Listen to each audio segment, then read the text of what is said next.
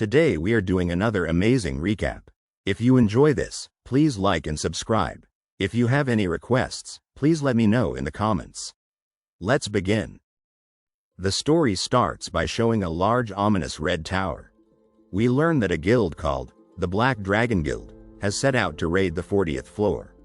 But they failed yet again. In a brightly lit press room, a man with glasses holds up his phone, capturing the moment as another man with long light brown hair stands confidently. The man in the red coat is the main character of today, as he is the #1 ranked hunter. The #1 ranked hunter looks unfazed by this.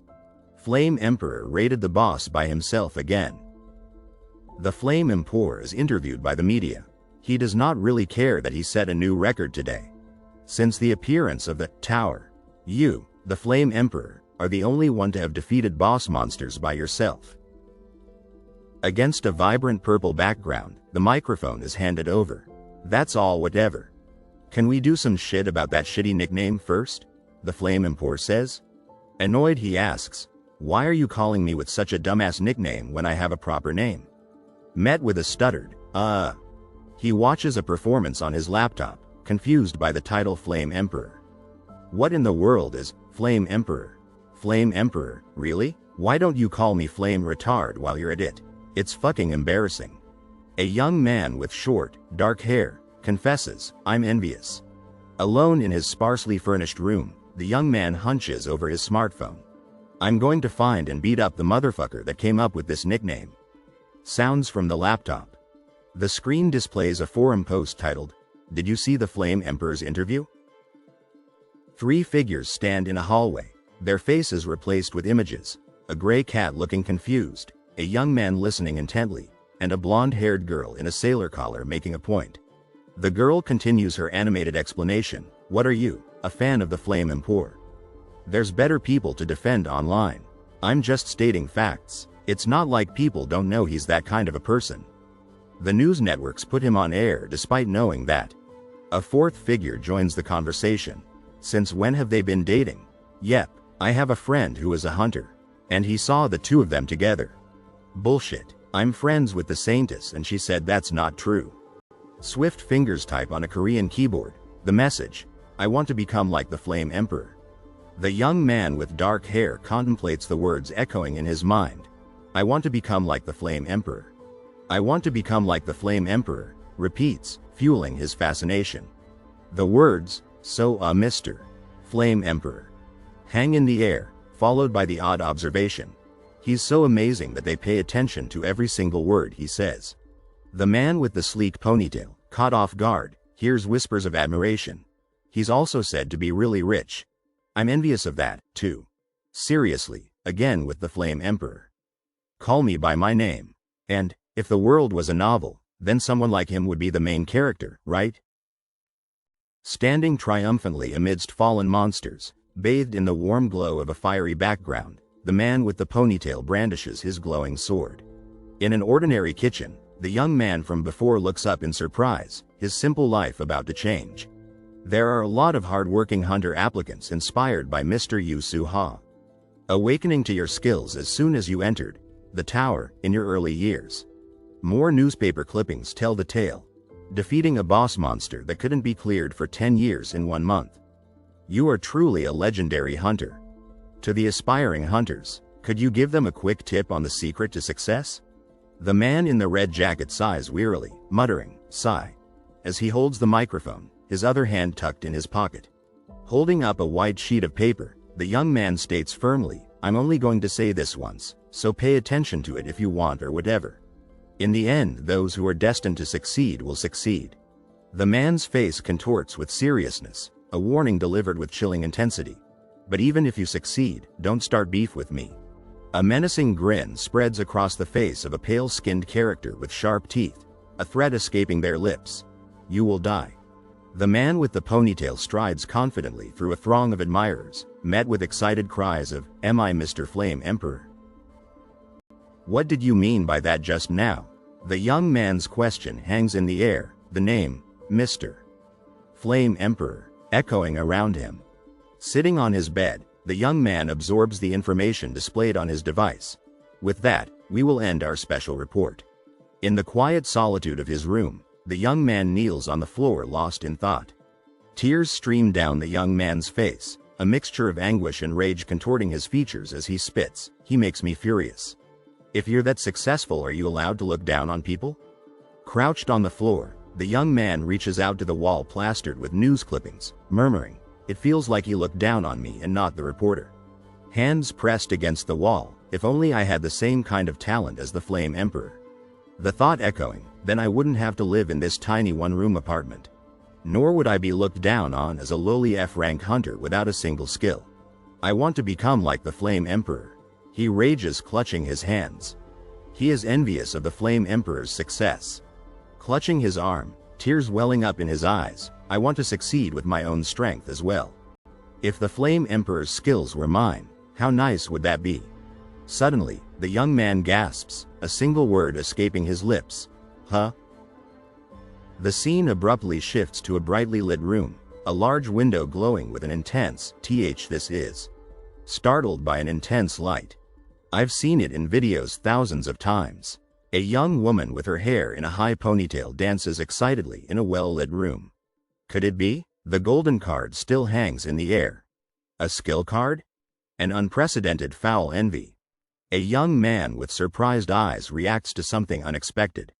The blue pane reads, "The tower is astonished by your envy and throws you a skill." We're shown previous videos that the protagonist has watched of people receiving skills. He thinks to himself, this is kind of different from the skill awakenings I've seen in videos. The young man stands contemplatively in the kitchen. This is the moment I've wished for ever since I came here. He thinks to himself. He reaches out to the glowing card, his hand trembling with anticipation. He grabs the golden card. As a skill that's greater than S rank. Glowing blue and yellow lines and squares depict the digital creation of a skill card.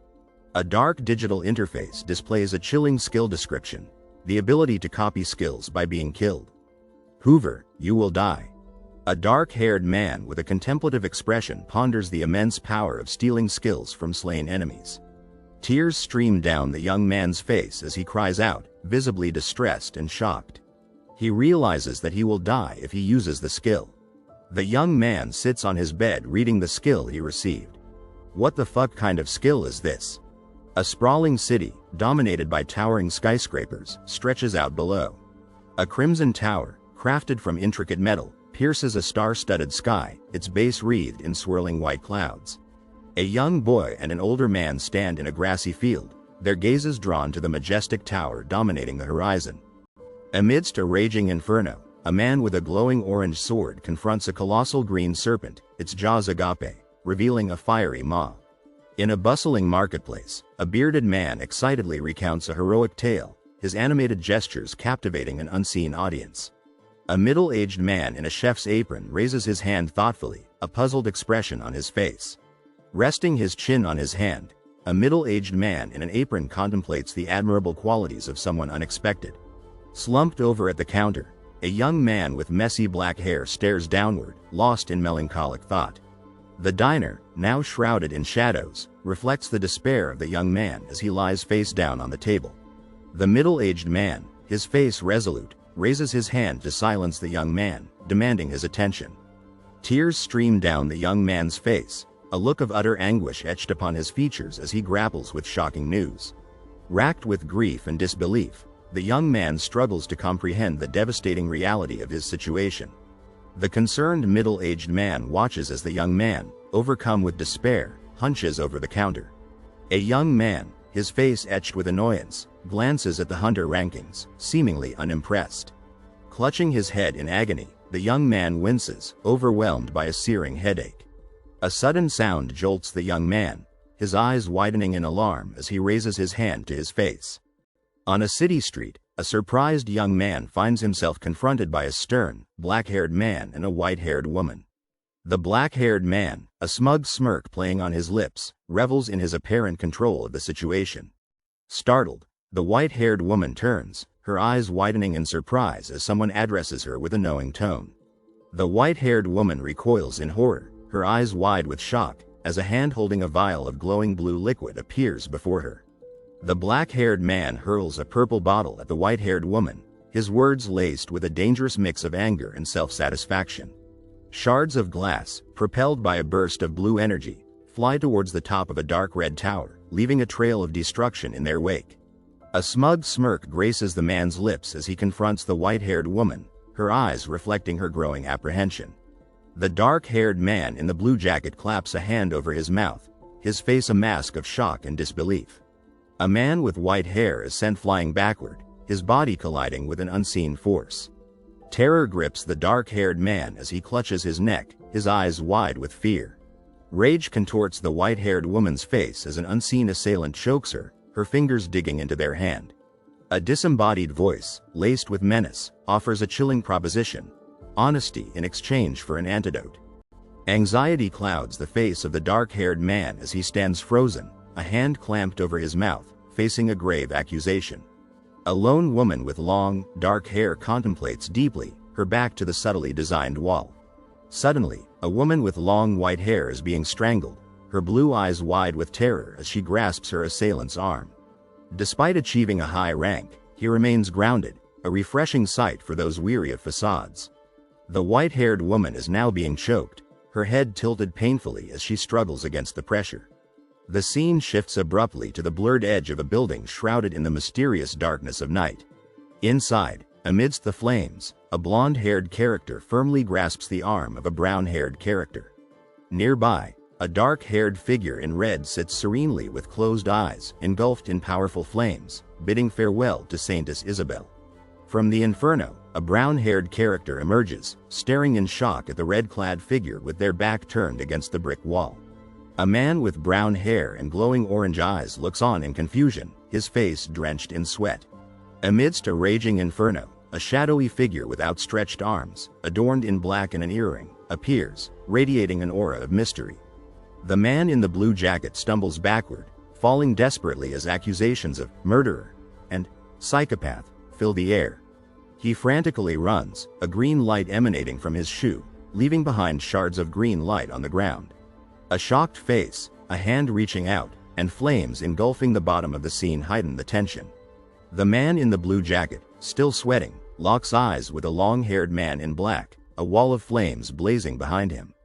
Against a stark purple background, a man with black hair, adorned with gold earrings and a confident smirk, savors the thrill of the hunt. Suddenly, a young man with short dark hair falls backward, his blue jacket a blur against the dark background, ambushed by an unseen assailant. High above the ground, a woman with long black hair and a white streak plummets from a tall building, the ground a distant blur. The falling man in the blue jacket is engulfed in flames as a hand reaches out, casting a fiery attack from the building above. The young man with messy dark hair reels in shock, the red background swirling around him as a chilling realization dawns. His shock morphs into a shout, the horrifying truth about the man falling from the building and the potential scale of his crimes washing over him. The young man in the blue jacket plummets towards the ground, one arm outstretched in a desperate attempt to brace himself. His green and white trainers hit the asphalt, the right one scuffed and dirty, a silent testament to the impact. Dazed and disoriented, the young man lies on the purple ground, his mind struggling to grasp what just happened. He groans, feeling a surge of despair as he realizes the extent of his injuries. A figure in black boots stands triumphantly over him, a glowing orange sword embedded in the checkered floor. The man on the ground cries out, his face contorted in pain as the weight of the situation crashes down on him. A woman with long black hair towers over him, her red top a stark contrast to his vulnerable position on the ground. TCH, shouldn't have run, she mutters as a small burst of fire erupts near her hand, leaving him pleading for his life. A man with a confident smirk and a long ponytail, dressed in red and black, appears, his golden eyes gleaming with amusement. Overwhelmed with fear, the young man on the ground cries out, desperately trying to convince them of his innocence. In the dimly lit alleyway, the shocked young man in the blue jacket cowers before a menacing figure wielding a flaming spear, a look of amusement dancing in his eyes. On top of calling me Flame Emperor, you just happened to be at the right place at the right time, and you didn't see anything? The man with the long black ponytail questions with suspicion. Damn, that's so convincing. He chuckles, choking the green-haired man, if I was even a bit of a fool, I would have believed you. If you don't want to become like the saintess, answer properly. He snarls, a wicked grin spreading across his face, revealing sharp teeth. The world. The man with the swept-back hair stammers, fear evident in his voice. The scene shifts abruptly to a computer screen displaying 3 men. One with short dark hair, another with a ponytail singing into a microphone, and a third in a suit and tie. The man with the sharp eyebrows and magenta jacket muses, his expression unreadable. You'd know that I'm really nothing. The young man with messy hair chokes out, a hand gripping his neck tightly. The man with the ponytail and crimson jacket stares in disbelief, his surprised expression betraying his shock. Newspaper clippings litter a surface, one featuring a woman with long, light hair, identified as the saintess, and a big donor. Without any certainty, you killed her? A voice asks from somewhere unseen. Just because she was a bit suspicious. A voice hisses, tightening its grip on the young man's neck as tears well up in his eyes. Hey, how dare you say such hurtful things?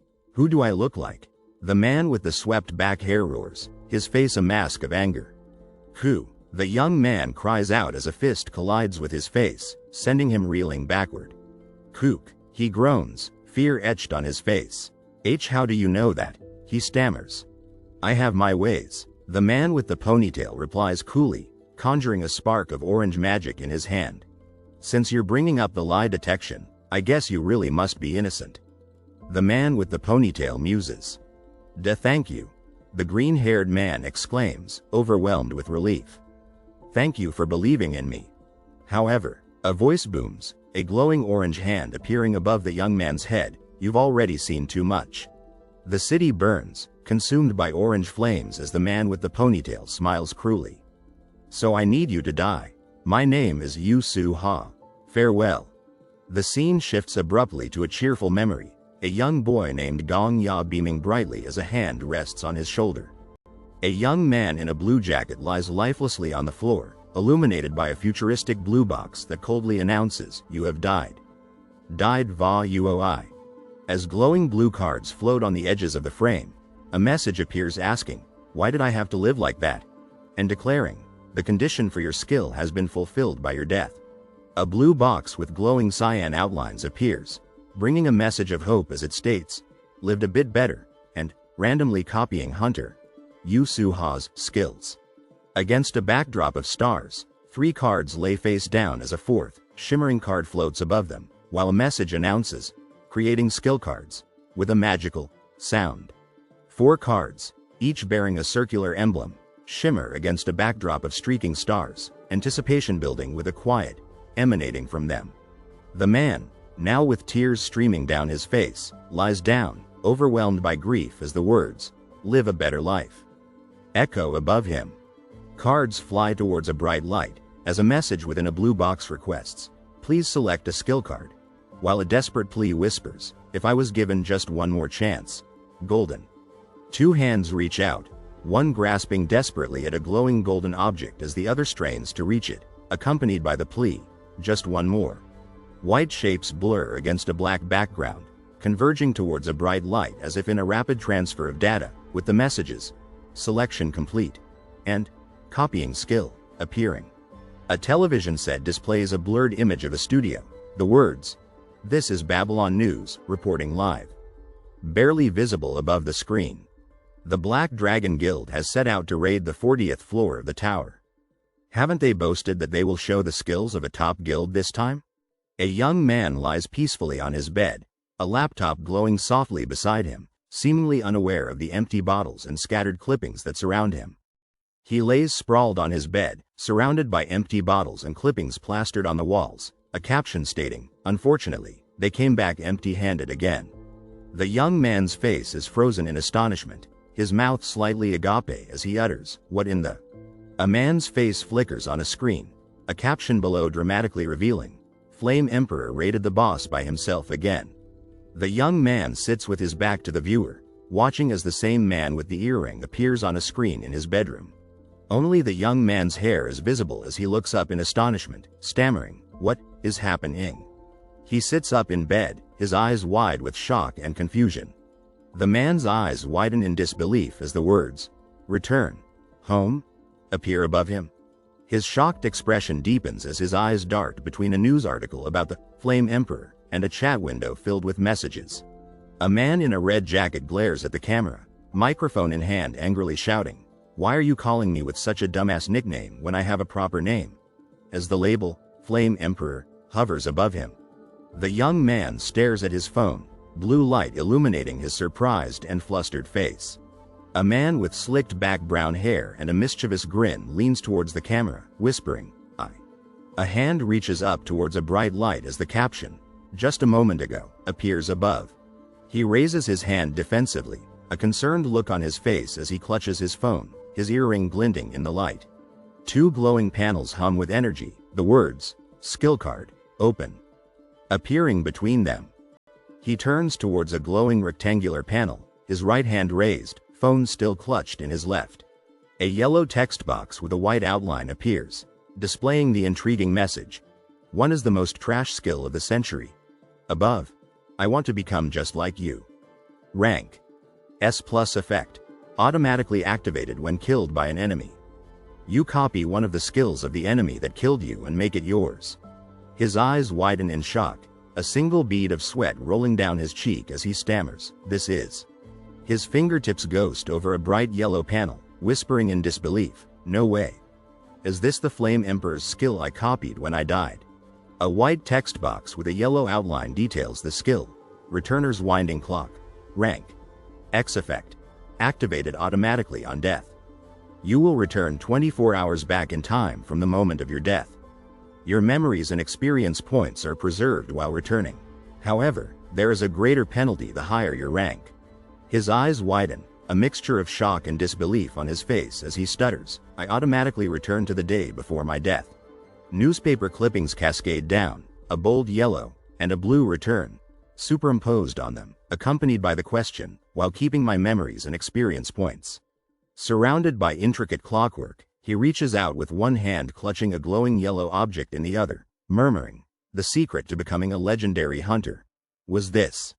A man with a confident smirk and sharp eyes states, "I just do. I have my ways." As a caption reveals, it's because he was actually poisoned by the Saintess the next day.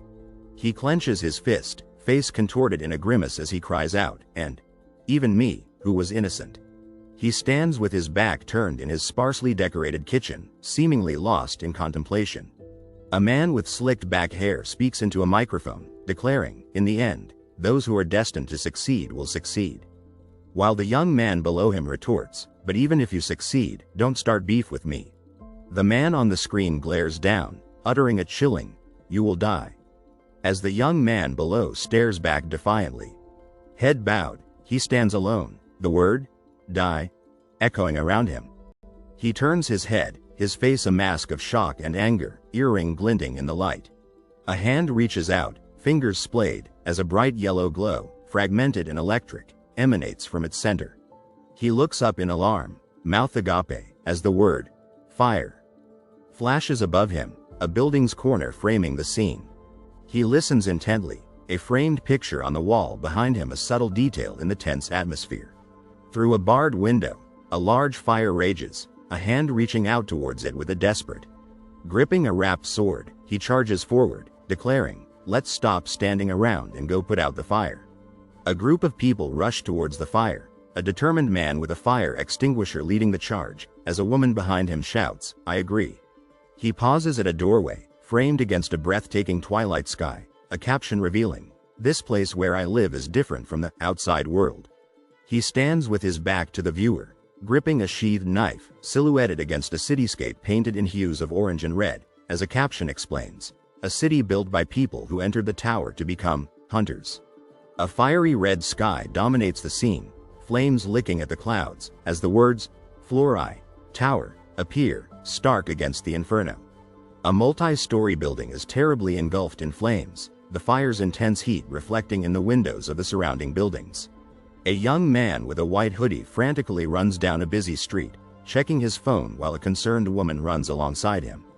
Someone checks the time on their phone, 6:37 on Monday, the fiery cityscape reflected on the screen, a stark contrast to the teal background. A group of people bravely battle a massive fire, water spraying from hoses as they work together to control the blaze. A woman with striking purple hair listens intently as someone gives orders amidst the chaotic nighttime scene. The purple-haired woman, revealed to be the Black Witch, walks through a grand orange room, annoyed by the many names for the city.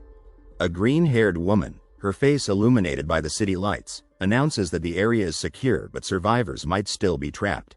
The green-haired woman, revealed to be the head of the Healer Pharmacist Guild, looks on in shock, her glasses reflecting the city lights. A guard clad in silver, blue, and gold armor stares in disbelief, learning that the city is known as both Babylon and Floor City.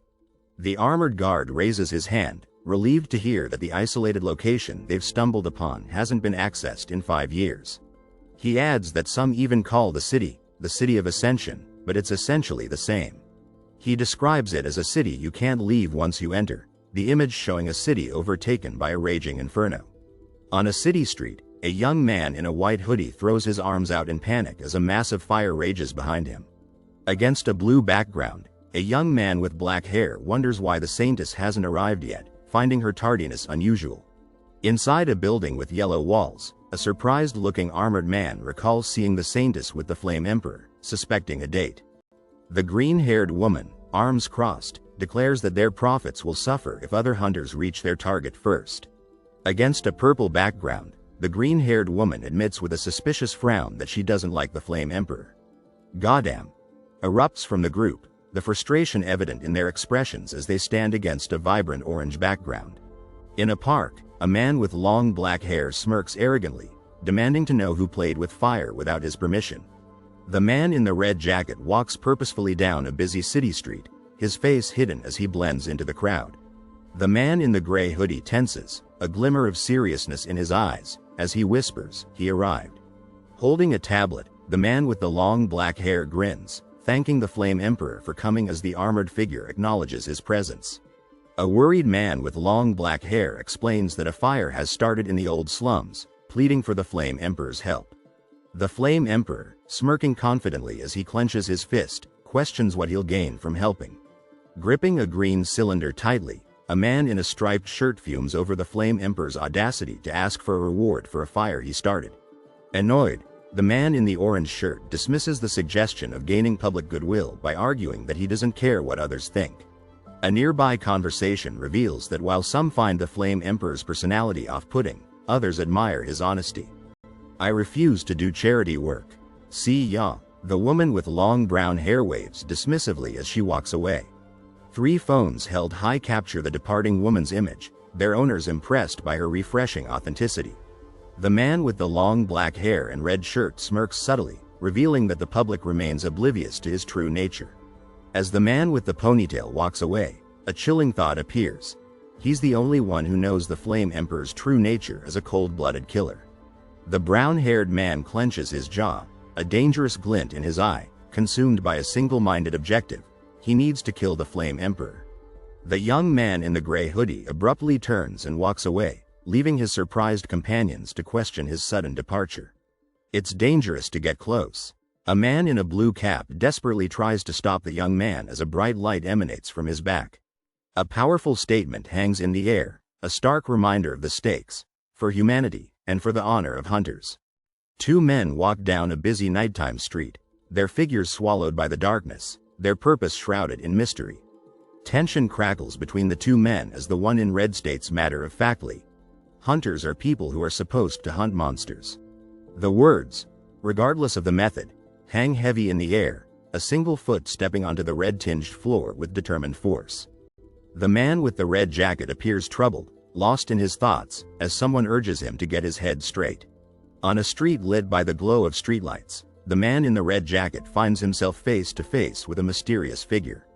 The man in the red jacket is confronted by the other man, who brandishes a teal weapon, their movements a blur of urgency. That monster deserves to be exterminated. A desperate cry rings out as panicked people flee a fiery inferno. "You're heading into the fire." The man with black hair reaches out as the other man stumbles backward, falling towards the flames below. A wave of heat washes over the onlookers, their faces contorted in shock and pain as they recoil from the intense temperature. Engulfed in flames, the man with short black hair appears to manipulate the fire, his expression a mix of pain and determination. The stark white letters against the vibrant blue box deliver a chilling message. You have died. A glimmer of hope emerges as a message appears. You will return 24 hours back to the past. A sudden shift in perspective is marked by a rush of black and white, signifying a dramatic transition. A young man with short gray hair lies unconscious, his body a blur against the streaks of motion, his fate uncertain. The young man remains unconscious as the scene is set for a news report, the voiceover announcing, "This is Babylon News, reporting live." The young man sits on the edge of his cluttered apartment bed, contemplating the Black Dragon Guild's raid on the 40th floor. He turns his head, still clad in his casual clothes, towards a faint grid-like pattern, a digital interface confirming his low rank as an F-rank hunter. A bright blue rectangle materializes, boldly proclaiming, "There is no penalty for the skill usage." Standing resolutely before a massive pocket watch, the man clenches his fists, realizing, killing the Flame Emperor as I am right now is impossible. The man with long dark gray hair falls backward, arms raised in defeat, thinking, even if I somehow get lucky and manage to kill him, he'll just go 24 hours back to the past. The man crouches in his kitchen, reaching into a cupboard, wondering, so the only way for a lowly hunter like me to hunt him? A photo of a man with slicked back dark gray hair and a serious expression rests against the wall. The question, "When was the first time you awakened?" displayed below. The blonde woman in the red suit sits opposite the man with long black hair during the interview. "It was the summer I was 21. So it's already been 11 years. Since you remember it so clearly, you must have a good memory," he replies. The man with slicked back dark gray hair takes a sip from his blue mug, a contemplative frown etched on his face as he mutters, "That's not necessarily it." The man in the black shirt sits, recounting, "So that was. It's just that the day I awakened happened to be my birthday." Holding his teal and silver sword, the young man calculates, 11 years ago, on June 7th. So if I calculate from today, that's 4,050 days. Two hands grip the teal object, the words, "by dying 4,050 times," echoing in the air. With a powerful downward swing, the gleaming sword cuts through the air. Against the swirling blue backdrop, the young man clasps his hands, determined, "I will return to the time before he awakened." Streaks of white and blue converge, signaling a dramatic shift perhaps through time and space. Black gives way to white as the stark message, "You have died," appears. The man in the white shirt lies down, his face sweaty and scared as he lets out a scream. Hours later, the man stands in an empty room, clutching his green-hilted sword, his face still damp with sweat. He faces forward, resolute, "Good, now. Only 4,049 days left." Two hands grip the sword with incredible force, swinging it with power and intensity against the white backdrop. A bright light shines above, fading into a black abyss below, a mysterious and ominous presence lurking within. The young man lies sprawled on the wooden floor, clutching a thin green object, the words, "You have died," 1 inch appearing above him. His face frozen in a silent scream, the young man is dragged down by a dark, swirling substance, a hand clutching a green sword emerging from the darkness as, "You have died." 1 inch flickers above. Blood trickles from the young man's lips as he cries out in pain, his life fading fast. Kneeling in the room plastered with news articles, the young man hangs his head, the weight of returning to 24 hours ago, heavy on his mind. He clutches his chest, gasping for air as a hand draws the sword, its reflection showing a young man with haunted eyes. 2020 days. There is no penalty for the skill usage. You have died. A green rectangle lies on the wooden floor as the world dissolves into a black void, a gasping face appearing within. You have died. 1 inch, 543 days. Finally. A manic grin spreads across the young man's sweaty face as he grips his gleaming sword, his wide eyes burning with unsettling excitement. Knees slamming against the white surface, the figure lands with a forceful thud. Bright yellow energy crackles around the hunched figure, striking him with violent force. Legs clad in dark pants stumble backward, bright yellow energy crackling around them as the message, "1 day left," hangs in the air. The clock on the wall ticks past 12:53, a sense of anticipation filling the air. The young man lies sprawled on the bed, a box cutter held loosely in his hand, his posture radiating exhaustion and resignation. A look of concern etched on his face, The young man peeks cautiously around the corner. Back turned to the empty room, the young man sits lost in contemplation as the clock on the wall quietly ticks past 10:50. Newspaper clippings featuring various faces are scattered across the surface. The words, "I did it," scrawled above. A hand grips the green-handled blade, fingers tense, poised to strike. The clock ticks past 12:51 as the thought, "I came back to a time before the legend of the Flame Emperor began," fills his mind. Leaning against the wall, the young man sighs heavily, his hand resting on his head, a picture of weariness and resignation. The young man sits slumped on the floor. "I died 30 times more than the originally planned 4,050. He thinks, that's including the time that it took to kill myself, as well. The man with the long black hair lets out a sinister smile, flames licking at his back. As taking breaks here and there, he muses, "I held on all that time to prove that the legend of that devil isn't eternal." Bare feet move across the wooden floor, a sense of calm pervading the air. Clutching a knife, the young man in the white hoodie hurries out the door, his back to the quiet home. He pulls up the hood of his light gray hoodie, his expression serious, concealing his identity from the world. Standing tall against the backdrop of the city, he thinks, "I am." He peers through the window panes, his gaze falling upon the unmoving figure lying on the bed, a sense of concern washing over him. A loud alarm jars the man with the long, dark hair awake, his phone flashing beside him, as a figure lurks outside the window. He mutters. The muscular man with long, dark hair rises from the bed, phone in hand, groaning, "My head hurts like hell." The man in the light-colored hoodie watches with a serious expression as the shirtless man beside him glances at his phone. "I shouldn't have drunk so much last night," he mumbles. Through the window panes, the man with the ponytail rushes forward, his face a mask of urgency, shouting, 10 times. Every day at 9 a.m., he woke up in the F-rank dormitory. He watched sadly as his roommate left for work, thinking, "Time to go to work, goddamn life." He catches slimes in the second-floor hunting ground. Holding up a slime, he sighed, "Damn, it's boring as hell catching slimes all day every day." He glared enviously at the other man, thinking, "Fucking hell. When will I get to live an awesome life like the Sword Saint?" The 21-year-old, gripping his sword tightly, is just an average F-rank hunter wishing for a golden ticket. "Could I win the lottery or something?" he yelled in frustration, "or at least get an S-rank skill." Normally, his wishes would come true a week later. Suddenly, he was struck by a blinding beam of red energy. A man in a white hooded jacket swung his glowing sword with intense power. "But that kind of future isn't coming to a guy like you anymore." A voice echoed as dread washed over him. He braced himself, arm instinctively covering his chest, a feeling of defeat settling in. Determined, he strode through the building. "Take me to floor 6. He declared. Yu Su-ha decides that he won't get anywhere just catching slimes, so he moves to a difficult higher area that beginner hunters seldom go to. Anticipation thrummed within him, moving to the floor 6 hunting grounds. He found himself in a circle of swirling light, alone, a place where, for the next 36 minutes, he'll be alone. A drop of blood fell from his shoe onto the grass. "Excuse me, Mr. Hunter," a voice called, snapping him out of his thoughts. He screamed, blood splattering across his white hoodie, fear gripping him. "I got attacked by wolves. Gee, give me a potion," he pleaded desperately, hands outstretched, covered in blood. Rage burned in the eyes of the man with the slicked back ponytail. "That means there's no point in hunting here today," he spat, watching the wounded man plead. "Please. A potion. What goddamn potion? I won't even get to fulfill my daily quota."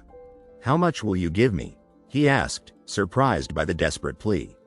"Pardon?" Impaled and bleeding, he choked out, "How much will you give me for the potion? To a stranger I just met? Don't you have morals?" He scoffed, "My hunt's been ruined, yet I need to give this expensive potion for free? It's sold at the Alchemy Castle, for 20 gold, he explained, holding up the potion. "I'll give you 2 to 20 gold, so please," the injured man begged. "You don't seem to understand the situation here," he growled, pushing the injured man back with his arm. A look of realization dawned on his bloodied face as a strange light engulfed him. He clutched his wound. "You're on death's door. yet you only want to pay 20 gold? Is your life only worth 20 gold? Then 4 to 40 gold. The injured man stammered, nah. He smirked, leaning back. He grinned menacingly, grabbing the injured man. Just give me all you've got. I'd known already. Oh, right, you want to give it to me, but you can't even use your hands. He chuckled, taking the blue wallet. Don't worry. I'll take it for you. He shoved the injured man back, thinking darkly, let's see. That he was this kind of a person. 1, 2, 3. He counted the coins, roughly 60 gold. He scoffed, dang, dude. Why are you so poor? Carry around more money. That's my entire savings. He stammered, eyes wide with shock as a hand clamped down on his head. Don't worry, he said with a confident grin, I'll spend it well. Isn't that how life works? He remarked, closing his eyes with a self-satisfied smile. Then, the potion. The injured man began, only to be met with an amused glance. He gripped the glowing purple javelin, its aura crackling with power. But if I let you go, you might come after me for revenge later. He said, eyeing the injured man nervously. I need to be able to live without worries. The injured man muttered, staring at his hand, but since you've seen my face. Worries? He snarled, a purple aura engulfing his outstretched hand. Why don't you go ahead and die? Okay, she said, launching a swift attack with her purple staff as the man desperately dodged. The two men clashed, their struggle erupting in a blinding explosion of purple energy. I'll live without worries, he roared, racing through the air, fists clenched. Fucking hell. He gasped, clutching his stomach, his weapon falling from his grasp. He sprinted across the grassy field, his bloodied hand gripping a glowing green sword, a look of grim determination on his face.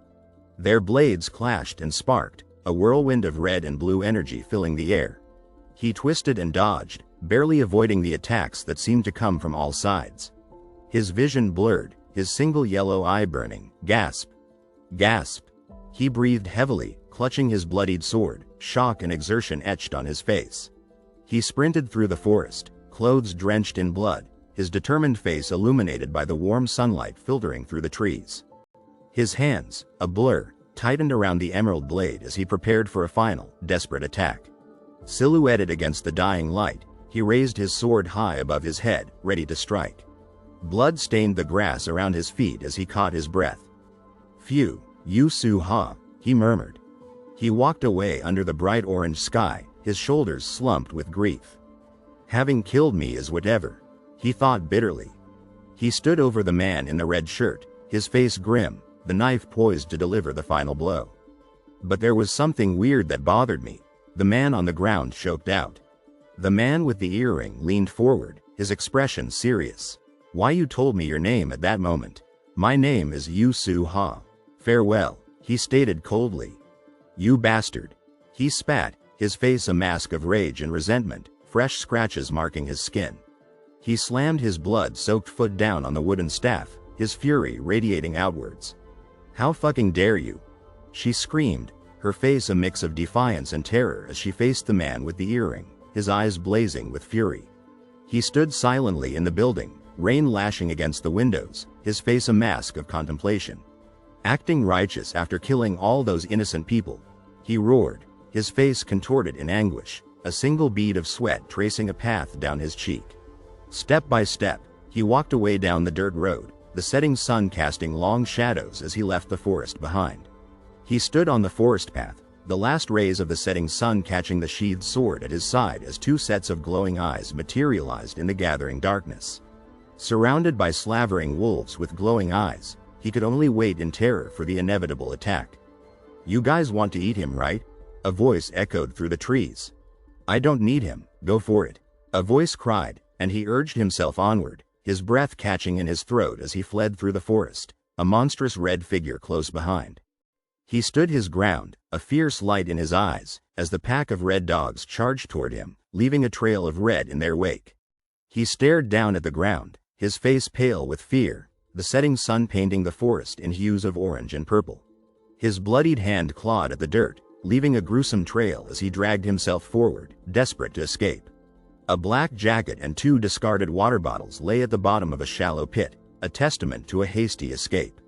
He stumbled through the forest, his white shirt stained crimson, a gasp escaping his lips as pain lanced through his body. A blood-soaked hoodie lay crumpled at the bottom of the shallow grave, a silent testament to the struggle that had transpired. With practiced movements, he zipped up his black jacket, his expression calm and collected as he prepared himself for what lay ahead. To floor 1, he breathed, his eyes wide with surprise as he emerged into the dense, unfamiliar forest. Moving to floor 1, city, he announced, the grand hall around him bathed in the ethereal glow of the teleportation beam. He hurried down the narrow alleyway, a sense of unease settling upon him as the silver-clad figure with the spear followed behind. "It's the Vigilante Corps," he muttered under his breath. He stood tall, his expression hardening as he met the imposing gaze of the armored guard. A moment later, the tension remained, but surprise flickered across his face as the situation took an unexpected turn. He watched in disbelief as the guard, his armor gleaming under the hallway lights, let out a wide, jaw-cracking yawn. "Oh," he murmured, glancing up at the serene beauty of the city skyline as the sun painted the sky in vibrant hues of pink and orange. "It's over," he stated flatly, his footsteps echoing down the empty hallway as he walked away, leaving the armored guard behind. "No one knows what happened," echoed through the city streets as twilight descended, casting long shadows across the sprawling cityscape. "The Floor 10 raid team was met with another defeat today," announced the blank digital billboard, a stark contrast to the vibrant lights of the bustling cityscape. "Criticism of the Sword Saint is growing," a gruff voice stated as a drink thudded onto the wooden surface of the bar. "For his refusal to participate in the raid despite being rank 1. He spat, slamming his hand down on the bar, his knuckles white against the glass. "The terrible legend of Flame Emperor, Yu Su-ha is no more," a voice announced, and he threw his head back and laughed, his eyes closed in pure joy. "Manager, can I get another pint of beer?" he shouted, unable to contain his delight as he gestured towards his empty glass. "Aren't you drinking quite a lot?" the man in the white shirt remarked, a smile tugging at his lips. "Your hunt must have gone well today." Yes, it went well," he responded cheerfully, balancing 2 plates in his hands as he weaved through the crowded bar. "It went super well." He threw back his head and laughed, raising his glass of beer in a toast. "There are even some calling it a useless ranking system," he chuckled. "Open hunter status window," he commanded, a confident smirk playing on his lips as he gestured with his free hand, the bar noise fading into the background.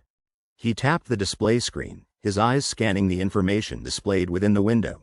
Name, Kim Gong-ya. Rank, F. Skills 2/4. 1. I want to become just like US+. Passive, 2. Returner's winding clock X. Passive, 3. None. 4. None. "Ah, it tastes so sweet," he sighed contentedly, taking another sip of his drink. "Just looking at these precious skills."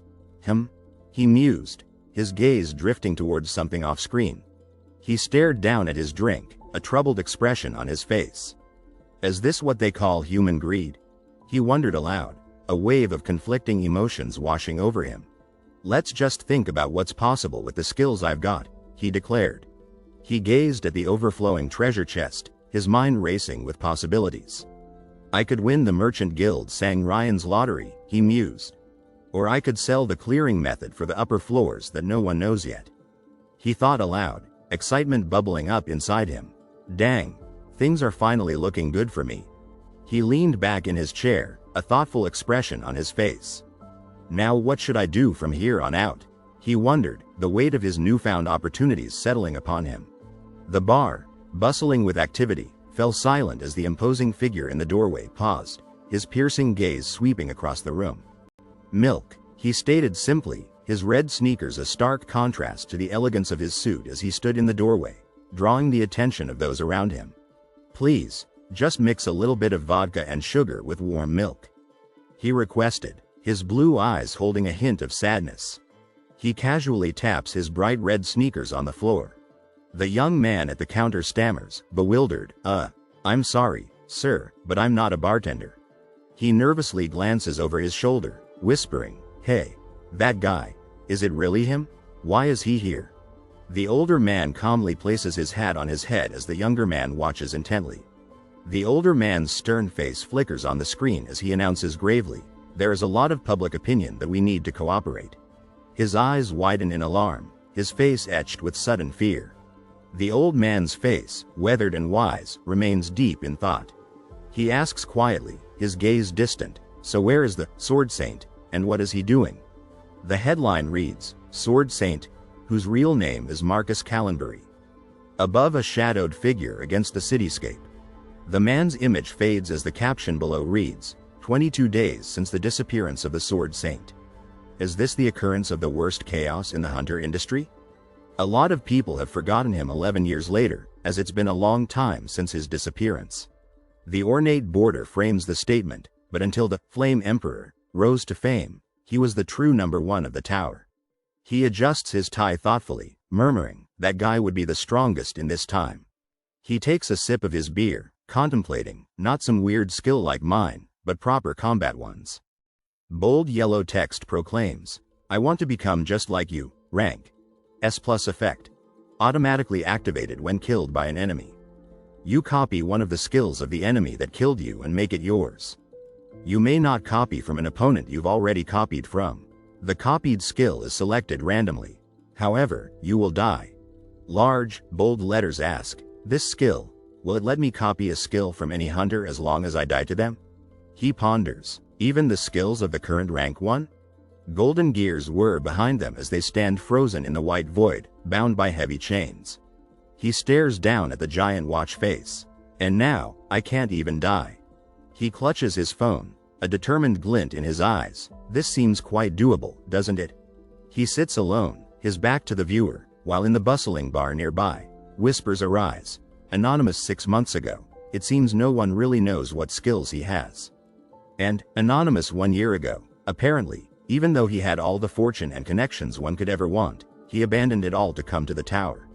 He stares at his phone, eyes widening as he reads, "What? Anonymous 2 months ago. I heard that he was the head of a rich north. Anonymous 6 months ago.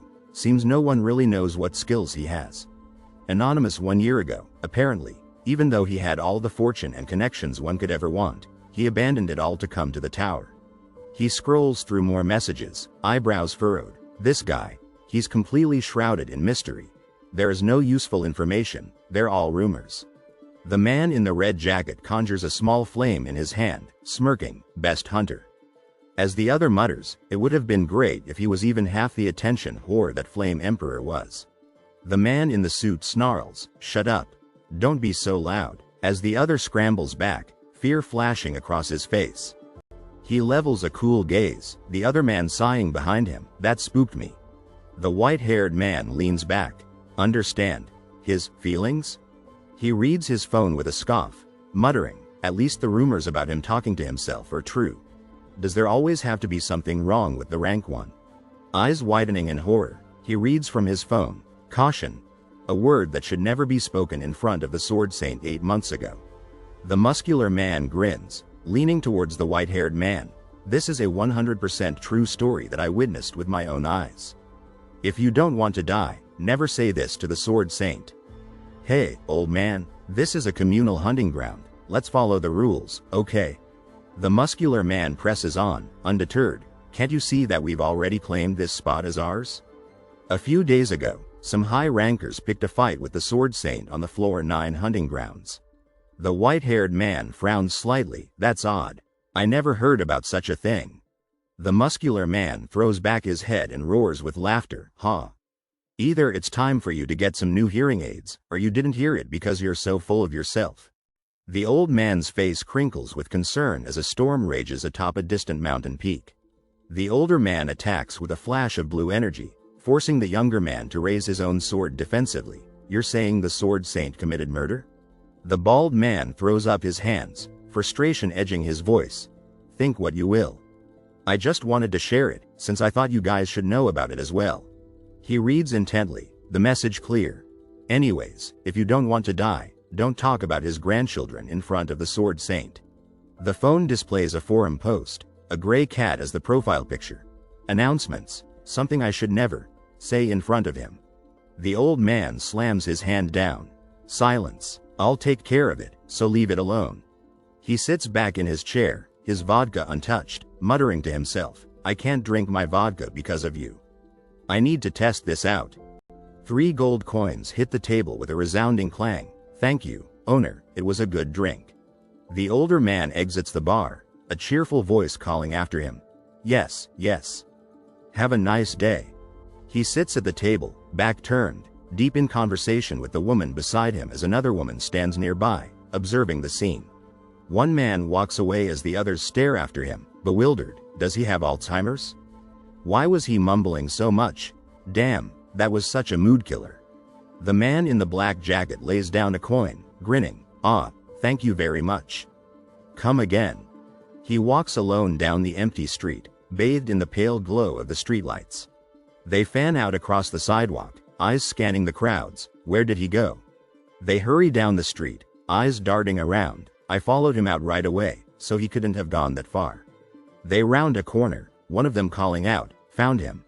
The old man in the blue suit approaches, a knowing smirk playing on his lips. He walks away, his back to the viewer, leaving the others to wonder. I wonder what skills he has. The Flame Emperor had an X-rank returner skill, so what will the Sword Saint, who'd succeeded even before the Flame Emperor, have? Returning. The man thinks to himself that skill is about to be his, he just needs a bit of luck. Red shoes meet the grass as someone mutters that this place should be adequate. Underneath a large crescent moon, a man calls out into the night. In the dark forest, he faces an older man in a blue suit, clutching a black sword. The man in the black and white jacket hides nervously behind a tree, certain no one will know what happened out here. He leans against a tree, speaking in hushed tones to the older man.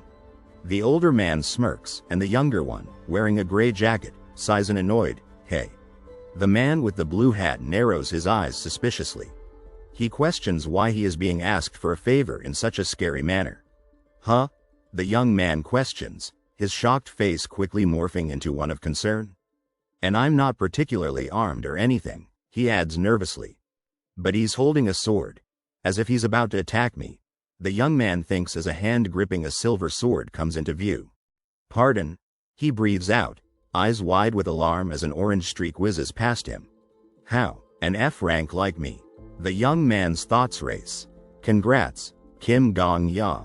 You can die without insulting his grand." I'm sorry, but I don't quite follow." He stammers, hastily retreating from the strange scene. "How shrewd," the older man observes, a stern look on his face, acting even now.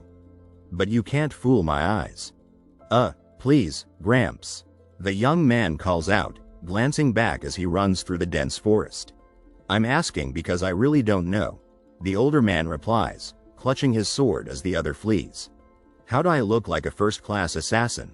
The older man exclaims, "I'm actually quite proud of how normal I look." A man, his face obscured by an ornate sword, readies himself. "Shut your mouth," the man with the sword commands. "I possess many skills." A voice cuts through the white void, among them is. The man in the gray jacket doesn't react to the red splatters on the ground behind him and the hooded figure. "I might know that the person I killed would have become a monster." A voice speaks through the stark white, "But it's true that I don't have an excuse to give the people of this time period." The man in the black and white jacket stands silently, dread settling in his stomach as the weight of the situation sinks in.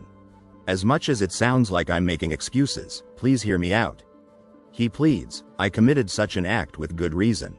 Panic lending speed to his feet, he runs through the forest, desperate to be heard. The older man watches him go, a sad and defeated expression settling on his face. He raises his sword, a determined glint in his eyes. "I can swear to the heavens." The younger man's cry is cut short, rage and hatred swirling in his eyes. The older man glares, his presence radiating power as he prepares to accuse.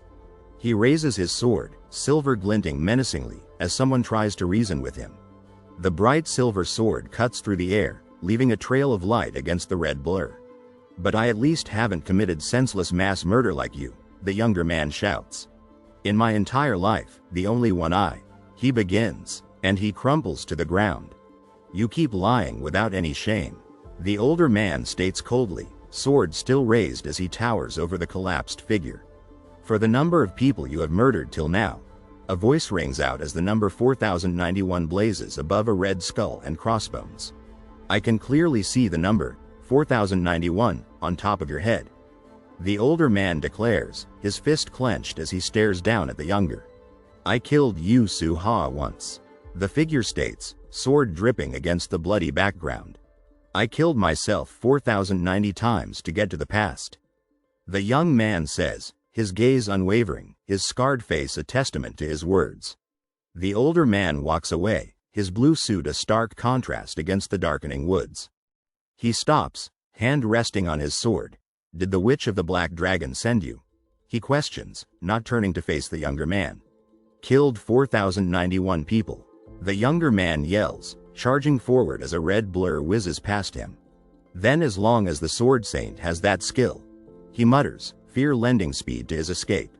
No matter when he encounters me, the sword saint will try and kill me. The older man roars, swinging his glowing sword against the night sky. I will kill you with my all. The younger man screams, blue eyes burning with determination as he races toward the older. You devil! A voice booms as a white-hot explosion fills the space between them. 3 white streaks cut through the black, the raw energy radiating outwards. A figure, wreathed in blue light, reacts to an unseen attack, red lines marking the point of impact. The younger man narrowly avoids the older's sword strike. You could dodge my blade? As expected of a first-class assassin, the older man exclaims, a hint of respect in his voice. He lies sprawled on the ground, yelling furiously, this deaf fucking geezer. Suddenly, a powerful kick, a blur of motion, cuts through the air. He takes a surprised step back, uttering, wah. An anguished cry of, pierces the air as a red and white blur streaks across the sky. The man cries out in pain, arg, as he is knocked backwards. The man lies unconscious on the grass, his thoughts fading. I can't. The first time was pure luck. The older man raises his sword above his head, as the younger man on the ground thinks desperately, I can't dodge it another time. His face, slick with sweat, is a picture of intense concentration as he growls, shut up. He lies on the ground, looking up at the older man with a questioning. The older man, face contorted in rage, shouts, stop interfering with everything I do.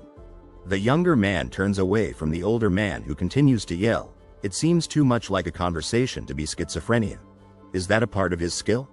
He stares in disbelief, sweat beading on his brow. No way. Telepathy? The older man exclaims in astonishment, I've heard rumors that skills like that exist. He stands rigidly, his fist clenched, his expression troubled. His face falls as he sees the number, 4091, below a chilling red skull and crossbones symbol.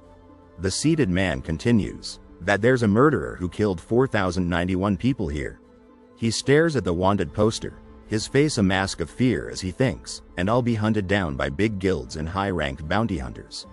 Until I'm publicly executed on floor 1 of the tower. He thinks, imagining the noose swaying ominously before a large, silent crowd. Blood trickles from his mouth as a surge of determination washes over him. I can't have that happen. His thoughts race against the backdrop of the night sky. I need to die right now. Before 24 hours pass. He hunches over defensively, sword gripped tight, facing the older man who roars, old man. The young man turns away, his expression resolute, even if you are my teacher, don't bother. I've already made up my mind. The older man's single blue eye stares intensely as he asks, are your grandkids doing well? The younger man walks through the darkened forest, his unease growing, thinking, I heard you're from a nice family in North Europe. You know how things are with those kinds of families. His face etched with worry, the blue-haired man asks, if people find out their grandpa is the sword saint, what do you think will happen? The older man hangs in the air, a blue light emanating from his hand, his expression unreadable. The gray-jacketed man plunges headfirst through the night sky, his eyes wide with shock. 3 figures stand silhouetted against the night sky, their faces hidden. 2 figures tumble through the air, the older man letting out a soft sigh, A single blue eye, reflecting the crescent moon, stares upwards in wonder, beautiful. He stares at the empty space, awestruck. I couldn't even see his last strike. How can I get to that level? He hangs upside down, his eyes shining with admiration. I want to be like him. He dashes through the forest, consumed by envy. I'm envious. The old man grips his sword. I also. He walks away, oblivious to the large hand reaching towards him. The blackness seems to pulse with longing, want to have that strike. The blue screen flashes, the words stark and final, you have died. The condition for your skill has been fulfilled by your death. He stands in the dimly lit room, the blue lines casting an ethereal glow on his determined face. 3 cards materialize in the air, gleaming silver, bronze, and a tantalizing unknown, as he whispers, finally. Bathed in orange light, he stands on the precipice of change, the blue display screen announcing, creating skill cards. His eyes widen as cards swirl around him, and he exclaims, rank hunters. Please select a skill card. He strides forward, blue energy crackling around him. All right, where's that golden card? He points at a card, a confident smirk on his face. I'll just pick one like I did with the Flame Emperor. His eyes widen in alarm, his thoughts coming out as a soft. He stands, back still turned, a sense of unease radiating from him. He stares upwards, his eyebrows shooting up in surprise. Chapter 06. Wait. His jaw drops as he stares at the copper card, his eyes wide with disbelief. The dark-haired man smirks. Are you telling me? Unlike the Flame Emperor, the legend of the Sword Saint Marcus Allenbury, the silver-haired man stares intently at the cards. Was achieved without a single S-rank skill? A figure plummets through the blue void, a single word escaping their lips. No way. The young man in the suit wonders. There has to be something overpowered in one of these silver cards. He desperately pleads, there has to be, as he reaches out. 3 brown cards with a faint blue glow fly through the air. 3 shit-colored cards. He sweats as 4 silver cards with a faint blue glow fly through the air. And 4 silver cards. Several cards, mostly blurry, fly through the air in front of a blue background. Ignoring the shitty ones. Crouching low to the ground, he prepares for his next move. Suddenly, he is attacked by something incredibly fast in a green forest. My chances are 1 out of 4. He thinks frantically. That kill count skill is probably among these 2. He throws his hand out, a blue light emitting from it. I don't want that. Give me a cheat. Clutching a card, he charges forward with lightning speed. Come on, I'll never ask for anything ever again. He crouches back down, examining the card in his hand. The skill behind the Sword Saint's success. A message appears, selection complete. Copying skill. You will return 24 hours back to the past. A clock face materializes, the numbers 11, 12, and 1 glowing as white lines stream downwards. He wakes up suddenly, his eyes wide with shock. He stares blankly, exhausted, and mutters, open hunter status window. Eyes wide with disbelief, he asks, did I get it? Sword Saint's main skill. A list appears displaying his skills. 2. Returner's Winding Clock X, passive 3. Sword Thrown A+, passive 4. None. Disappointed, he sighs, well, at least it's A+. It doesn't seem like the kill count skill either. He relaxes back into the bed, grumbling to himself. Man, I wanted a cool active like a rare martial arts skill or aura awakening. He sits up, a thought occurring to him. Well, I guess I shouldn't complain about an A+ skill. Skill card, open. The skill card appears before him displaying, Sword Thrown A+. He ponders, I can't tell what it does just from the name. Suddenly, he hears a loud noise and sits up, confused. What's with all this noise? A close-up of a shocked face appears. A voice calls out, Gramps, I've told you this before. Go outside if you want to train in the middle of the night. The man with bandages on his arm raises his hand, demanding, let's be a little more respectful. He collapses as a woman with long, red hair rushes to his side. His eyes widen in shock. Huh? Go outside if you want to train in the middle of the night. The voice continues, Gramps, as your master, I've told you this before. The bandaged man slams his hand down on the desk. Let's have some basic manners. He growls. The red-haired woman frantically checks on the unconscious man. The young man's eyes open. I'll be pulled to you if you go far away enough. A voice says above him. He sits up in surprise. I've told you there's no need to wake me up. Excuse me. A man with vibrant red hair glares down. Who are you?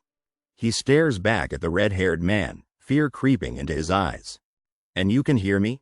The red-haired man asks, startled. I'd assume so, since we're having a conversation. He replies from the bed. What? The young man asks, bewildered. The red-haired man runs a hand through his hair. Weird, that's not supposed to happen. The red-haired man looks around the room in confusion. Where the hell am I? Why is it so small here? Where the hell is Marcus? The young man raises an eyebrow, concerned. He looks down at the red-haired man, a realization dawning on him. Marcus. Callenbury? Oh, are you talking about the Sword Saint? The red-haired man scoffs. Yeah, that title is too much for a beginner like him, though. Tisk. But yeah, I'm talking about the grandpa that goes by that name. Where is he? He should be around here somewhere. The young man explains. He suddenly freezes, eyes widening in horror. A shadowy figure throws their hands up in frustration. The Sword Saint is a beginner? I can't see anything out of this small-ass window. What? They both breathe as the red-haired man reaches the window. A bright yellow display shows the words, Sword Throne. Rank. A plus effect. From another world. He cleared his world's tower up to floor 99 but failed on the 100th.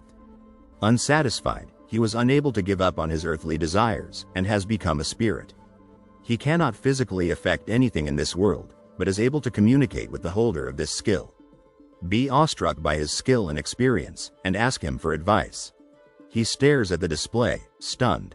From another world, and he's a ghost? Excuse me, but were you the Sword Saint's guardian spirit? He asks, turning to the red-haired man. The red-haired man shrugs. I guess. He walks with the red-haired man through a rocky landscape. I'm sorry, but I think I accidentally. The young man stares up at him, his face pale. Cloned you. The red-haired man's jaw drops in shock. Return me to Gramps right now, he shouts. Below, the bustling cityscape sprawls out before them. The red-haired woman angrily argues that everything should be refundable nowadays. The long-haired man, visibly distressed, cries out in despair. He desperately reminds her that it's beyond his control. Panicked and drenched in sweat, the man with short dark hair gapes in response. The scene abruptly shifts to a dark and ominous setting where a man in light robes is informed that his master has been kidnapped. He nervously pleads with the upside-down, crying man to stop as they hang in a room with dark gray walls. Later, at home, the short-haired man expresses his frustration about the situation, recounting his demand for respect. Distressed and on the verge of tears, he laments that he's already dead in response to a suggestion to live quietly. Someone, enraged, calls for attention and accuses a disrespectful person of bad-mouthing the dead. Sitting cross-legged on the wooden floor, the muscular man with spiky red hair, dressed in a martial arts uniform, points angrily with tears streaming down his face. An older man in a black suit walks away, surprised by the ghost's chattiness, silencing further commentary. In a display of dominance, an older man with a long white beard yells at someone to shut up and stop interfering. The man with black hair stands with his arms crossed, deep in thought, letting out a thoughtful, "Ah." Frustrated, the red-haired man complains about hiding from the Sword Saint and being stuck with a useless skill. Confused, the man in black questions why he would hide from his seemingly nice grandfather. Covering his face with his hands, the distressed man in the kitchen acknowledges the warning about the grandfather's grandkids. Lost in thought, the red-haired man listens as someone explains the Sword Saint's skill of seeing kill counts. The man in black confidently points to his head, revealing the number 4091. The scene shifts to a blurred red and blue background, focusing on a circular shape with the number 4091. Against a dark blue background with abstract red designs, a muscular man with red hair, dressed in white, stands with his arms crossed, exuding an aura of strength. Stunned, the red-haired man exclaims in disbelief, questioning the sanity behind the revelation. Standing in a dark room, the red-haired man is criticized for being an amateur who doesn't know how to use his aura. Sitting sullenly on the bed, the man in the black turtleneck is questioned by the red-haired woman about the plausibility of his kill count. He resolutely justifies his actions, revealing that he only killed one person, a future tyrant. Against a pale blue-gray background, a man's outstretched hand symbolizes countless sacrifices, explaining he killed himself 4,090 times to return from the future to kill the tyrant. The narration reveals he gained the ability to copy a random skill from those who kill him and received the returner skill from the future tyrant. The red-haired man calmly explains that upon death, he's transported 24 hours back in time. A woman with long brown hair, standing before a burning city, explains her immortality and her goal of seeking revenge against the seemingly invincible Rank 1. A young man with glasses hangs upside down against a giant pocket watch, revealing his plan to travel back in time to before his target acquired their revival skill. The focus returns to the red-haired man, who contemplates the gravity of the situation, questioning if his companion truly turned back time for personal vengeance. The man with short dark hair stands in the kitchen, troubled by the conversation, lost in thought. Sitting on the bed, the gravity of the situation weighs on him as he questions if the 11 years of suicide were the price for this power. In a sparsely furnished room, the young man hangs his head low as the older man in a martial arts uniform observes with a serious expression. Tension fills the air as the red-haired man leans closer to the young man, demanding to know the identity of the person he seeks revenge against. Against a blue and yellow background, the young man is interrupted by a pointed finger, prompting a question about his choice of target. The young man's face contorts in shock and confusion as he grapples with the question.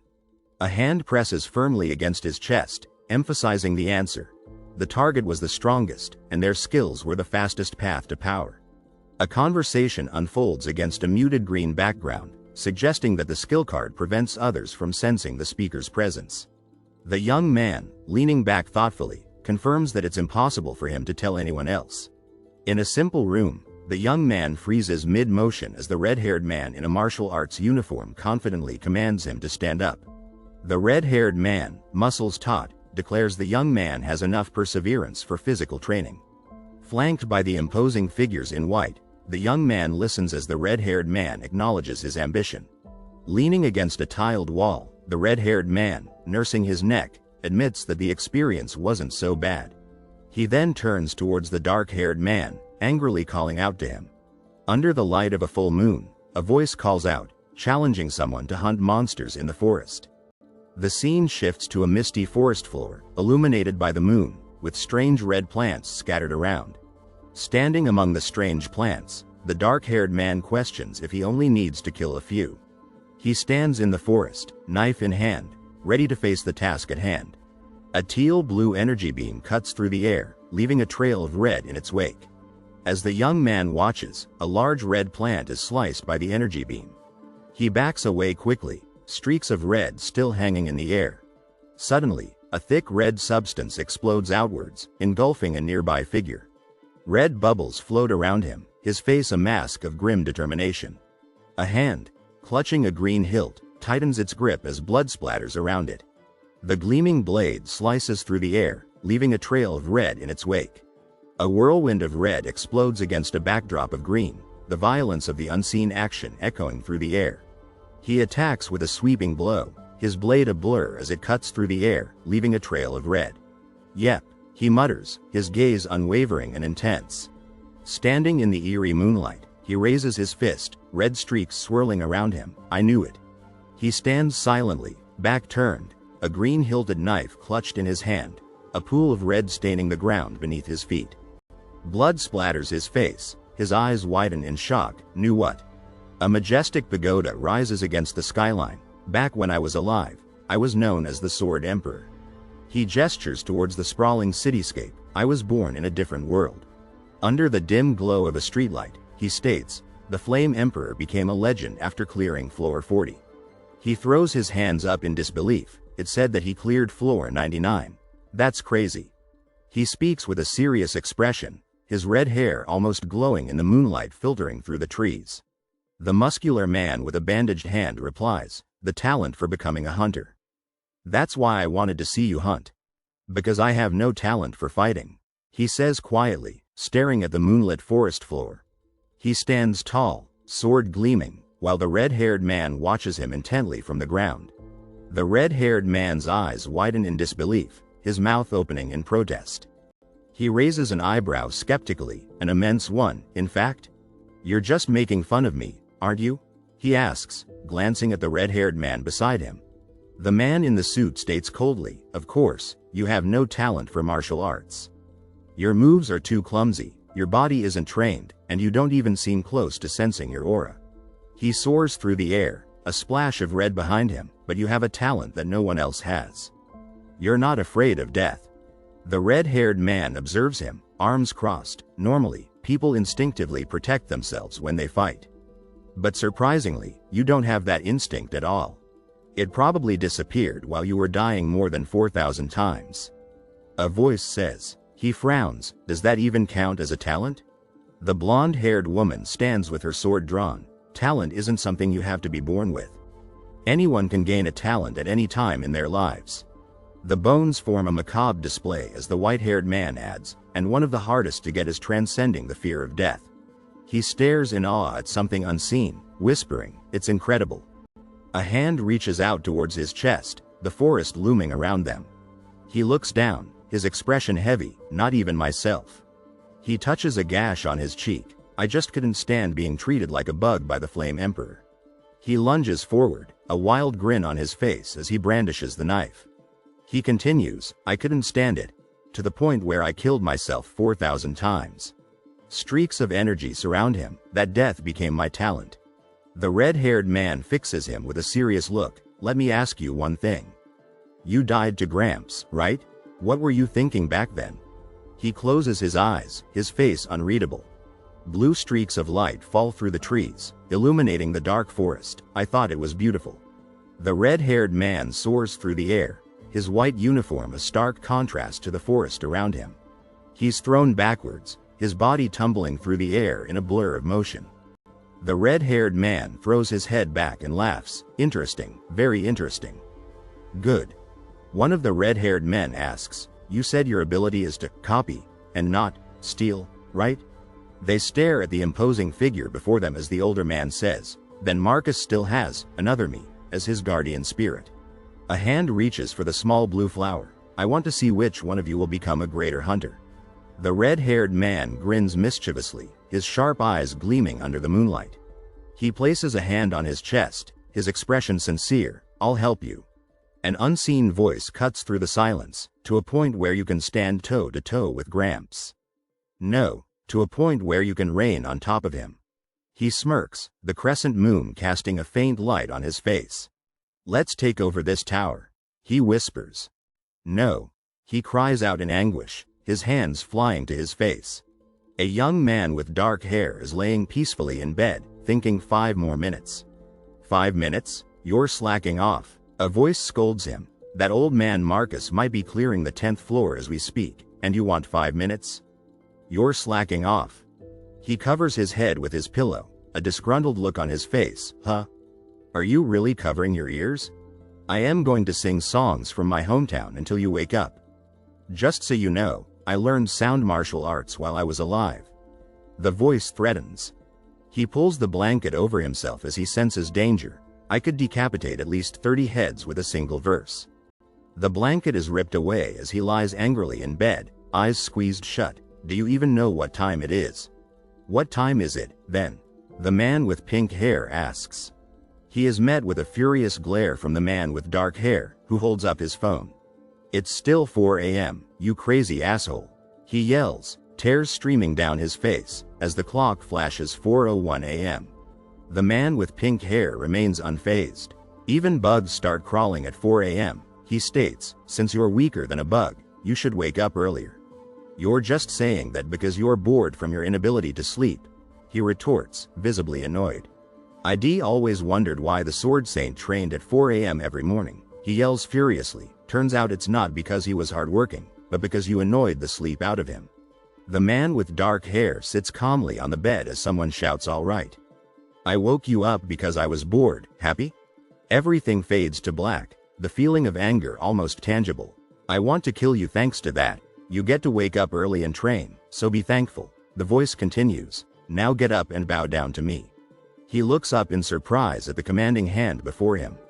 If you have a problem with it, why don't you try dying yourself? A man with short red hair appears. I am already dead, so you can't kill me. He crosses his arms, a confident smirk on his face.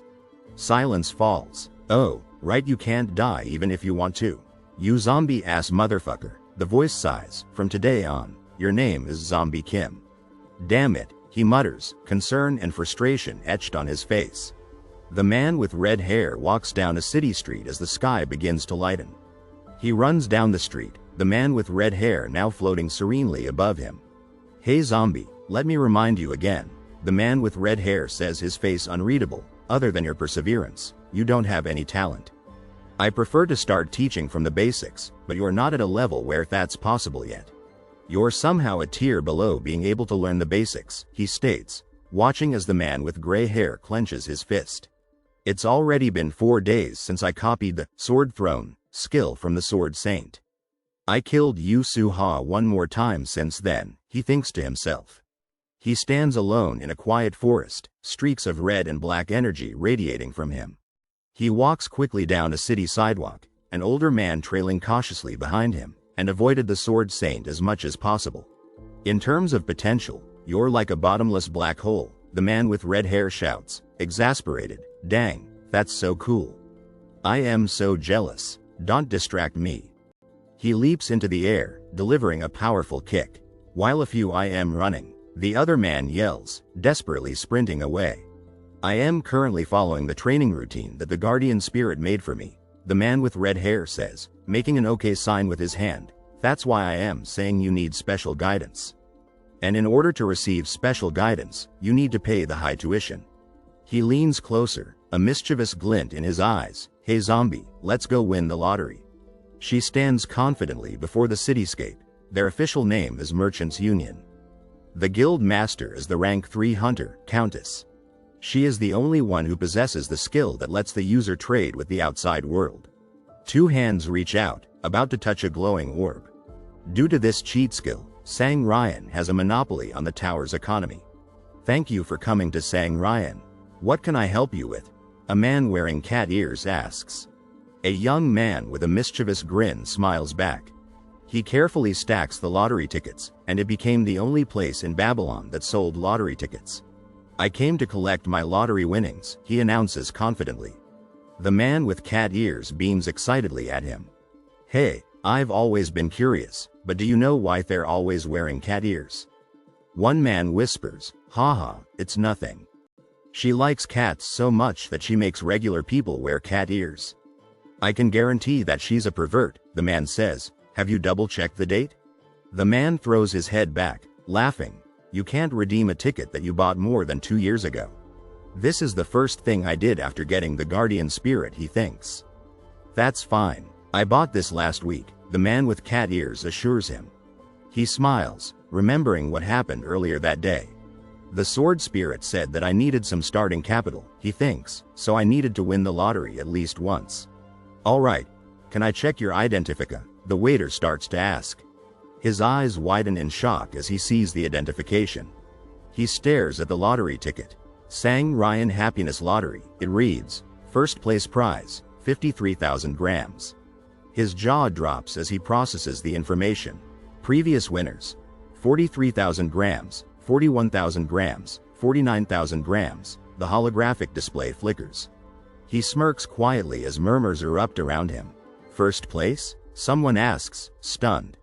The red-haired man throws his head back in amusement, muttering, wow, making money is pretty easy, huh? The young man in the cat-eared hat stares in shock. I've confirmed your number. See, can you give us a second?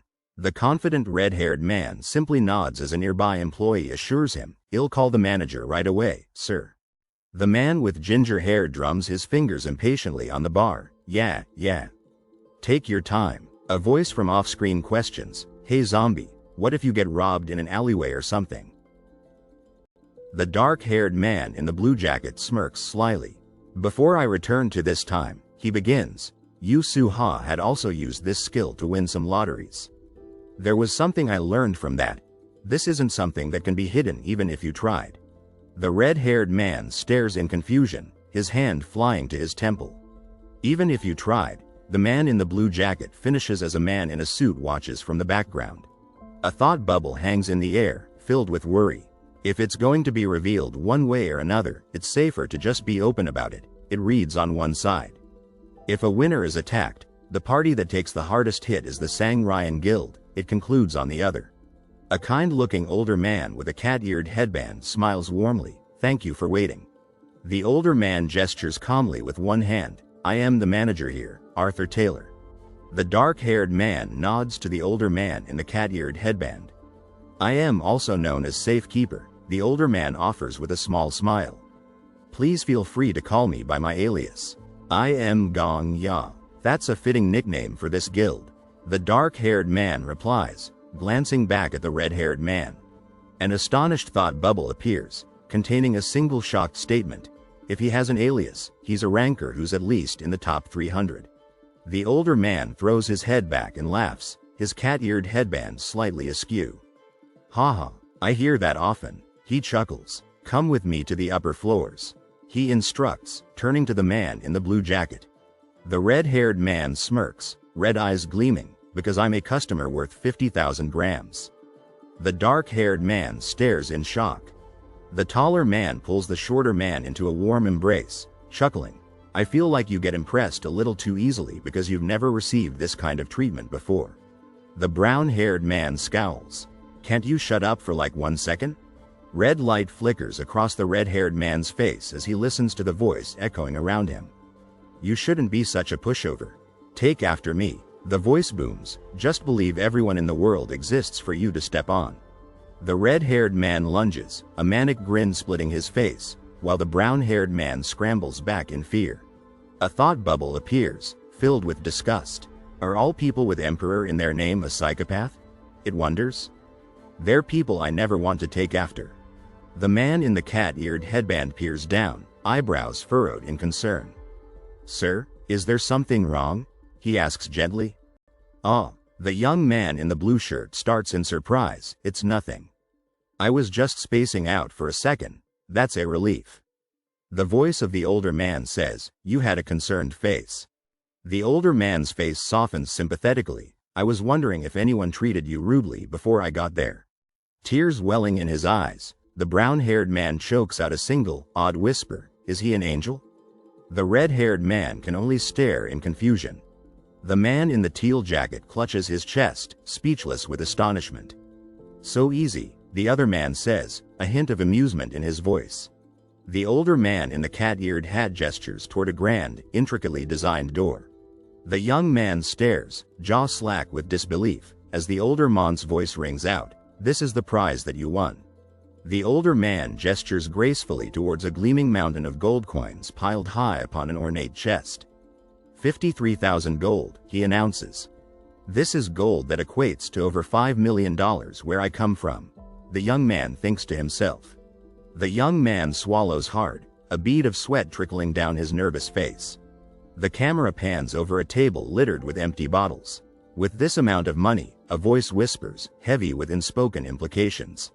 You can take it all or leave it to the Sangrian Guild safe, the older man's voice says from behind the younger. I can probably live comfortably for the young man begins. The rest of my life, he finishes, staring out at the luxurious room.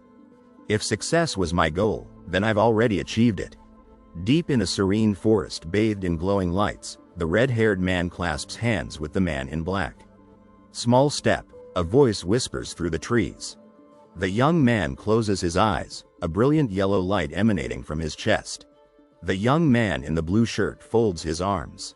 I've already experienced far more beautiful gold before, he states, I'll keep it in the Sangrian safe. I personally recommend that all the winners do. The older man in the cat-eared hat agrees, a knowing smile on his face. The young man stands with his back to the older, considering. I understand that they want to take it with them, but there are bad people. The older man begins. A slow smile spreads across the young man's face as he reaches for a gold coin. And he murmurs. He turns back, his tone casual but with an underlying note of certainty. I'd like to buy Sangrian's honorary guild member title.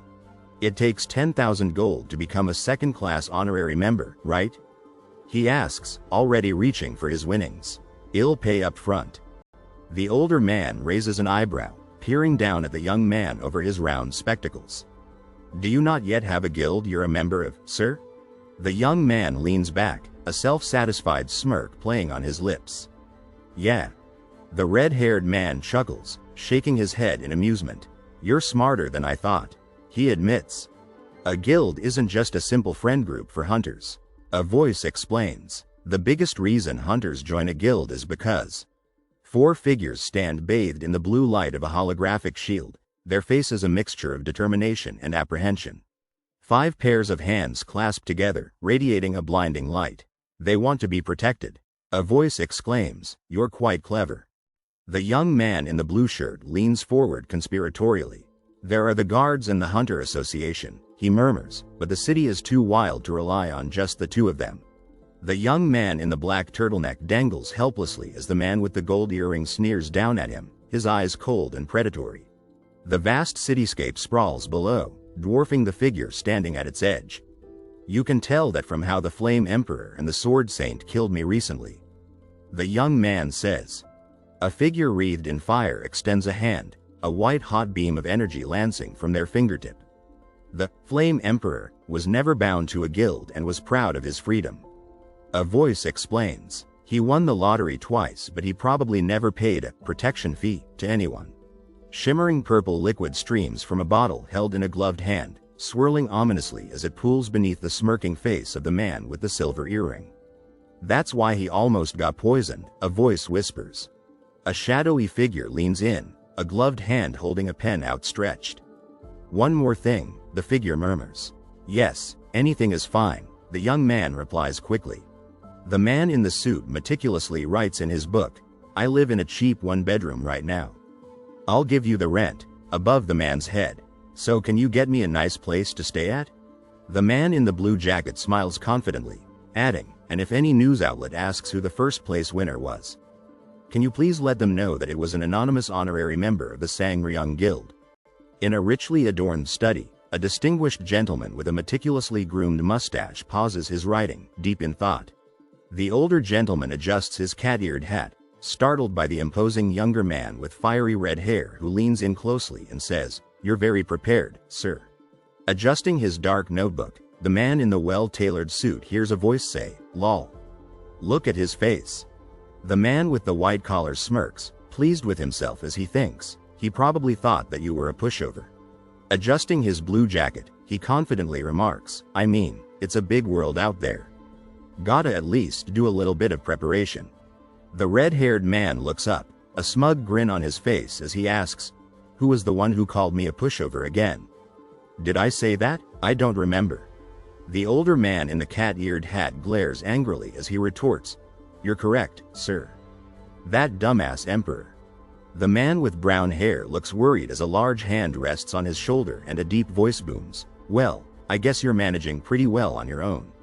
I thought I'd need to change your diapers, too. The red-haired man smirks arrogantly, the words, I'd hate you less if you didn't speak, man. Echoing around him. The man in the blue shirt smiles confidently, hearing the words, You look pretty happy, too. Wash over him. The man in the blue jacket admires the vast pile of glowing coins before him, a symbol of his newfound wealth. A single gold coin gleams, representing a chance to rewrite the past, to reclaim the power lost in pursuit of revenge after 4,000 deaths and a return 4,000 days back in time. A blue-sleeved hand holds the glowing coin aloft, the words it's time to enjoy it, signaling a new, powerful path. The young man in the orange and white sneakers strides confidently down the hallway, oblivious to the figure dangling upside down above him. The red-haired man looks down smugly, asking, And you just got enough to pay for it? What do you think is the next step? The man in the blue shirt pauses thoughtfully, murmuring, a competent teacher? The red-haired man scowls with frustration, exclaiming, he's already in front of you. The man in the blue shirt narrows his eyes, muttering, shameless, under his breath. Light blue wisps dance across a white background, accompanied by the words, It's textbooks. Scrolls to teach you martial arts skills. Arms crossed and brow furrowed, the red-haired man retorts, or potions to boost your physical abilities. The red-haired man jabs a finger accusingly as he exclaims, But at your level, you won't be able to learn anything by reading a scroll. The man in the blue jacket tries to soothe the anxious man beside him, saying, "So the only thing you can get is potions. Extremely good ones." The dark-haired man in the blue jacket clutches his chest, distressed as he asks, "How good does it have to be?" Lost in contemplation, the red-haired man strokes his chin, struggling to find a solution. The red-haired man points emphatically, explaining, "I think it was called the Alchemy Castle because there were a bunch of healers and alchemists. You need something made by the best person there. I know a store you can go to." Eyes wide with alarm, the man in the blue jacket sputters, "Aren't those extremely expensive?" A sly smirk spreads across the red-haired man's face as he points and asks, "Of course. You want to know how much?" The red-haired man leans in, whispering conspiratorially to the shocked man in the blue jacket. The man in the blue jacket stumbles back in alarm, crying, "Wha, wait." The red-haired man calls after him, pleading, "I can get, like 4 bottles with my entire fortune." An irritated voice booms, "You can probably get 5 if you get a bundle deal. If you want someone to blame, then blame your lack of talent. Now shut up and follow me." The man in the blue jacket runs frantically, his cry of awe, "Slow down," echoing behind him. Whoa! The man in the blue jacket crumples to the ground, swiftly taken down by a kick from the red-haired man in the white GI. "Why did you stop all of a sudden?" The red-haired man's question is met with a frantic, "Gong ya, hide." As the man in the blue jacket ducks down, eyes blazing with determination, the red-haired man in the white GI stands ready to fight. The red-haired man strides purposefully forward, casually mentioning, "I forgot to tell you, but..." Huh? The man in the blue jacket trails behind, confusion etched on his face. Alone and filled with anxiety, the man in the blue jacket glances nervously to his right. Red sneakers hit the gray bricks as someone in a blue jacket hurries forward. The red-haired man in the white GI points with surprise, exclaiming, "This is Gramps' go-to potion store. Tell me things like that in advance." The white-haired man in the blue suit brandishes his sword, panic in his eyes. "Why couldn't you say this earlier?" The dark-haired man in the light blue shirt throws his hands up in frustration. The white-haired man in the blue suit glowers, his disappointment palpable. Red shoes echo on the tiled floor as the lone figure walks on. Steely blue eyes, filled with determination, pierce from the shadows. The dark-haired man hides behind a dumpster, fear etched on his face, as a white-haired man and a red-haired woman approach. Eyes wide with terror, the dark-haired man claps both hands over his mouth. He peeks nervously from behind his hands, whispering, "What should I do? It's gonna be a pain if I get caught here." An old man in a blue suit walks briskly away, disappearing into the depths of a mysterious room. Fear washes over the young man as he sits on the floor, his hands muffling his heavy breaths. Suddenly, a red-haired man standing by a dumpster gasps in disbelief, "Out of all the places to hide, we picked a trash can."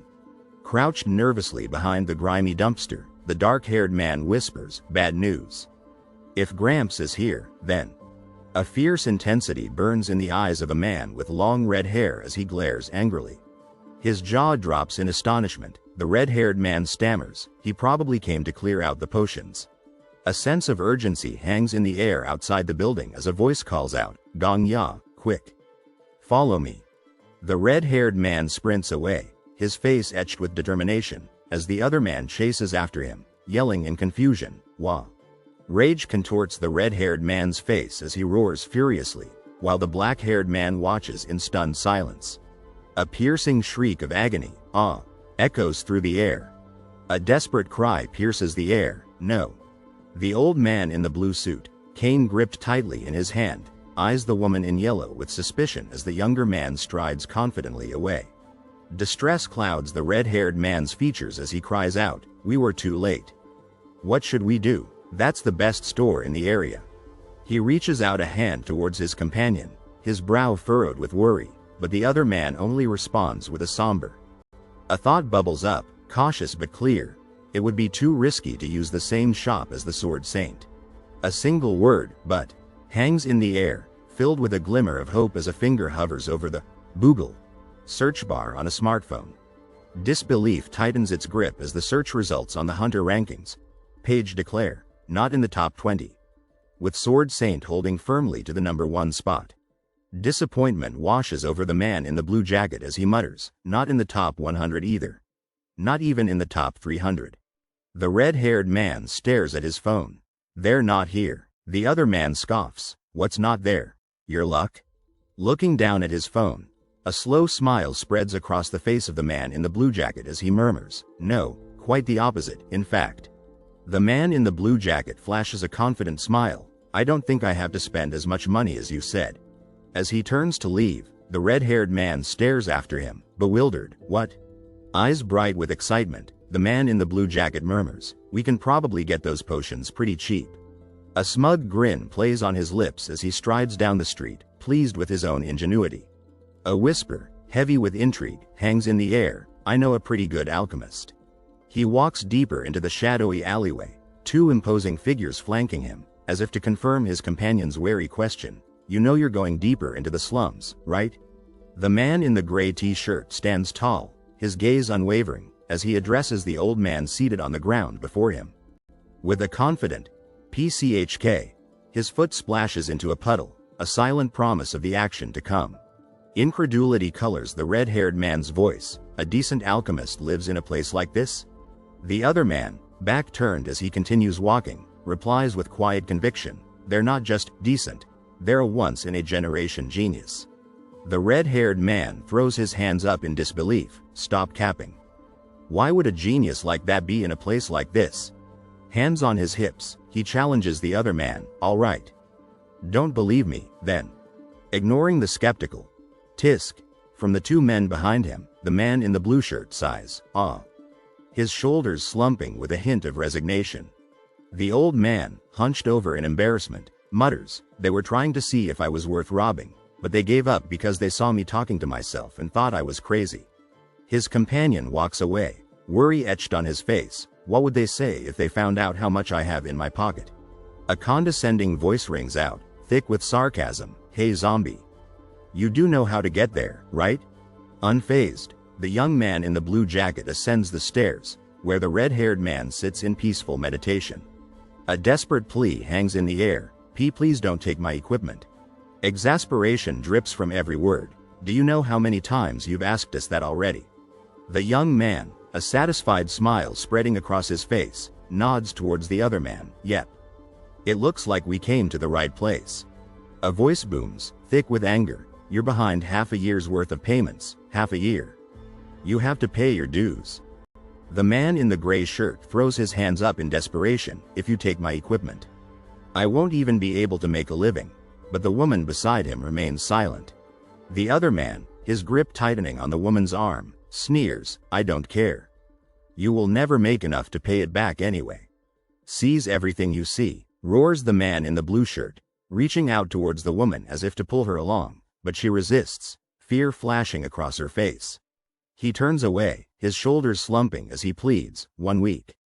Please, just 1 more week. No, just 5 days."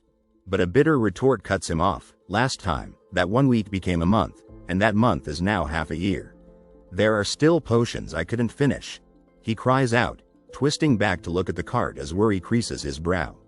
Behind him, the woman lies sprawled on the ground, shoving at the cartwheel in frustration. "Goddamn, why was I assigned to some crazy alchemist?" Her eyes widen in alarm as she loses her grip and tumbles backward, a startled "Ah" escaping her lips.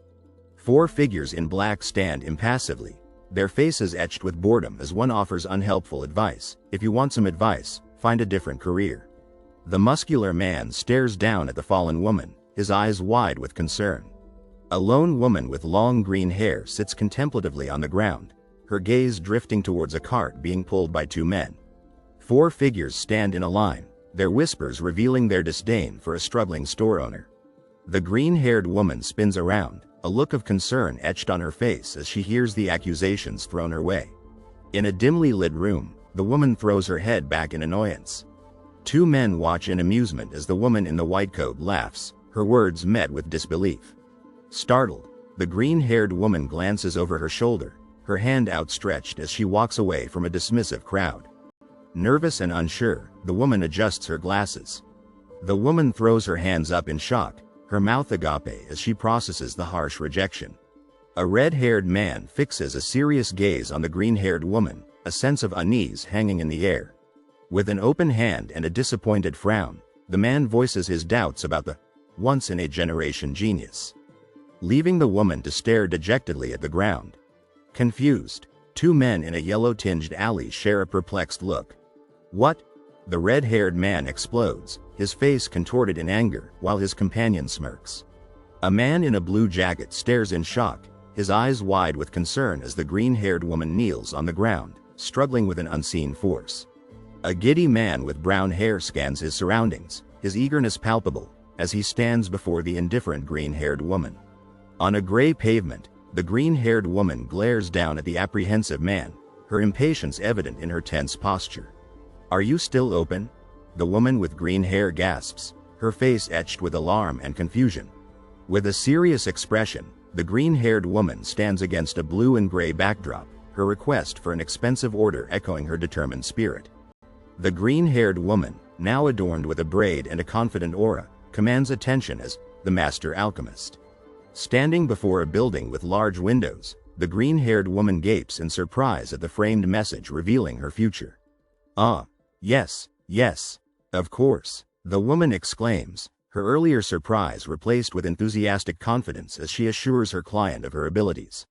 Against a pale orange background, the green-haired woman clutches her glasses, her anxiety growing as she stammers, but how expensive are we talking?" I'm not sure.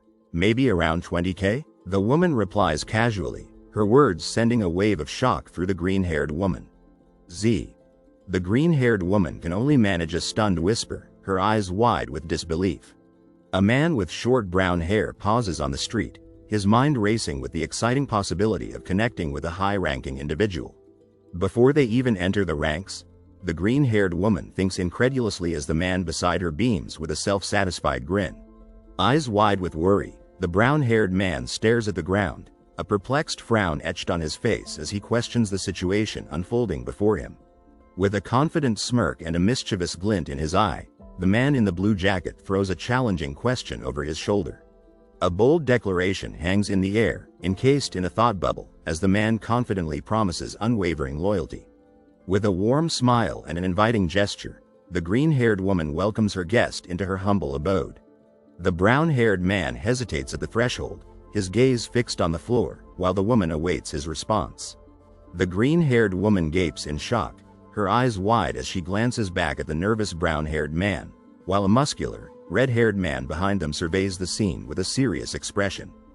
The woman in the white coat and the man in the blue jacket stand frozen, their surprise palpable in the shared look of bewilderment. Amidst a jumble of crates and a precarious ladder, the green-haired woman gestures urgently, her face etched with an anxious plea. A shadowy figure, shrouded in darkness, looms over a stack of boxes, creating an air of mystery and intrigue. A muscular man with red hair gasps in astonishment, while beside him, a young boy cowers, his eyes wide with fear. A grimace twists the red-haired man's face as he covers his ears, his disgust evident in the cramped space. Anxiety clouds the face of the crouching man in the blue shirt as he shoots a worried glance towards the green-haired woman standing behind a barrel. Are you really going to commission me for 20K gold? The question hangs in the air, laced with disbelief. The green-haired woman offers a hesitant smile, her hands clasped nervously in front of her, a flickering candle casting long shadows across her face. "If you really don't believe me, should I pay up front?" The man in the blue jacket offers with a confident grin, oblivious to the flustered woman beside him. "Actually, if possible, payment up front would be." The green-haired woman trails off. She's so broke that she can't display basic manners. The man in the blue jacket chuckles, his arrogance on full display as he grants permission to empty his safe. "As much as I need." The green-haired woman murmurs anxiously, her gaze darting nervously to the side. "Of course, please try and keep the budget within 20K gold if possible." The man in the white shirt says with a relaxed smile, his tone betraying his concern for limited funds. "Then, what potions do you want to commission?" The green-haired man asks, his brow furrowed in concentration as he prepares to take notes. "If you want to commission me to manufacture illegal drugs, I would like to decline." The green-haired man states firmly, his discomfort evident in the tense atmosphere. On principle, that's the one thing I will not make. The green-haired man declares, his gaze unwavering as he sets a firm boundary. The green-haired man stands lost in thought, impressed by the woman's integrity in the face of financial ruin. You don't have to worry, I swear it's not drugs. The green-haired man assures, his kind eyes meeting the brown-haired man's with reassuring sincerity. So, exactly what kind of potion do you want to commission? The green-haired man inquires, his pen poised over his notepad as the brown-haired man launches into an enthusiastic explanation. The smug man in the blue jacket thinks to himself, well, all right. She doesn't seem all that skilled, but I'll give you the recipe. As he looks at the upset, muscular man with red hair. Listen closely. The serious man with red hair says, I'll only explain this to you once. The man in the blue jacket intently writes down, the liver of a rabbit pig, as instructed. The eyes of a balloon cat, the skin of a giant desert worm. He continues, watching the doubtful man in the blue jacket as a man with long curly green hair watches in surprise. Holding the book, the startled woman with long green hair reads aloud. A total of 23 ingredients, is that right? And continues, and the tail of a dirt lizard. Yeah, that's it for the ingredients. The serious red-haired man confirms. Now, in terms of how it's produced, that all depends on the pharmacist's skill. That is correct, the woman in the white coat states plainly. He stares intensely at the viewer. These would all combine together to produce an effect that increases your reaction speed. He declares. On the table amongst herbs and a lit candle, a parchment reads it's an extremely high-level recipe. You create it by mixing all the ingredients at once instead of refining them one at a time, right? The woman with green hair sits on a stool, intently studying the book in her hands. That's indeed right. The red-haired man stammers, surprised. The man in the blue shirt stares with wide eyes. That's right, he confirms. Of course, the woman with long green hair exclaims with a happy smile. Normally, the skin of a giant desert worm has a small amount of poison, he explains. One of the ways to nullify this poison is to consume the liver of a rabbit pig. He continues, however, depending on how you consume it, the effects are like night and day, if it was refined. Yeah, these kinds of experts exist, the green-haired woman says with a proud smirk. The red-haired man stares, surprised, while the man in the blue jacket looks impressed. Instead, there are other side effects that follow. He warns, forcibly increasing your metabolism is fundamentally. How soon can you prepare this? The man in the blue jacket asks with a hopeful smile. The green-haired woman looks up from her book, concerned. 4 days, she states firmly, staring intently at the man in the blue jacket reflected in her glasses. As long as there is enough money, I can make it in 4 days. She stammers, normally, I could make it even sooner, but I need to repurchase my equipment, she explains. The green-haired woman holds her hands up, counting on her fingers as she thinks. Those who have a prescription from the master alchemist, please come on in. The man shouts, why are you standing in front of me? I've been waiting for a year now. A man in white cries out, throwing his hands in the air. A year? I've been waiting for a year and a half. The man in the blue jacket exclaims, exasperated. The man in the blue jacket smiles smugly, pleased with himself as the green-haired woman stares at him with wide eyes. As they walk through the city at sunset, the man in the blue jacket complains. Hey, I still don't approve of her. Do you know how many people there are that talk a good game but have garbage skills? He rants as the man in white floats beside him, his arms outstretched. Those are the kinds of people that grow up to sell snake oil. Dang, we just wasted good money. Where did you learn that recipe? The man with red hair asks, stunned. The man in the blue jacket is equally surprised.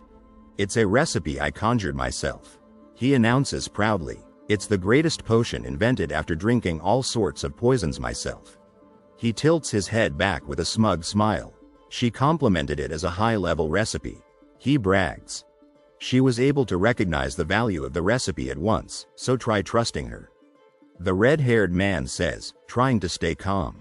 Even though she may be like that now, she becomes the head honcho of the alchemy castle 10 years later. The man with red hair crosses his arms and scowls, unconvinced. A thought bubble appears above the scowling man's head. Mark my words, zombie. It reads, I bet she is going to just take your money and run. A young man with green hair sadly holds out a box. I'm sorry, he mumbles. I wanted to get it to you sooner, but it took longer than expected trying out various combinations. 4 days later, the woman with short green hair smiles, holding 3 boxes. Residence provided by Sang Ryan. The man in green reads. The red-haired man frowns. But didn't you originally say it would take 4 days? It's okay, the man in green assures him. There are 3 boxes with 30 potions each. The man in green says with a smile. So that should be about 30 days worth. He adds, handing the surprised woman a box. The man in green beams. This was 15 times more cost-efficient than the store suggested by the guardian spirit, he exclaims. The man in green hesitates, a flicker of annoyance crossing his face. Hey, you were insulting me in your head. This is how you're supposed to spend money. Yes? He asks innocently. Me in your head, weren't you? The red-haired man sputters as the green-haired woman watches calmly. This might be weird to ask now. The green-haired woman begins, but why did you give such a costly commission to an unknown pharmacist like me? While I am confident in my skills, she says quietly, just by looking at the recipe provided, I think there are only about 2 people in Babylon who could make this. But people treat me like a total nutcase. She finishes sadly, her back to the viewer. The reason, the man in green states, it's because the pharmacist standing in front of me is a once-in-a-generation genius. But is that the only reason? A voice calls out. The area has been secured. Another voice reports, but there might be survivors inside. Let's send in a rescue squad. The woman with green hair gasps, her eyes widening in alarm as she hears the commotion. The one who came running to the scene faster than anyone else when the city was on fire. Someone muses. She said she had something to do tonight. It's probably a date? I've seen her together with the Flame Emperor a lot lately. The woman with green hair narrows her eyes, deep in thought. Someone who wasn't fooled by the Flame Emperor. She thinks, something about him creeps me out. She's skilled, kind, and even a good judge of character. She thinks, looking down at the floor. The man in the green shirt turns towards her, a serious expression on his face. Pardon? The woman with green hair stammers, startled. Someone like her? Because you seem kind, he explains. I helped you out because you seem kind. The man in green says with a smirk. Well, I think you would have been successful even without me. I think good hunters like us need to succeed. He continues, holding out his hand. So that we can help each other later on. The green-haired woman stares at his outstretched hand, a flicker of sadness in her eyes. I want to wish both of us the best, she thinks. It's frustrating to see only crazy-ass psychopaths succeed. The man in green smiles faintly. I meant everything I said, he assures her. The green-haired woman states firmly, so much so, that I don't think I can be any more honest than this.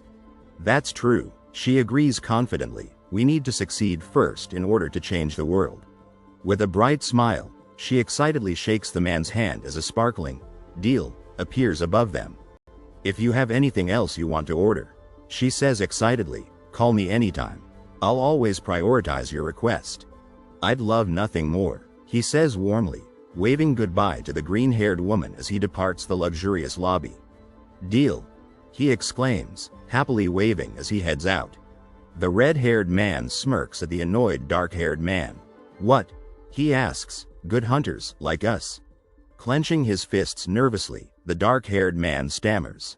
I know I said something embarrassing, let's just train. The next day, the forest bathes serenely in the sunlight, the air filled with the promise of a moving to the floor 3 hunting grounds. He gazes upward in awe at the muscular, ponytailed man descending from the light, 3 orcs flanking him, into the lush forest. These guys are a bit too much for me to handle. He gulps nervously, eyeing the 2 menacing orcs, one gripping a club and the other a large sword. So, what should I do? He wonders fearfully, as the 2 orcs, one brandishing an axe and the other a sword, snarl at him. First, drink the potion, commands the red-haired man, eyes closed sternly as he sits cross-legged, while the dark-haired man stands before him, worry etched on his face. He carefully pries open the lid of the black cylindrical container. The red-haired man watches intently as he calmly sips from the black container. HM? He ponders. It tastes very normal? There's a hint of lemon, and I think there's some honey. His brow furrowed in suspicion, he continues to analyze the taste. He shouts in surprise, staring at the sudden hole in his shirt. What's happening? He gasps, reaching out into the night, his face a mask of panic. His breath catches in his throat, fear gripping him as he realizes the gravity of the situation. He lies sprawled on his back, gazing upward, a wave of vulnerability washing over him. Ah, the red-haired man cries out in pain as if struck by an invisible force, the dark-haired man watching in distress. Oh, impressive.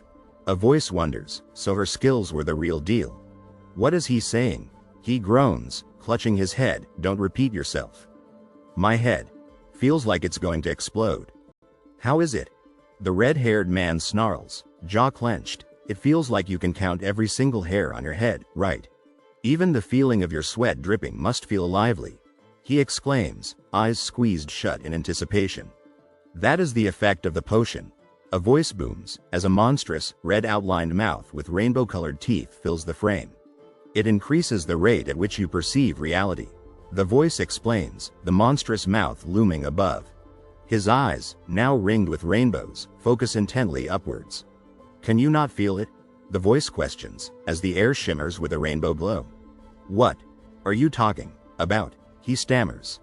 He recoils in fear as a dark red figure, clutching a white stick, lunges towards him, his chest glowing red, his body outlined in a faint green.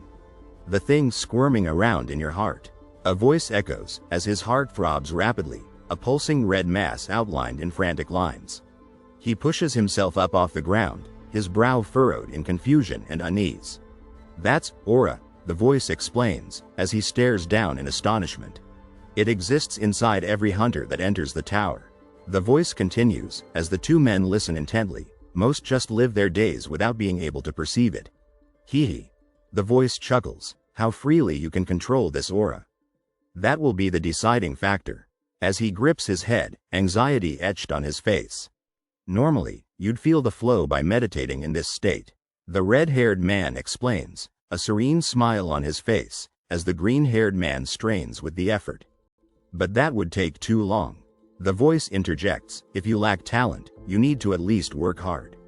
As he lies there, overwhelmed and defeated, he shrinks back in terror as a grotesque green monster, eyes burning red, looms over him, its gaping maw drooling. Run, Kim Zombie. A voice urges as he scrambles to his feet, his eyes wide with terror. A large green humanoid with red eyes and fangs raises his arm to attack. Now, if you don't want to get fucked, release your aura. Behind a concerned man in a red jacket, the drooling humanoid looms over him. Someone like you needs to train by experiencing it firsthand.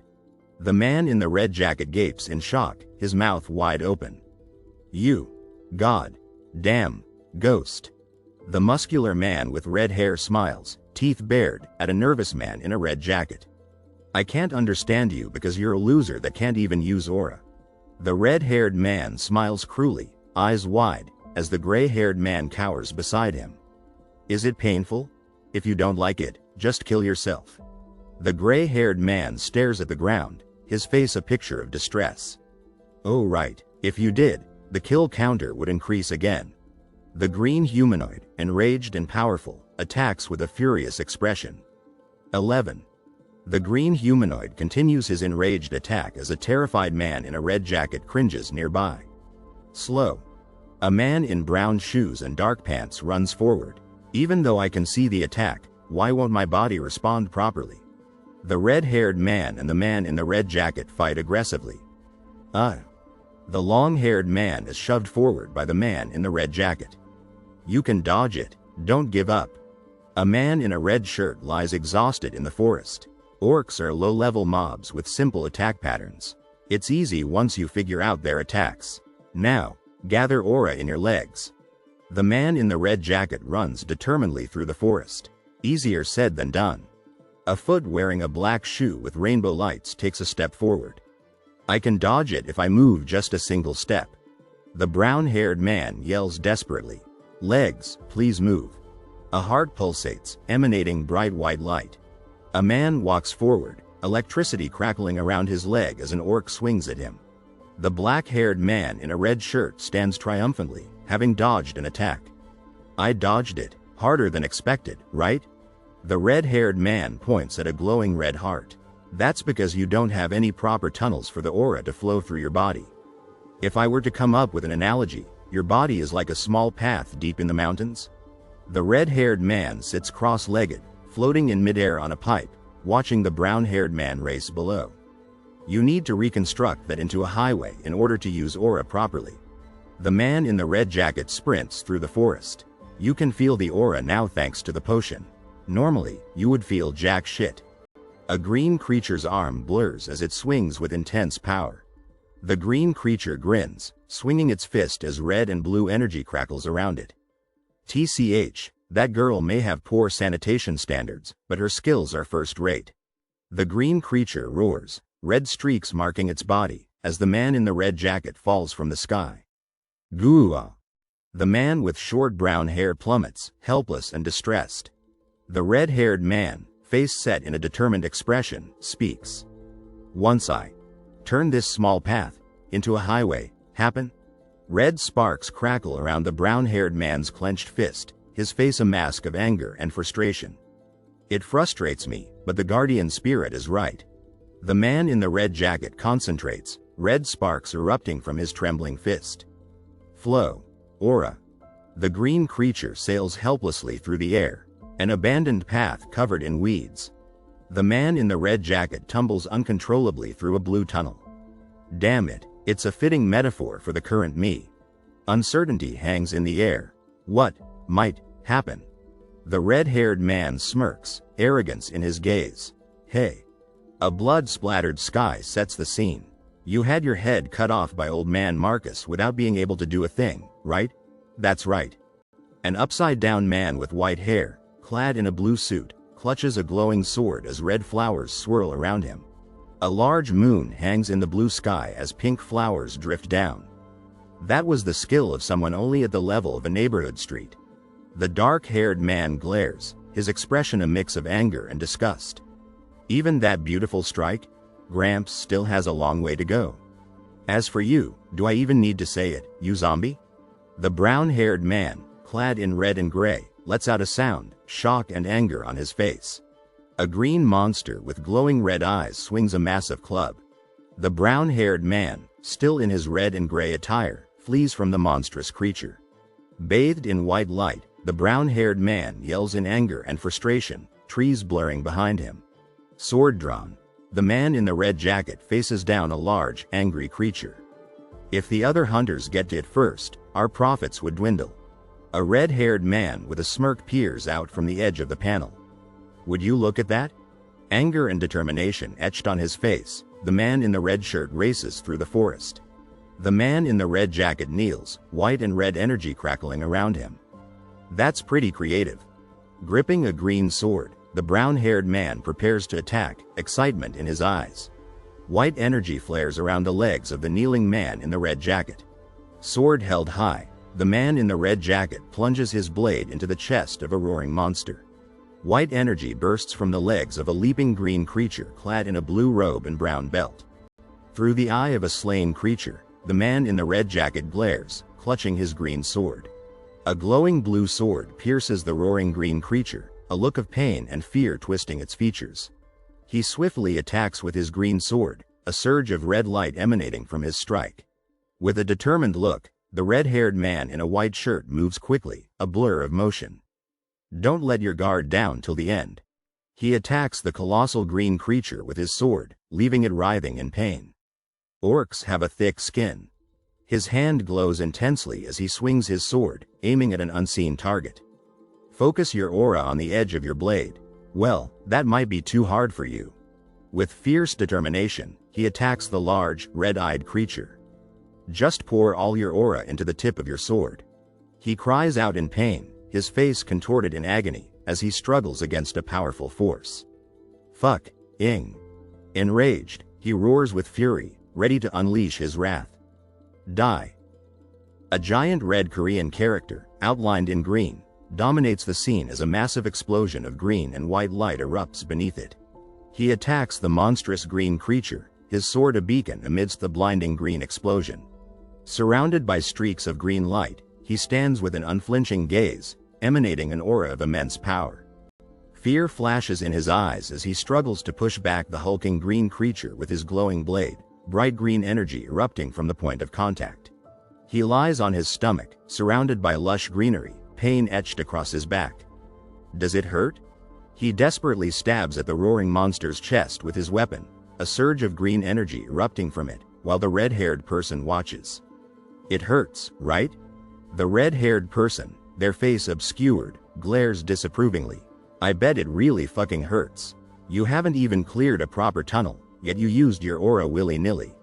Head bowed in defeat, the black-haired man is the picture of despair and agony.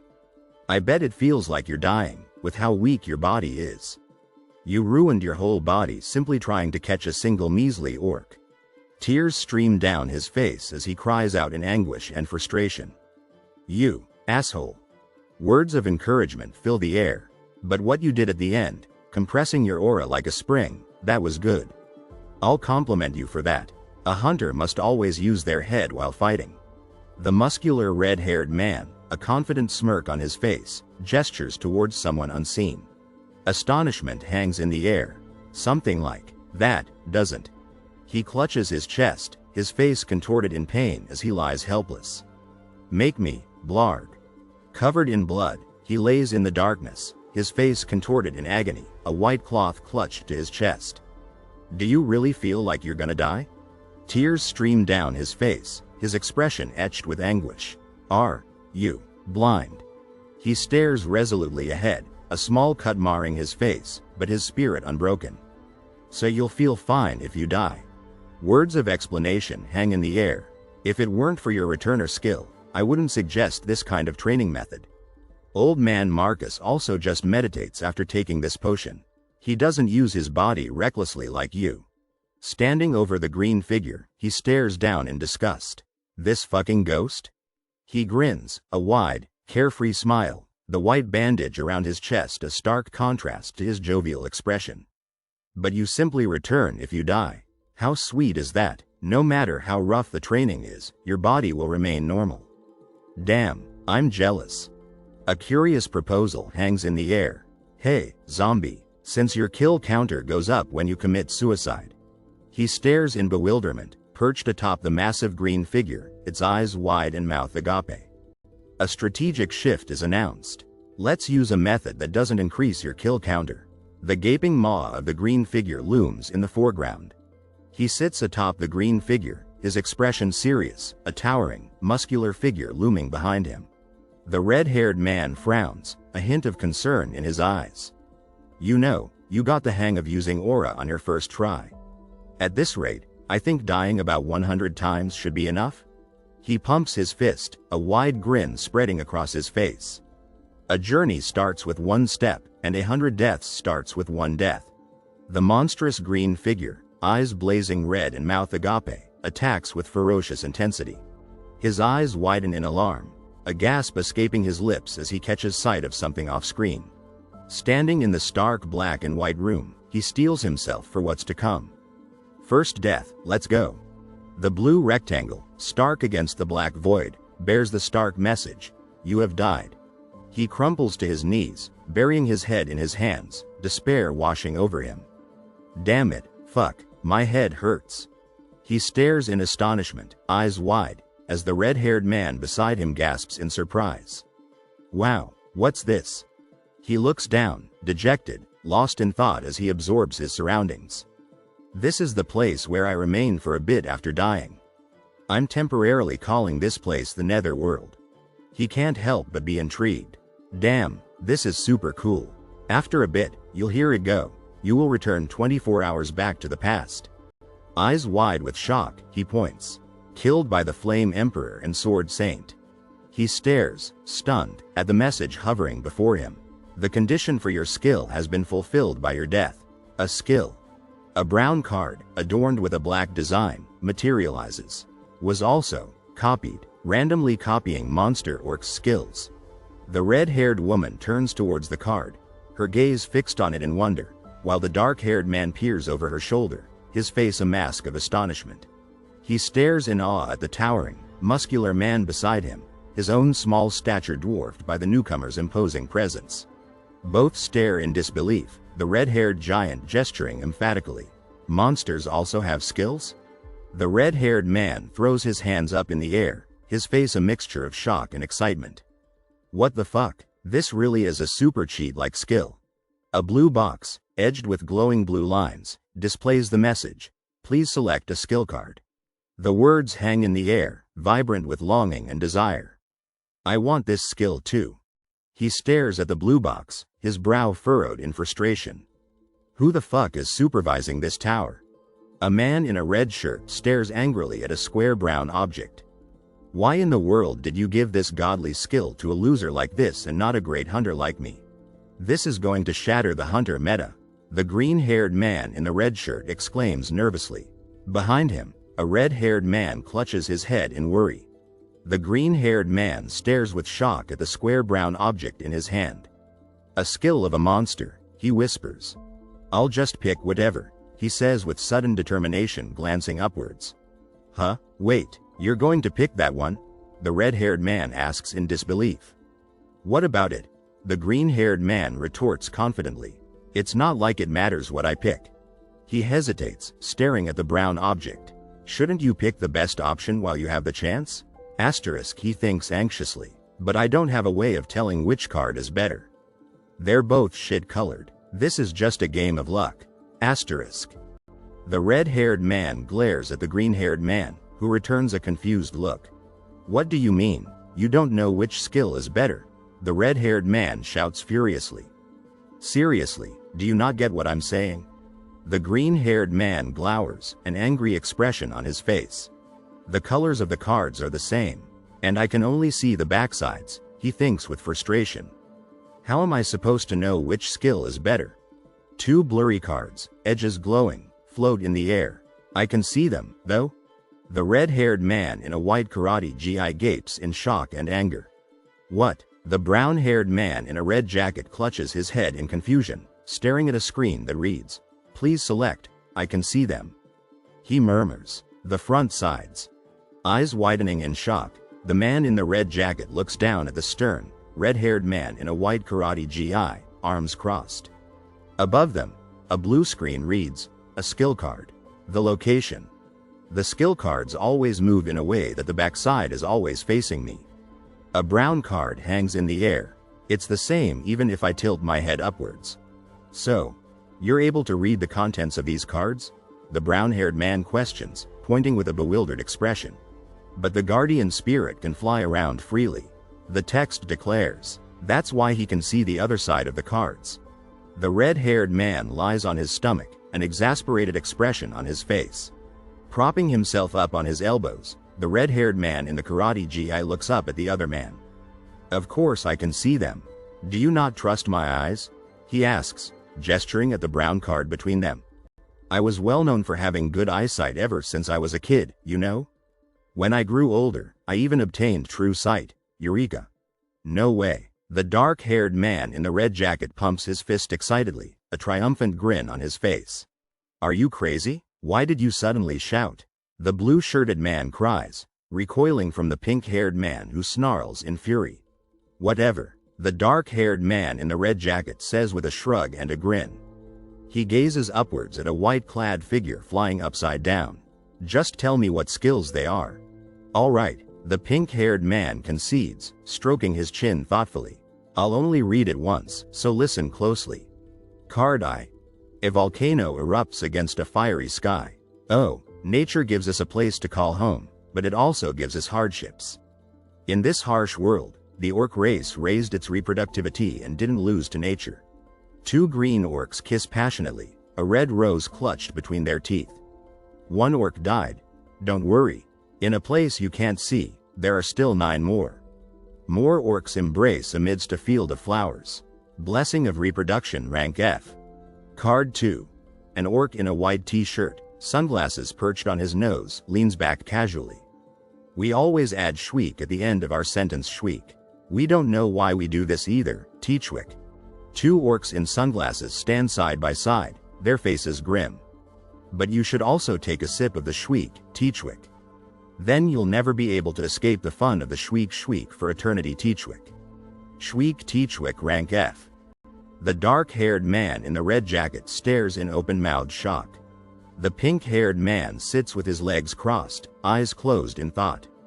Do you see now? If I didn't stop you, you would have selected Itchweek, Teachwick. Now, Gong Ya, don't you think that since you were born a man, it's worth it obtaining the strength of an orc? Hey, I think you have your speech and thoughts mixed up. The dark-haired man in the red shirt glances back at a white-robed man hovering in the air. You're just spouting garbage. They're both garbage, the floating man retorts. But if I were to pick, it'd be Itchweek, TCH Wiki. Anyways, I think I'm right. The green-haired man says with a confident smirk. Shweek, TCH Wiki, is better than Blessing of Reproduction. No, no, no. Gong Ya, wait, the text hangs in the air, urgent and bright. Stop, please give it a bit more thought.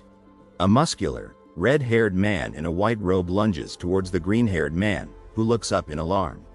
The green-haired man throws back his head and laughs, glancing at the shocked, muscular man beside him. It seems like you are having the same thought as me. The red-haired man chuckles. What are you?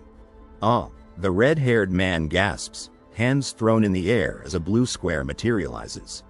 Selection complete, copying skill. A man in a red shirt sprints towards it. No, the man in the red shirt cries, flinging his arms above his head. Yes. You are currently an F-rank hunter. The message glows coldly. The green-haired man sits on the edge of a bed, a confused frown on his face. All right, the blue digital interface confirms. There is no penalty for the skill usage. Aw sweet, Sang Ryan really is the best. Staying at a nice place really does make my mind and body feel refreshed. The text reads. Damn it, I thought he would fall for it. The dark-haired young man laughs, watching as the muscular, red-haired man rushes past. Who would pick Blessing of Reproduction there? The red-haired man in the white karate outfit fumes, clutching his head. Stop throwing a tantrum, and let's go hunting. The dark-haired young man strides confidently, a cup of coffee in his hand. Hunter status window open. The yellow digital interface displays the information clearly. Name, Kim Gong Ya rank, F skills 4/4 I want to become just like you S+, passive 2. Returner's winding clock X, passive 3. Sword thrown A+, passive 4. Shweek, Teachwick F. Active. Alright, I don't see any problems. So, Gong Ya, I thought about it hard. What? And I think you should just train by sitting still in a lotus position. It hurts to die. The red-haired man in the white karate uniform stands before the young man in the blue jacket, an eager look in his eyes. Let's just take it easy and train lotus style. Yeah? The red-haired man suggests, pointing at the younger man. I'll let you achieve aura in just half a year. To the floor 3 hunting grounds. Moving to the floor 3 hunting grounds. Can you not hear me? The red-haired man roars, his face a mask of fury. The man in the blue jacket takes a long drink from his water bottle. Delicious. In a sun-dappled forest, the man in the blue jacket shields his face with his hand while the man in the white robe smiles mischievously. Hey, Mr. Sword Emperor, did you know? The large green creature raises an eyebrow in surprise as the man in the blue jacket speaks. Huh? What? You want to get into the lotus position? The clouds drift lazily across a bright blue sky. You call me zombie when you're at an advantage and Gong Ya when you're not. The man in the blue jacket smiles confidently, wielding 2 swords with practiced ease. The wind whispers through the trees. And earlier, you called me Gong Ya. The annoyance is clear. I'm kindly letting you know so you can fix that habit. With a swift parry, the man in the blue jacket deflects the axe blow from the large green creature. The green creature stares in disbelief, its jaw agape. Garuk? The green creature roars in fury, its muscles coiled tight with rage. The green creature lunges forward, its yellow eyes blazing with anger. He stares in disbelief at the creature before him. As expected, his movements look slow again. A green hand shoots out, grabbing for a fallen branch as the man in the blue hoodie raises his red sword. Goo. The green monster reels, caught off guard by the sudden attack. Activating skills. He narrows his eyes, a sudden thought striking him. Shriek? The large green monster, axe held high, stands opposite the man in the blue hoodie, their weapons crackling with energy. The green monster jerks its head up, startled by the sudden movement. Shriek. The man in the blue hoodie stares in shock. Shriek? The green monster cries out, shriek, as the man in the blue hoodie lands a blow, a triumphant grin on his face. The man in the blue hoodie attacks with lightning speed, his sword a blur as he catches the surprised monster off guard. Chewy. The large green monster staggers back, green liquid oozing from the wound on its neck. The large green monster lies defeated on the forest floor as the man in the blue hoodie sprints away, his footsteps light and swift. The man in the blue jacket stands over his defeated opponent, a triumphant grin on his face. You fucking cheater, I knew this would happen. He stares at the green sword in his hand, a wave of guilt washing over him. Are you happy with tricking an innocent orc like that? Are ya? The voice echoes through the trees. Can you not even take a moment to consider how the orc might feel? Anger flares, hot and bright. The innocent orcs of this world are getting hurt because of dirty humans like you. Shriek. The man in the blue jacket smirks, his arrogance evident in the way he shoves his hand in his pocket. Oh, fuck, I'm so angry. The red-haired man crashes through the trees, his face contorted in frustration. He shoves the man in the blue jacket, sending him stumbling back. Oh Tower, why did you give a cheat-like skill to a little shit like this? A calm voice responds, don't sweat it, and just follow me already. The large orc, a crown perched atop his head, smiles gently. Gorik. The Goblin King, a fearsome figure in his black cape and crown of bone, sits upon his throne. Floor 5 Boss Monster Goblin King. The large orc, clad in a simple orange shirt, regards the man in the black suit with quiet intensity. He stands in the dimly lit building, his brow furrowed in concern. Red lines of energy swirl around the man in the brown jacket as he focuses his power. Activating skill. A yellow rectangle shimmers into existence, edged with glowing orange light. Skill name. Gorik. The man in the gray jacket unleashes his attack, a surge of red and white energy erupting around him. A single red line streaks upwards against a teal and white background. Goblin High Society, rank, F. How can someone other than I? The man in the brown jacket launches himself at the startled goblin. Gorik? Speak such a perfect language of the king. He stands over the defeated goblin. You were the strongest enemy I'd faced all week. He lies on the ground, his face a mask of pain, but a flicker of defiance remains in his eyes. Farewell, my honorable opponent. He chokes out a response, bullfucking shit. Why are you getting so emotional over defeating a single monster? The red-haired man stares, jaw agape, as the man in the black shirt walks away, his expression unreadable. The red-haired man stands frozen, his disbelief evident in his shocked expression. God damn. He gestures towards the pixelated image. I just barely got him after 6 coins. He rounds on the red-haired man. Am I not allowed to get a little emotional? He slams the knife down on the table, his eyes narrowed in fury. 1 coin equals 1 life.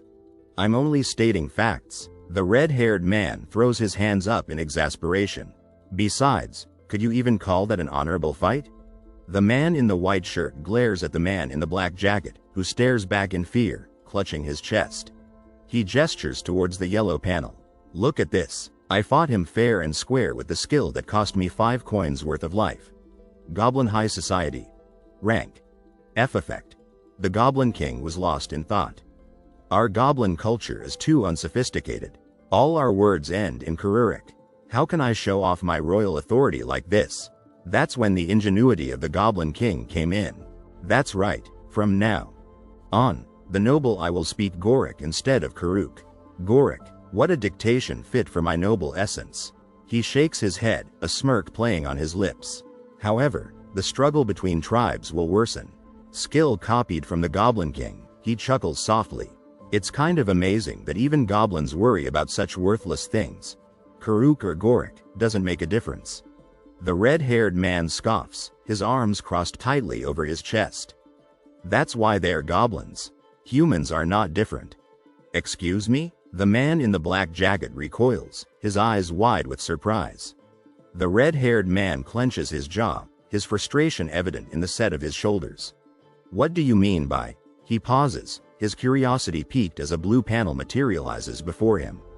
Your existence becomes better defined. His face pales, his eyes widening in alarm. ReaperScans.com. Two men, one with short black hair and the other with long red hair, stood in a glass building, their faces etched with concern.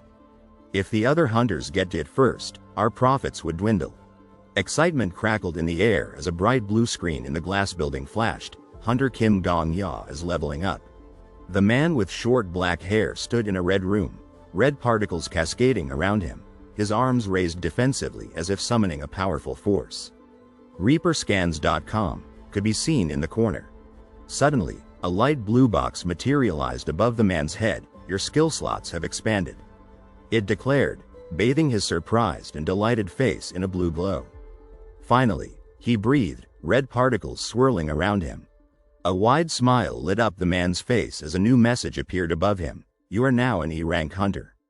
He stretched out his hands confidently, red particles dancing around him in the white room. The glass-walled room blurred as red lines of light and particles swirled within, creating an atmosphere of mystery. Finally, echoed a voice. In a pink room filled with gently falling white particles, the man stood with his eyes closed, a peaceful smile gracing his face. May fortune be with you. The two men stood in a room with a gray floor, confusion clouding their expressions. Was it sparks? One voice wondered. Or maybe drops of blood? Another chimed in. Tisk, that was fusing. A third voice declared. The man with black hair looked down at his companion, who sported a new bandage on his arm, a smirk playing on his lips. Just now, that was the level up effect, right? He asked. Yeah, it doesn't happen just for you to look cool. The man in the dark gray coat stared down in confusion, a single word floating above his head. A hint? A person with brown hair stood amidst a city skyline, silhouetted against the orange glow of burning buildings, sparks flying from a glowing object in their hand. The shape of aura you'll possess is foretold by what effects show up when you level up. The man with long black hair examined the glowing object in his hand, sparks flying around him. Around him, the city blazed. For example, the Flame Emperor you killed. He said, I bet his was fire. In a dimly lit corridor, the man with long brown hair smiled at the glowing object in his hand, sparks reflecting off the walls. Sparks, you say? Outside, massive structures loomed against the backdrop of a blue, cloud-dappled sky. The shape of one's aura usually takes after the hunter's trauma. The red-haired man, his face etched with contemplation, stroked his chin. Well, it's not always a bad memory, he mused. It's based off of a life-defining moment or event that gets reflected in the shape of your aura. I guess it's like a form of subconsciousness? Tension filled the large room as the red-haired man locked eyes with the black-haired man. Based on my judgment, zombie, you are either fire or blood. Then, what is the Sword Saint's aura shape? The crescent moon hung high in the night sky, casting a serene glow over the sleeping forest below. Moonlight, a voice whispered. In a moonlit field, a lone figure in a black suit stood with their back turned, a solitary figure against the backdrop of the night. The person with white hair, their face creased with contemplation, stared sadly into the distance. When the old man was a kid, he got lost in the mountains. They began. He didn't want to die, so he crawled up to the mountain top. The person in the dark suit gasped, their gaze fixed upwards in wonder. He says that the moon in the clear sky was absolutely astonishing. The words hung in the air, imbued with a sense of peace and optimism. The moon shines not with its own strength but by receiving light from the sun, yet a life where you only receive is still beautiful. The red-haired man stood with his back turned, oblivious to the shock on his companion's face. 12 years old, he breathed, staring at the bursts of light. The Sword Saint definitely ain't normal. Anyways, the red-haired man declared, snapping his fingers with a confident grin. We cleared floor 5, let's go to floor 6. The man in the gray jacket smiled confidently. Oh, about that, he began. Can't we just go and raid the floor 10 boss?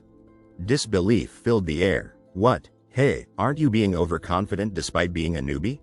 I promise you, that's not it. The man in the gray jacket held his ground, a confident smirk on his face as the red-haired man glared at him accusingly. Do you know how many years several great hunters have wasted on floor 10? The red-haired man roared, his face a mask of fury.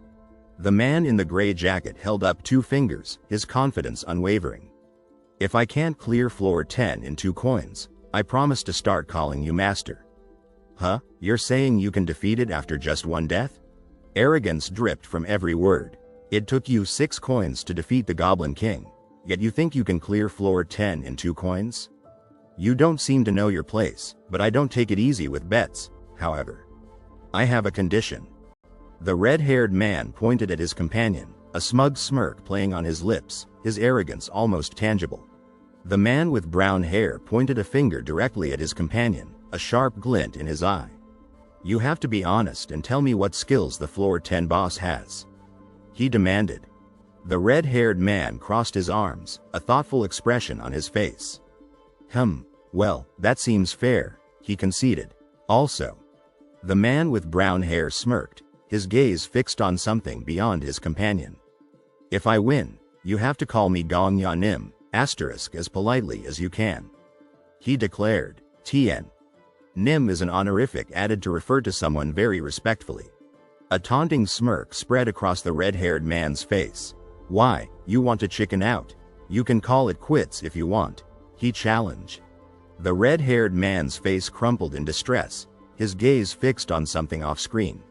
Suddenly, rage consumed the red-haired man's features.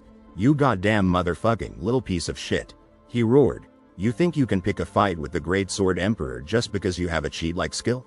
Bet, he yelled. Kim Zombie, be prepared to serve me as your master your whole life, because you won't be able to clear the floor 10 boss. Right, since you can't die, you'll have to call me master for all eternity. The man in the black turtleneck, arms crossed confidently, met the red-haired man's pointing finger with an unflinching stare. Do you have the delusion skill? The red-haired man spat. Just be ready to serve me as if I'm Confucius. A menacing grin spread across the red-haired man's face as he locked eyes with his opponent, a dark chuckle escaping his lips.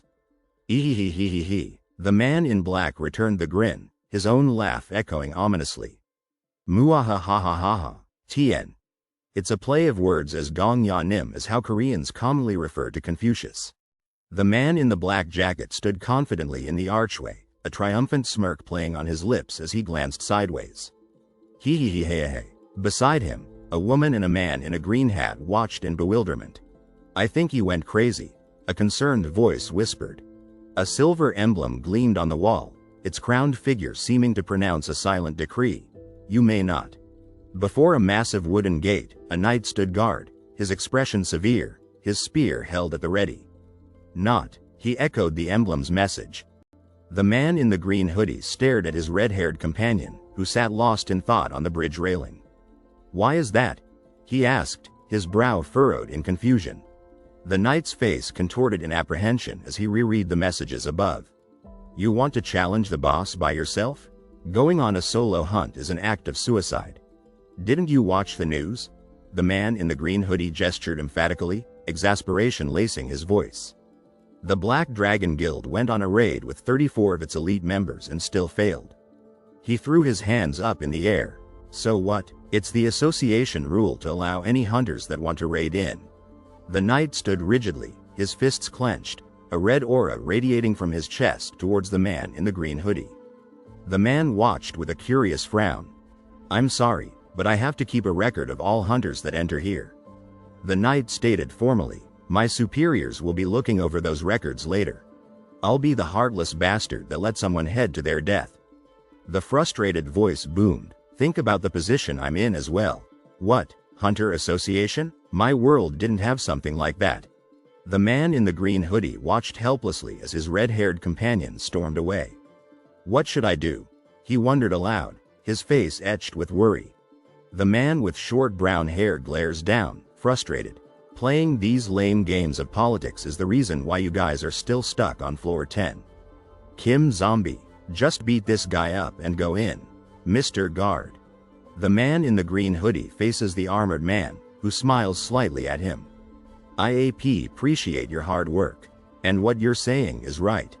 He flashes a wide smile. To be honest, The man in the green hoodie stares down at his feet in the pink room, despair heavy in his posture. Really do want to commit suicide. The redhead stares at the silver-helmeted man with a serious expression. Pardon? The confused man in the silver helmet responds. Memories flood his mind, bringing a wave of sorrow. A year ago, my significant other died, and a little while ago, the Alchemy Castle told me I have an incurable illness. They say I have half a year at most, but I can't live on with my lover gone. He smiles, placing a hand on his chest. But here's the thing, I might be of the lowest tier, but I'm still a hunter. Instead of waiting for my life to end in the Alchemy Castle's hospital ward, I'd like to challenge some monsters till the end. The armored man gazes sadly upward, his grip tight on his spear. Such a tragic story. With a serious expression, the man in the green hoodie holds out a red bag to the silver-armored man. Here, this is the money I saved up for my treatment. He looks down at the offering, a serious expression on his face. I can't accept this money.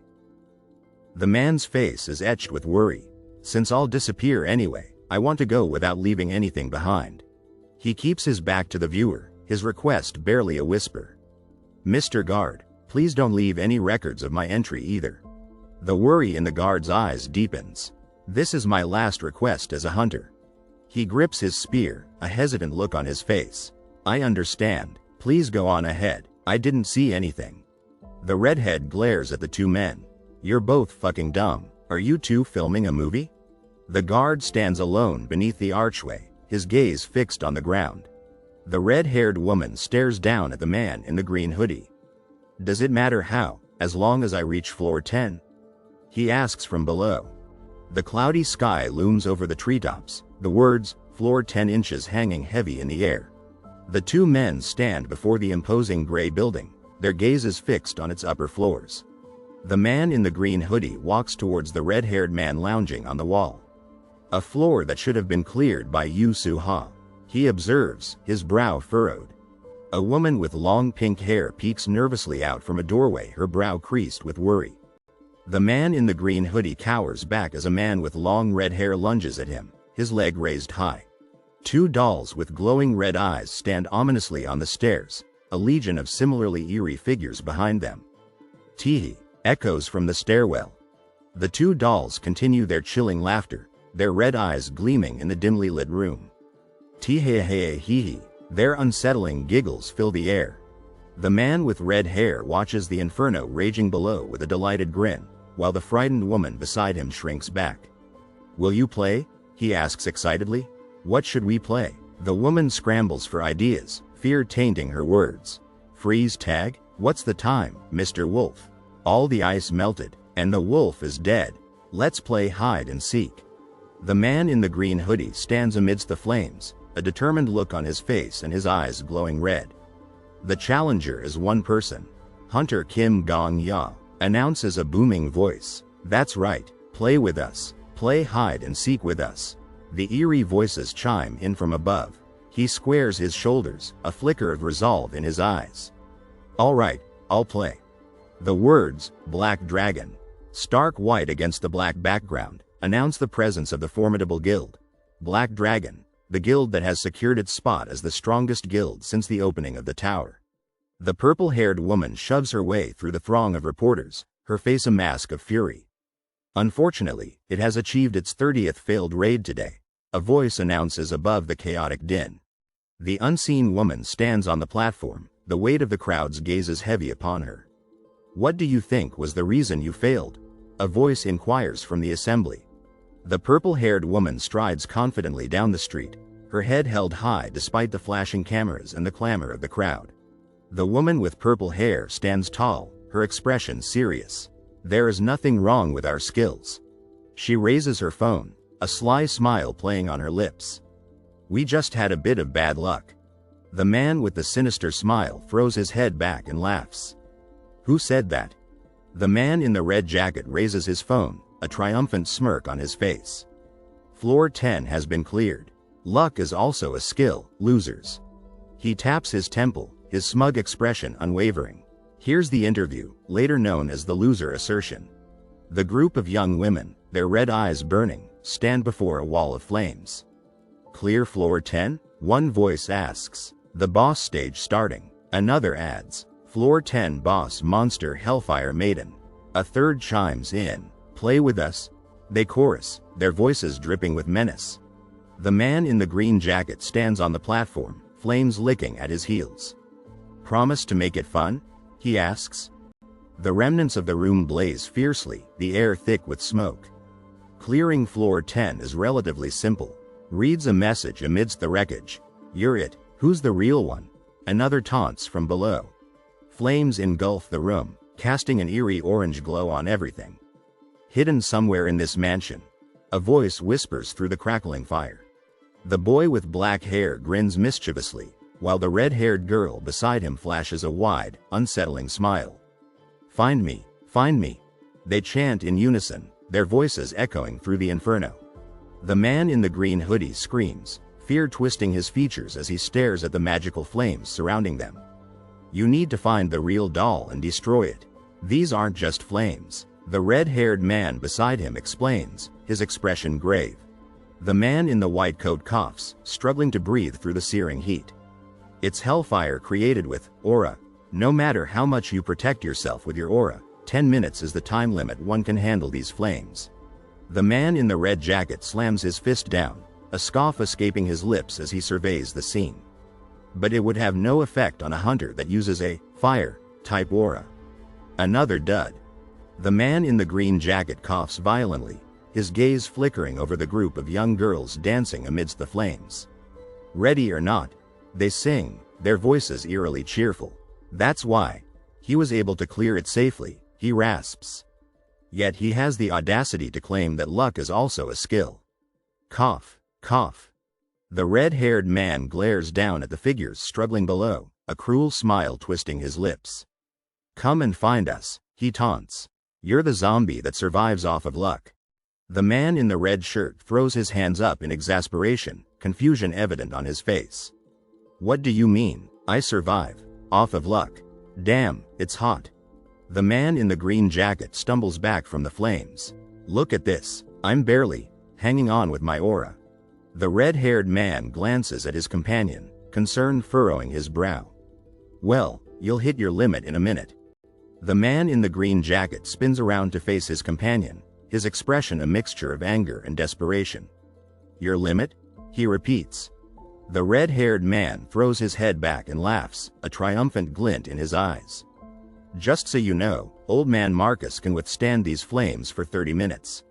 He's training like hell right now to lengthen his time limit to an hour before challenging. Unlike someone that just barged in recklessly. Clutching his wooden staff, a man with wary eyes mutters, I'm super grateful for that information. Dozens of dolls with red eyes and unnerving grins stare leftward, a chilling message hanging above them. Ready or not, and below, so now what? What will you do when you only have 2 coins? 3 such dolls, clad in blue, white, and green dresses, seem to beckon with a haunting, come and find us. While a desperate voice whispers, what do you mean, what? I'll die first, think later.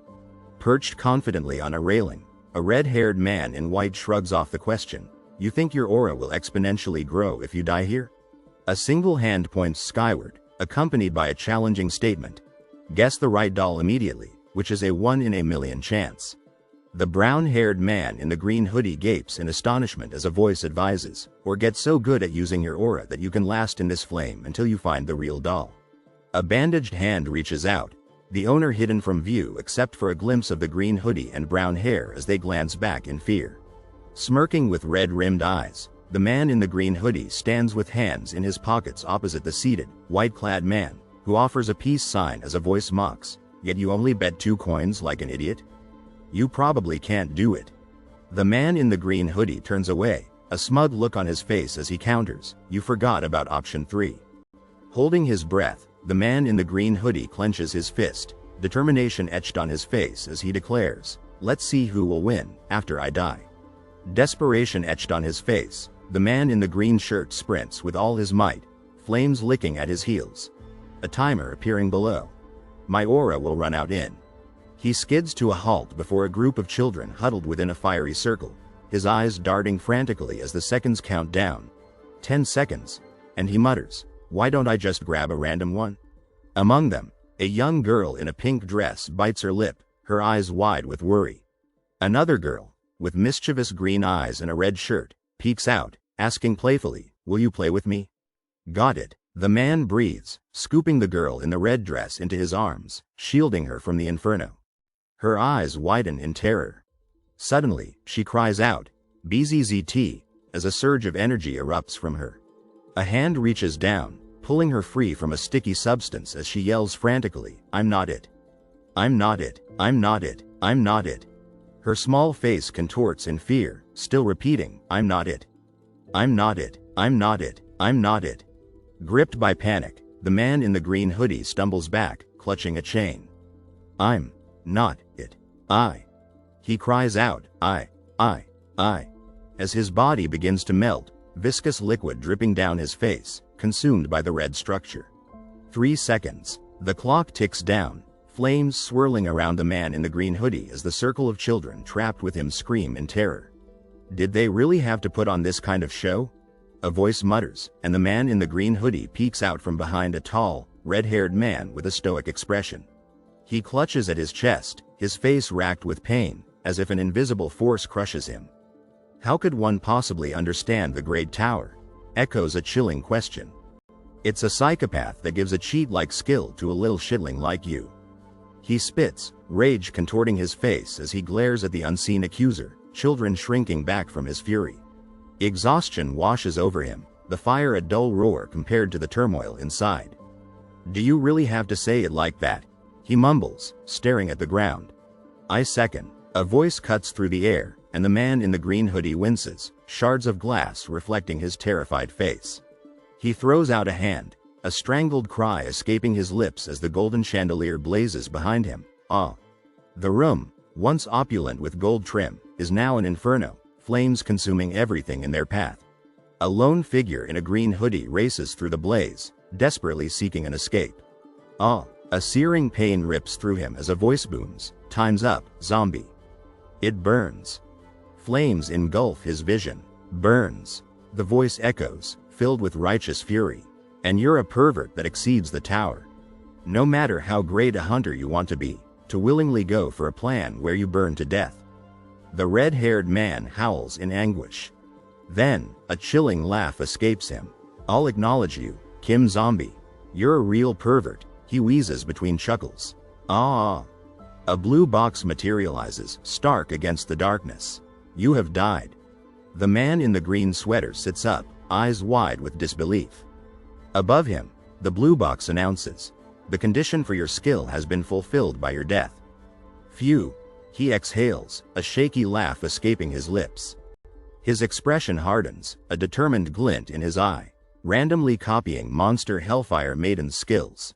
The blue box declares. He points a finger, a steely glint in his eyes. "You didn't forget our promise, right?" "I remember. Don't worry." The red-haired man scoffs, tossing cards into the air. "Do I seem like some petty-ass bitch that'll break his promise?" "Wow." He flips upside down, a gold card clutched in his hand. "Damn, this is amazing," the man in the green hoodie cries, staring upward in awe. A yellow box appears, outlining the terrifying power he now wields. Hellfire Barrier. Rank S. Effects: grudge, resentment, regret. Your unending grudge, your unheard resentment, your unfulfilled regret. Burn all of it. It burns. Is it hot? Burn the world to ashes. I feel like I'm dying. Then kill. As long as you desire, an aura of hellfire will descend within a radius of 2 kilometers, 1.25 miles. Without your permission, no one may escape this hell, no matter who it is. A voice whispers urgently, "This is the one. Just shut up and pick this.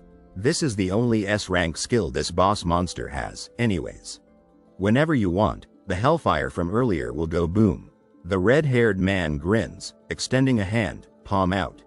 He frowns, his expression turning serious. "Why are you acting like that?" The man in the green hoodie crosses his arms, a flicker of unease crossing his face. "Is something wrong?" No, it's just, he hesitates. I don't know why, but something doesn't feel right. What is it? A voice asks gently. The girl, still covered in goo, shakes her head desperately. I'm not it. Sitting right with me. The words hang in the darkness. Anyways, please read the other. I don't get you, but as you wish. The man in the green hoodie says, staring up in bewilderment as the red-haired man sails through the air, delivering a powerful kick. A list of skills appears, stark and official. Labyrinth Architect. Rank A, Puppeteering. Rank B, Remote Control. Rank B, Trap Installation. Rank C. The red-haired man rests his arms behind his head, 4 silver cards orbiting him as he ponders. The last one is. The man in the green hoodie gasps, eyes widening as he sees something off-screen. The red-haired man, face flushed, yells in anger and frustration. The man in the green hoodie turns slightly, a sly look on his face as the red-haired man says, "That's what I thought." "Wait, Gong Ya," he adds, suspicious. "Hear me out," the red-haired man shouts, face red with fury, dressed in his karate gi. "It's fine, I already get what kind of skill it is." The red-haired man excitedly holds up a golden card. "Look at this, wow, a golden card," he exclaims. "So epic. If you got this one, hellfire barriers would go boom kablam." The red-haired man floats, looking up at the man in the green hoodie. "No matter who it is, your hellfire would charm them like pow pow," he begins. The man in the green hoodie stares seriously up at him. "No, this is the card I truly wanted. I thought something was weird from the get-go," the man in the green hoodie says, a sly look on his face. A single white figure kneels among tens of thousands of black figures. Among tens of thousands of them, there is only one real doll. Echoes above them, the real one wouldn't burn since it's its fire aura. A voice adds from below. A hand clad in green reaches up to the sky. But why weren't the fake dolls burning? The red-haired man, face grim, looks upward with determination. There is only one answer. The man in the green hoodie faces the red-haired man, holding up a card. "I thought there might be a skill that helped targets selected by the caster to not burn," the red-haired man says with hope. "Only you can prevent fire." The card reads, rank. Ouch, it's hot. If you left something this hot alone, it could burn down your house. Well, worry no more. Any object or life form designated by you gains immunity to fire and can no longer burn. Enjoy your new life safe from the fear of the fire demon. However, damage from water and ice skills increases by 300%. Fucking hell. What a shitty ass game. The man in the green hoodie groans, sprawled upside down, surrounded by twinkling lights. The red-haired man, also upside down, holds up a black belt. Ha ha ha ha, repeat after me, Gong Ya Nim, come on. Now, I can just go back and take a leisurely tour of the mansion until I find the doll. The upside-down man in the green hoodie muses. Damn, what shall I do?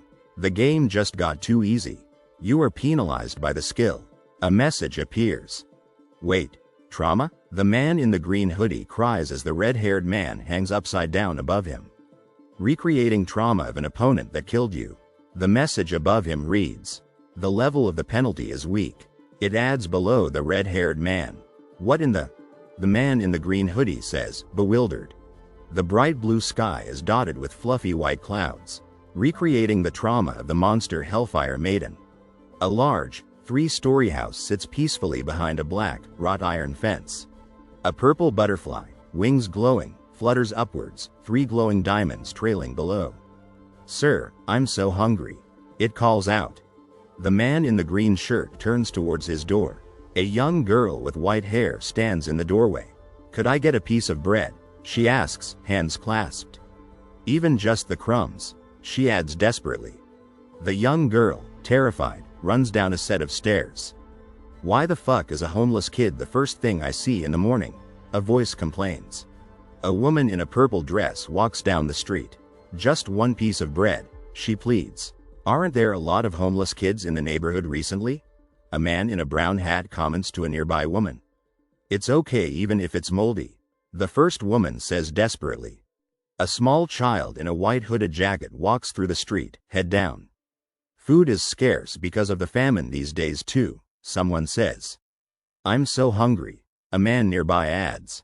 Sigh, annoying ass kids. A third man grumbles, frowning deeply. Inside a dimly lit building, a silver-haired man frowns, just one piece. He mutters. Where are they even coming from? A woman beside him asks, arms crossed. A man in the middle looks at them, his face tense. Can't someone just take them away or something? The man in the green coat complains, frowning down at the silver-haired child.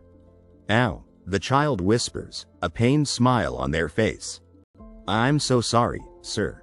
The man in the green coat stammers, hands thrown up in shock. The silver-haired child beside him hides their face.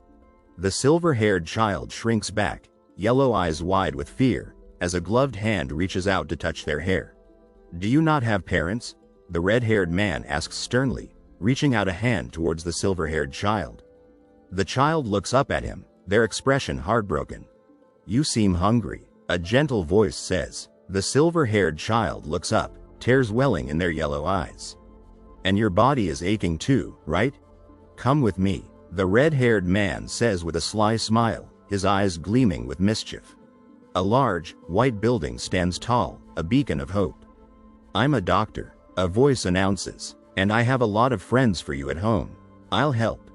You feel better, the red-haired man says over his shoulder as he and the silver-haired child walk towards the large, welcoming building.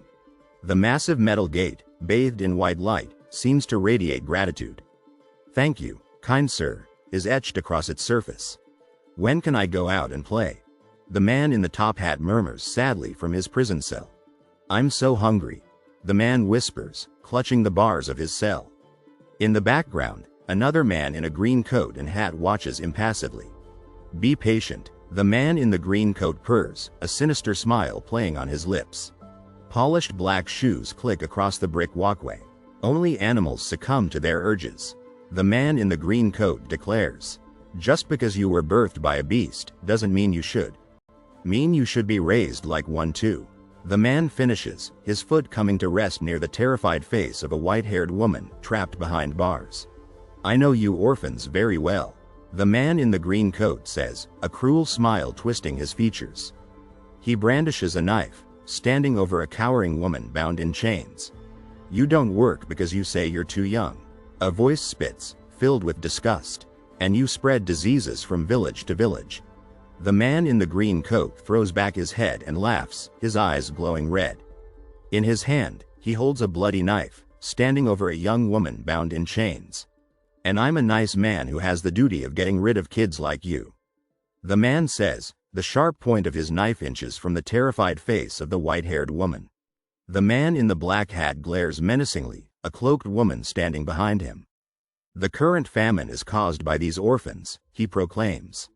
Trapped in a cage, a young boy cowers as a mob of hooded figures surrounds him, torches held high.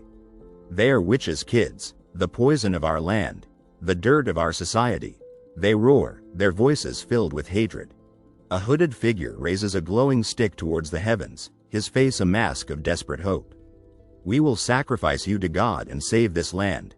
A gray-haired man stares in horror, his hands raised in a futile attempt to protect himself. Die.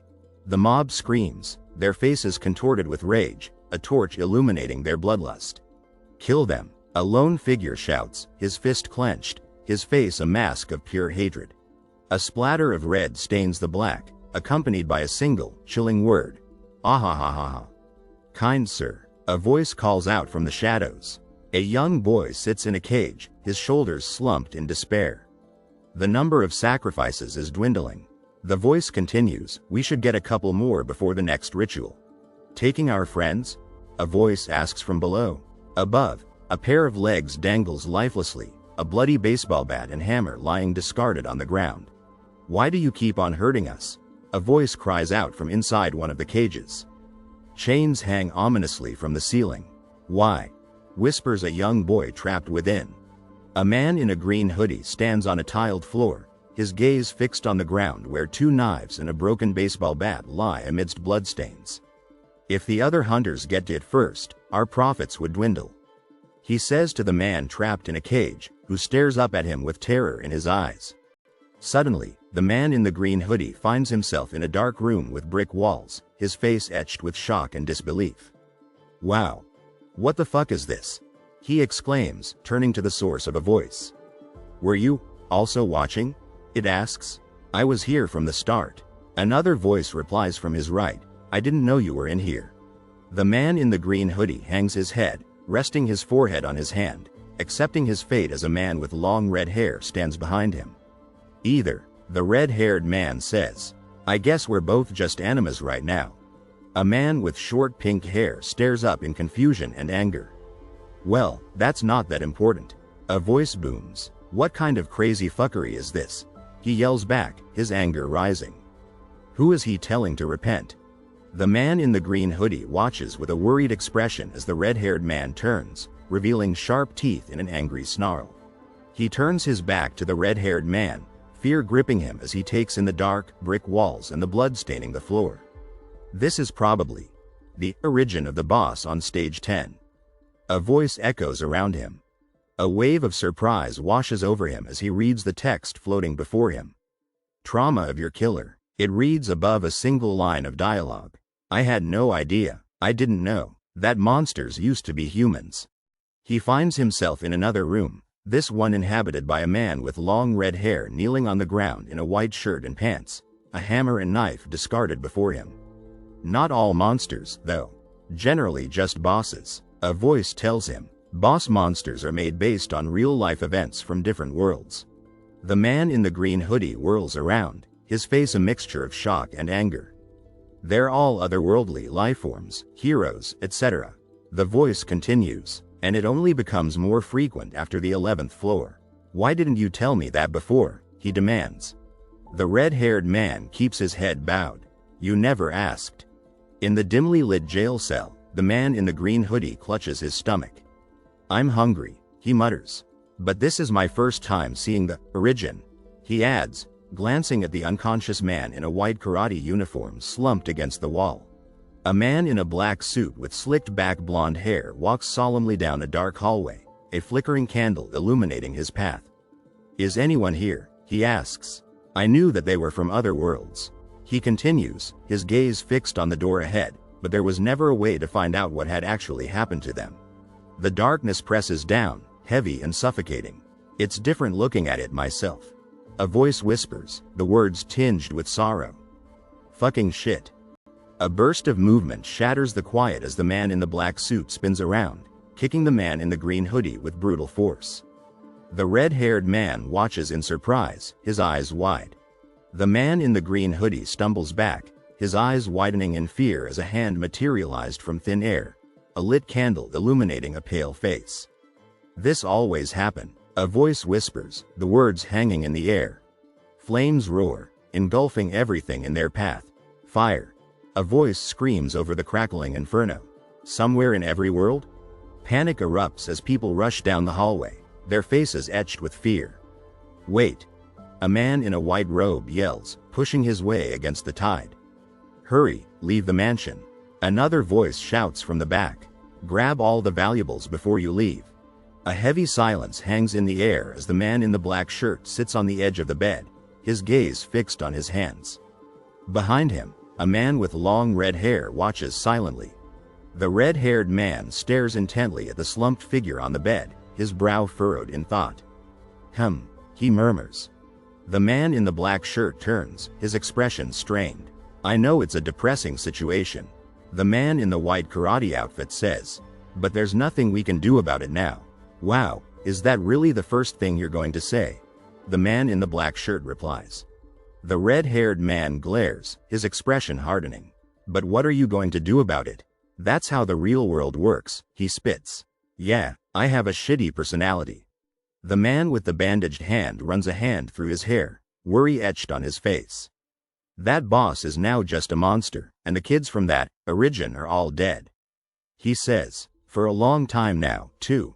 What can you do about it? The red-haired man scowls, his gaze fixed on the floor.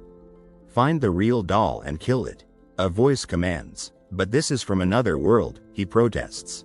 No one here can do anything about it. He crosses his arms, his expression stormy as the man with the bandaged hand fixes him with a challenging stare. A figure shrouded in shadow stands at the top of a staircase, red dots swirling ominously around him. Then move on to floor 11. A voice booms. He ascends the stairs, his steps measured and determined.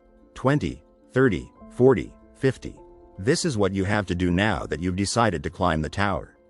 The voice continues. If you want to reign from the top, then figure things like this out yourself. The man in the red jacket stands silently, his back to the viewer, as if deep in thought.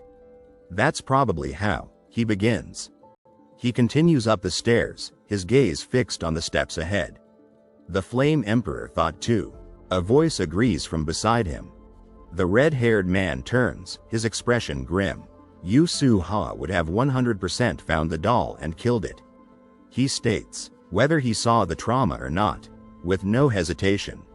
The man in the green hoodie stands with his back to him, his shoulders tense as the red-haired man continues to speak. So what? He asks.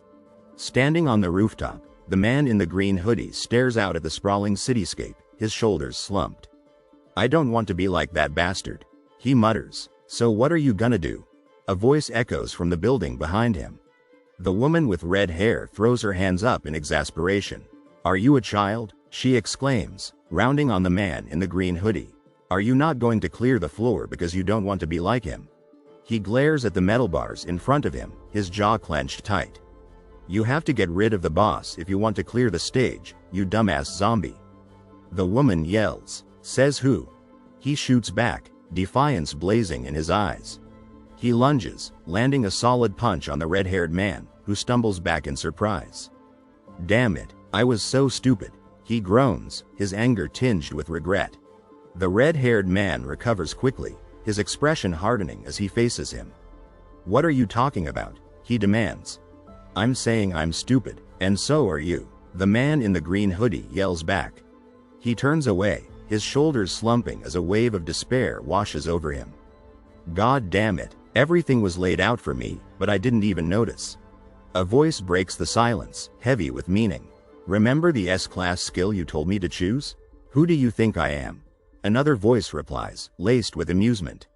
Of course I do.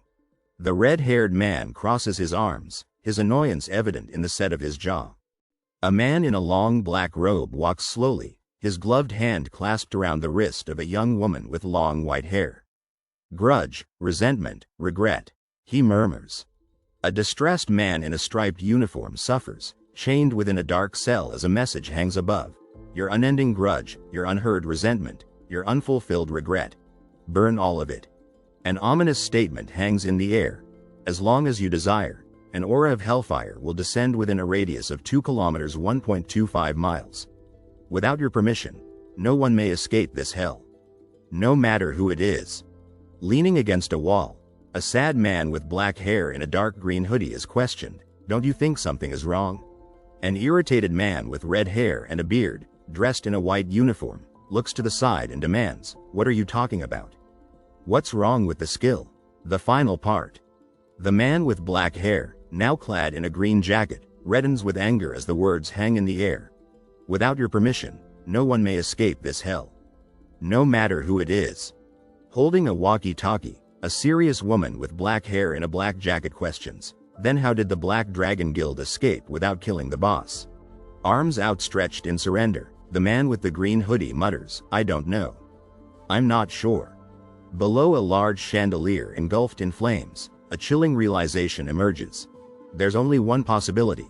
The boss allowed them to leave. The man in the green hoodie stands before the flames, glancing over his shoulder at the figures within the fire. A mischievous young woman with blonde hair and large eyes, adorned in a red and white dress, peers down at the flames below, giggling softly, tee-hey-hey-hey-hey. Above her, the words, has yet to clear, hang in the air. Standing on a white platform beneath a candle chandelier, a man with short black hair in a green jacket and jeans faces a crowd, their eyes fixed on him as a single word escapes them, tee-hey-hey-hey. Bathed in an unsettling orange light, 2 girls sit, one in a black dress and blue hat, the other in brown, their smiles strained as a voice calls out, play with us. In the darkness, a man with black hair narrows his eyes, a serious expression etched on his face as if steeling himself. Okay, let's play.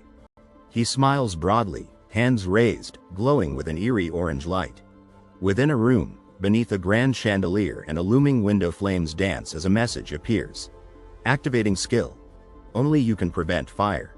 The man in the green jacket strides down a hallway, followed by a line of watchful eyes.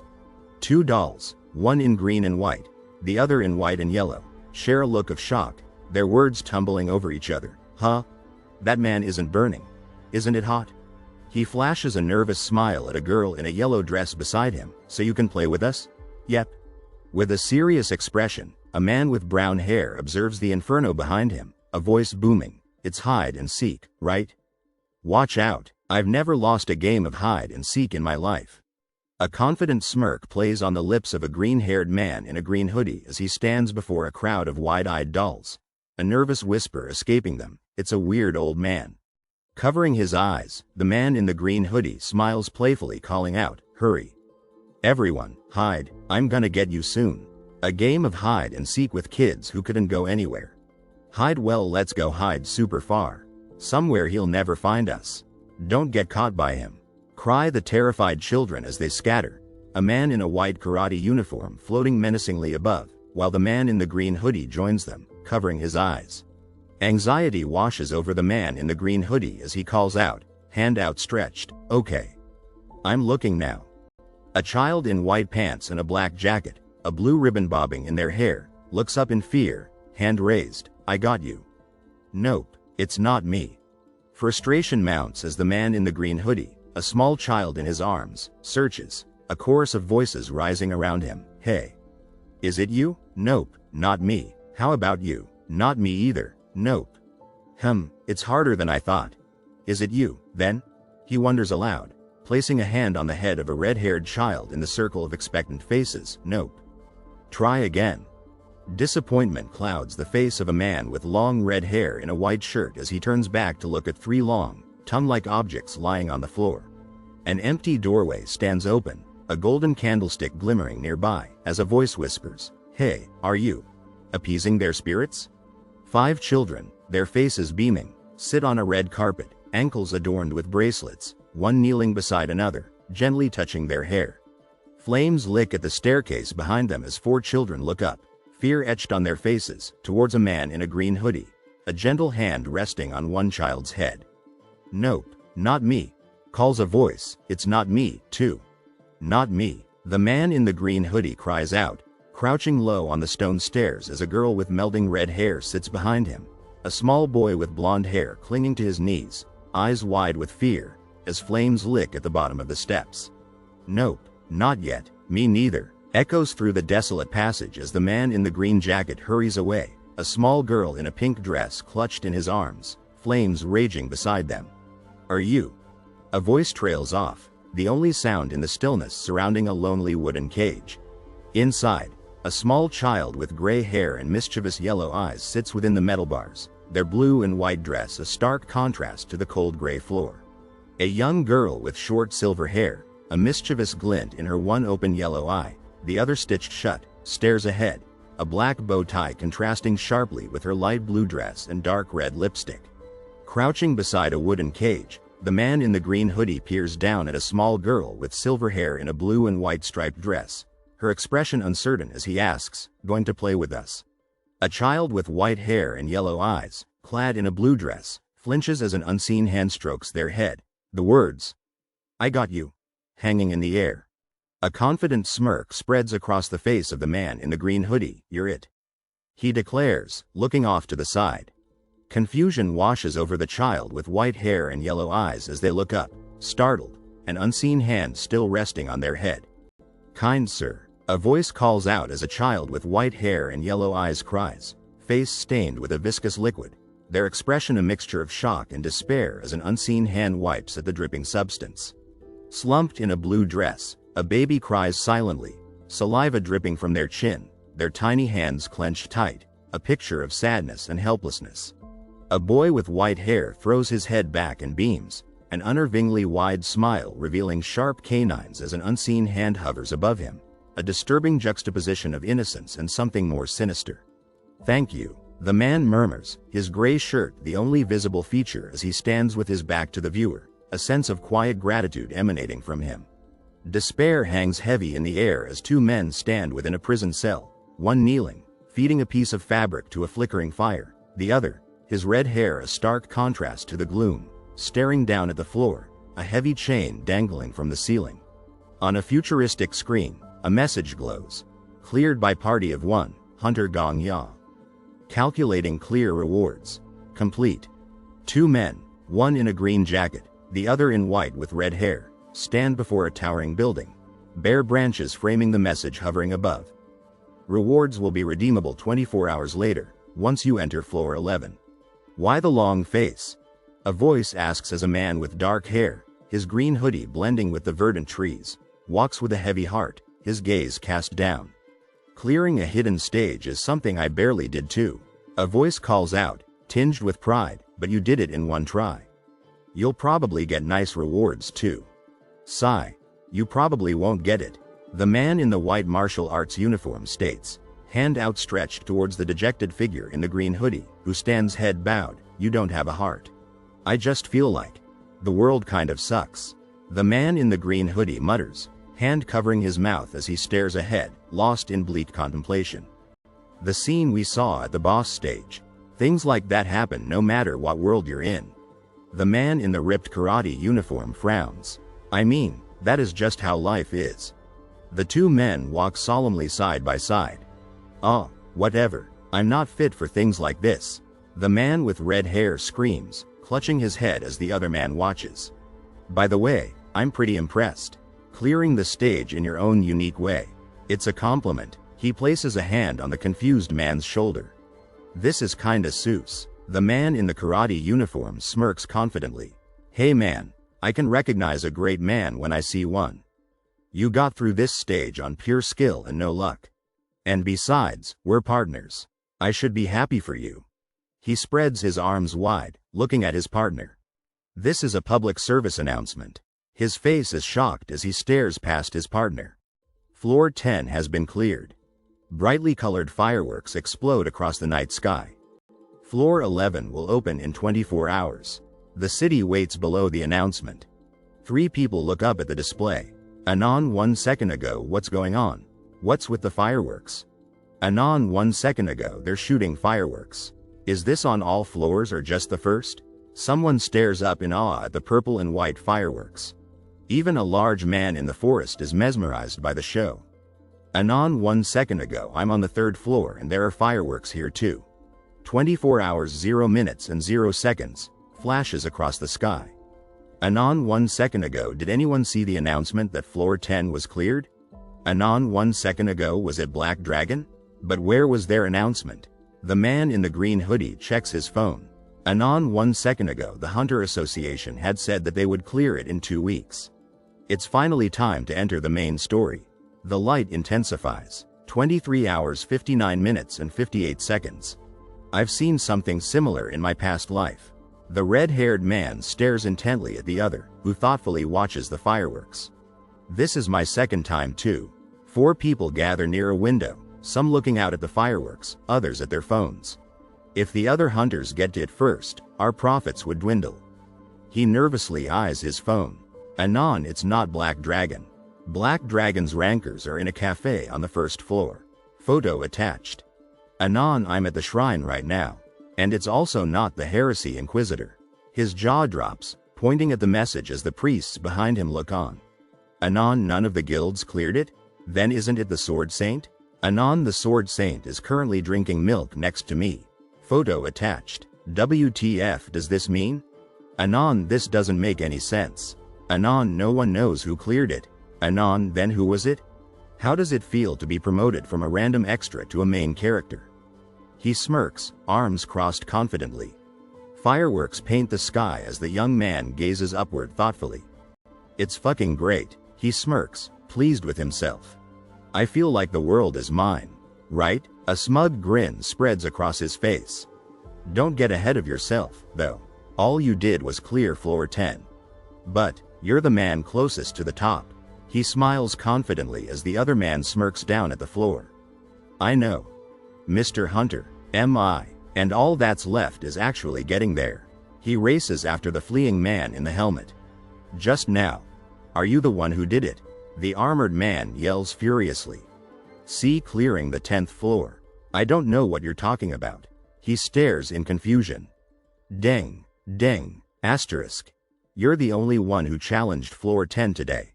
My upper management is going crazy. They're demanding to know what's going on. What if I did clear it? He asks the stunned man in the silver armor. Well, I just wanted to ask you for your even though you even got 100 gold from me? Please tell me your alias at the least. He waves desperately. I don't have one. He walks away. Look at his face. The man in armor runs ahead excitedly. Good job. That's how you make yourself more known. Hide who you are, and make them work to find you. He smiles at his companion. I think I figured something out. He sits back serenely, a small smile playing on his lips as the other man frowns. What did you figure out? Please state the floor you want to transfer to. Why you're complimenting me all of a sudden? He stretches casually as the red-haired man glowers. You swore to call me Gong Ya Nim. If I cleared it within 2 coins, right? Wow, isn't it crazy that I cleared it within? He grins triumphantly. Cleared it within 2 coins? Hey, Gong Ya, we're partners, right? His eyes gleam menacingly. Think about it, partners should be equal in status. You and me, equal. Someone who cleared floor 99 and his partner, the person who will clear floor 100. A partner, a friend, wow, isn't that beautiful? Floor 1. Moving to floor 1 inch, he smirks, touching his ear. Gong Ya? Shush. Add the Nim if you want to talk to me from now on. He smiles confidently. Forever. He walks through a ring of light, hand outstretched behind him as another reaches for him. A bright light shines, full of promise. Who's the one who cleared floor 10? I keep checking the news, but it's not showing up. Do you think Black Dragon is hiding the fact that they cleared it? The mystery remains unsolved. A man in a blue jacket sips his drink as a woman gestures emphatically towards him. No, I'm telling you that it's the Sword Saint. The man smiles serenely into his cup. What do you think, Sword Emperor? Isn't victory sweet? Just like this caramel macchiato. He lifts a hand to his ear, his brow furrowed in confusion. Are my earphones broken? I don't hear an answer. A man with fiery red hair glares downwards, fist clenched, as a string of greetings hangs in the air. Hello? Mr. Sword Emperor. Sir Psychopath. Mr. Crazy?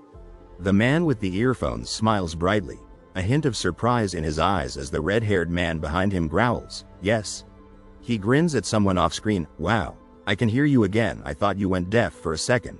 You shouldn't make the very respectable Sir Gong Ya worry, right? The red-haired man glowers. And also, can I speak comfortably with you, Swordy boy? It'll be weird if I use honorifics while you call me Sir Gong Ya, right? His face contorted in anguish, the red-haired man cries out, just kill me. As the man in the blue jacket watches him from across the table. The man in the blue jacket stares downwards, a determined look on his face. Just copy a new skill and put it over the sword throne. I want to go back to Marcus. He takes a sip from his cup, a playful smile on his face. That's a funny joke. Aren't we partners for life?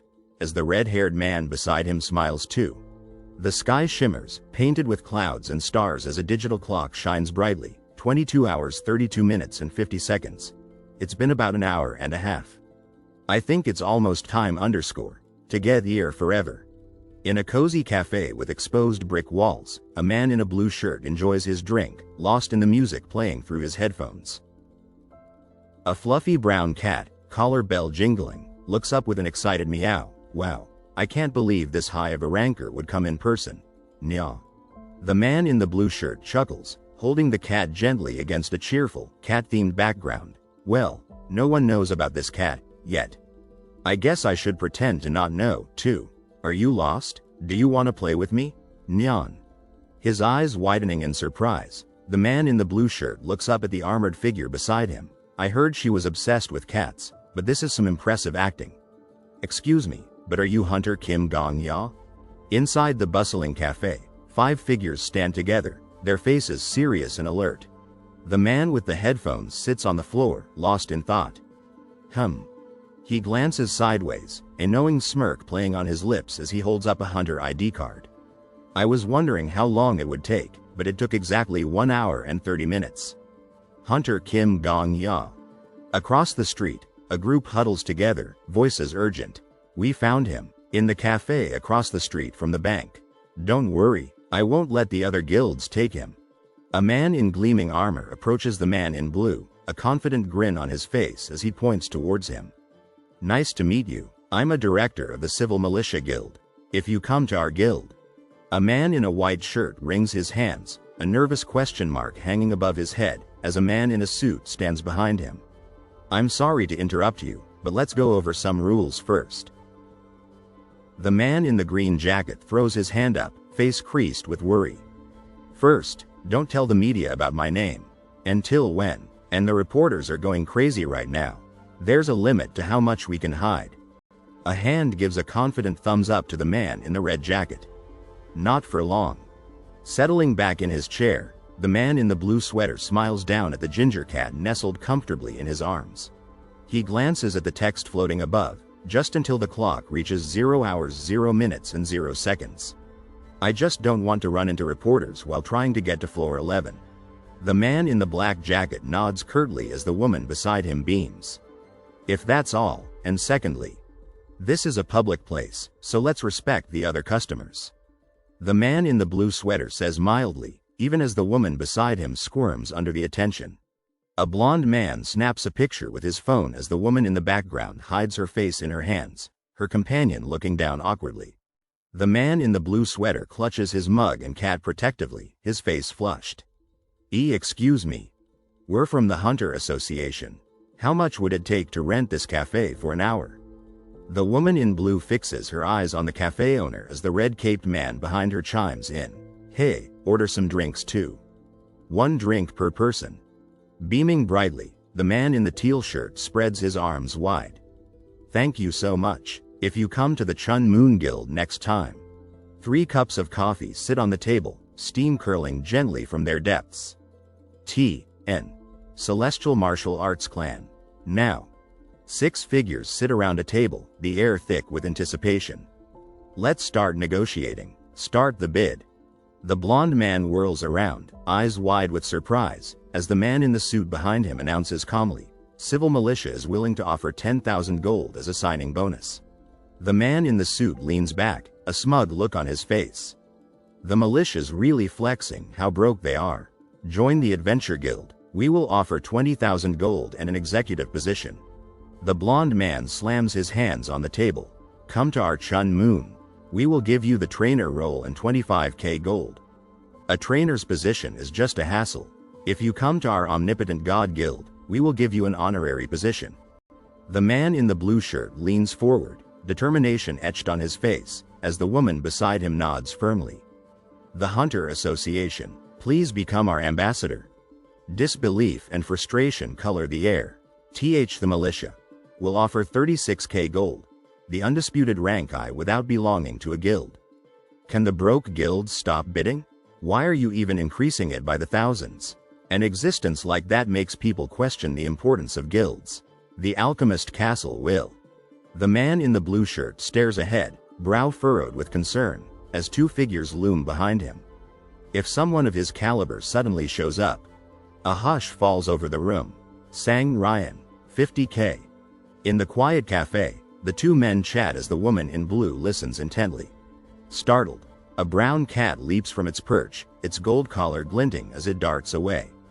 Bathed in ethereal white light, a woman in a blue dress stands tall, her presence radiating power. And the Vice Guild Master position. The woman in yellow and blue stares, mouth agape, as the other woman smiles serenely. How is that? Rank 3, Merchant Union, Guild Master Countess. The man in the navy sweater smiles to himself as he slips on his headphones. The man in the blue sweater stares impassively ahead.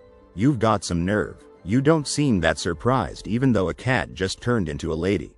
The woman with the fan chuckles lightly, her eyes sparkling. I tend to be like that. I see dead people too. Ha ha ha, you also have a sense of humor. An astonished whisper hangs in the air. I can't believe she's in her 40s. She probably found a way to get her hands on the fountain of youth with her wealth. The blonde man turns, a question in his eyes. Excuse me, Ryan Ju, but you're excused. The man in the navy sweater replies calmly, as the red-caped man leans forward attentively. T.N. Ryan Ju means merchant leader, and she goes by that name as well as countess. The blonde man's eyes widen in disbelief. Isn't 50k gold in the Vice Guild master position a little too much? I know he's the first one to clear the 10th floor, but we don't know what. The man with blonde hair clutches his waist, his face a mask of worry as he stares in shock at the woman with fear in her eyes. No, what ability? He averts his gaze, clutching a white cup, his expression troubled as she fixes him with a neutral look. Are you done being excused? Yes. A sly smile plays on her lips, her eyes burning with a quiet fury. Okay, now call your leaders out before I have to excuse you again. Calmly, she stands, her expression unreadable, a closed fan held casually in one hand. Light filters through the white blinds, casting long shadows on the brown wall, the air thick with anticipation. Unless there's someone here who can bid more than 50k gold. He glances to the right, a neutral expression on his face as she stands with her arms crossed, a picture of relaxed authority. He shoots a worried look towards the source of the woman's sly smile. That damn bitch. No, pussy. They're here. The older man charges forward, his face a grim mask, a black eye patch doing little to diminish his menacing aura. He throws a powerful punch, his fist clenched tight, his black and red outfit a blur of motion. Rage contorts the older man's face, his teeth bared as he points accusingly. Fucking Ryan shit, fuck you. A sly grin spreads across his face, his blue eyes gleaming with confidence. You were a step ahead of us. I guess it's because I was slacking.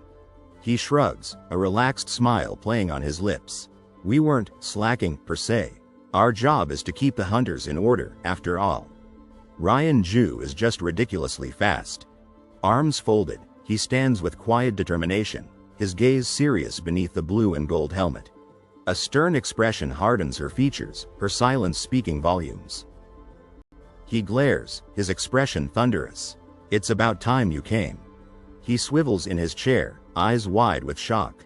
These are the top rankers of the tower. She smiles brightly, oblivious to the look of disgust on the older man's face. It's been a while since we've met up.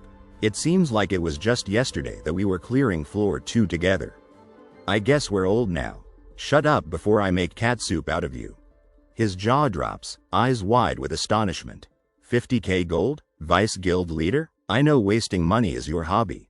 But the Vice Guild master position. Wait, let's all order coffee first. He gapes, utterly speechless, his surprise mirrored on the face of the blonde man beside him. Arms crossed, he fixes them with an annoyed look. It's rude to come into a shop and just loiter. We should be setting a good example for the rest of the hunters. He leans forward, a wide smile on his face. I think I'd like a mocha coffee. How about you guys? In the cozy cafe, the man in the helmet announces, I'm in the mood for a cold latte. While the woman beside him chimes in with, hazelnut latte. Hot, extra shot, grande. I'd like a warm Americano please. She says with a smile, her eyes twinkling with amusement. Bold letters scream across a green background, radiating anger and disbelief. What? The entire tower is in chaos because someone cleared floor 10, and you guys want to drink coffee? Do your brains run on caffeine or something? A menacing grin spreads across his face, teeth bared. So you want a strong espresso? Coming right up. Excuse me, can you take our order? He roars. While the blonde man behind him mutters, this goddamn religious nut. I'm not drinking it. The barista's face crumples with worry as he scribbles frantically on his notepad. Yes, so, 1 tall iced mocha coffee, 1 tall warm Americano, 1 tall iced latte, 1 grande warm hazelnut latte and a shot of espresso. The group sits in expectant silence, their faces a mixture of boredom and anticipation. What will you be having? His brow furrows, a wave of confusion washing over him. They planned this whole thing out, huh? Red hair practically vibrates with fury as he glares at the floor. All the guild leaders came after the executives left. That's not a coincidence. They coordinated this to mess with me. A comforting hand rests on his shoulder. Don't be scared, they're just trying to intimidate you. His eyes widen as he recalls a painful memory, a steely glint entering his gaze. I know, this isn't much compared to being burned alive. Composure. He squeaks, startled as the man across the table leans forward. Excuse me, can I see the drink menu? He flashes an easy grin.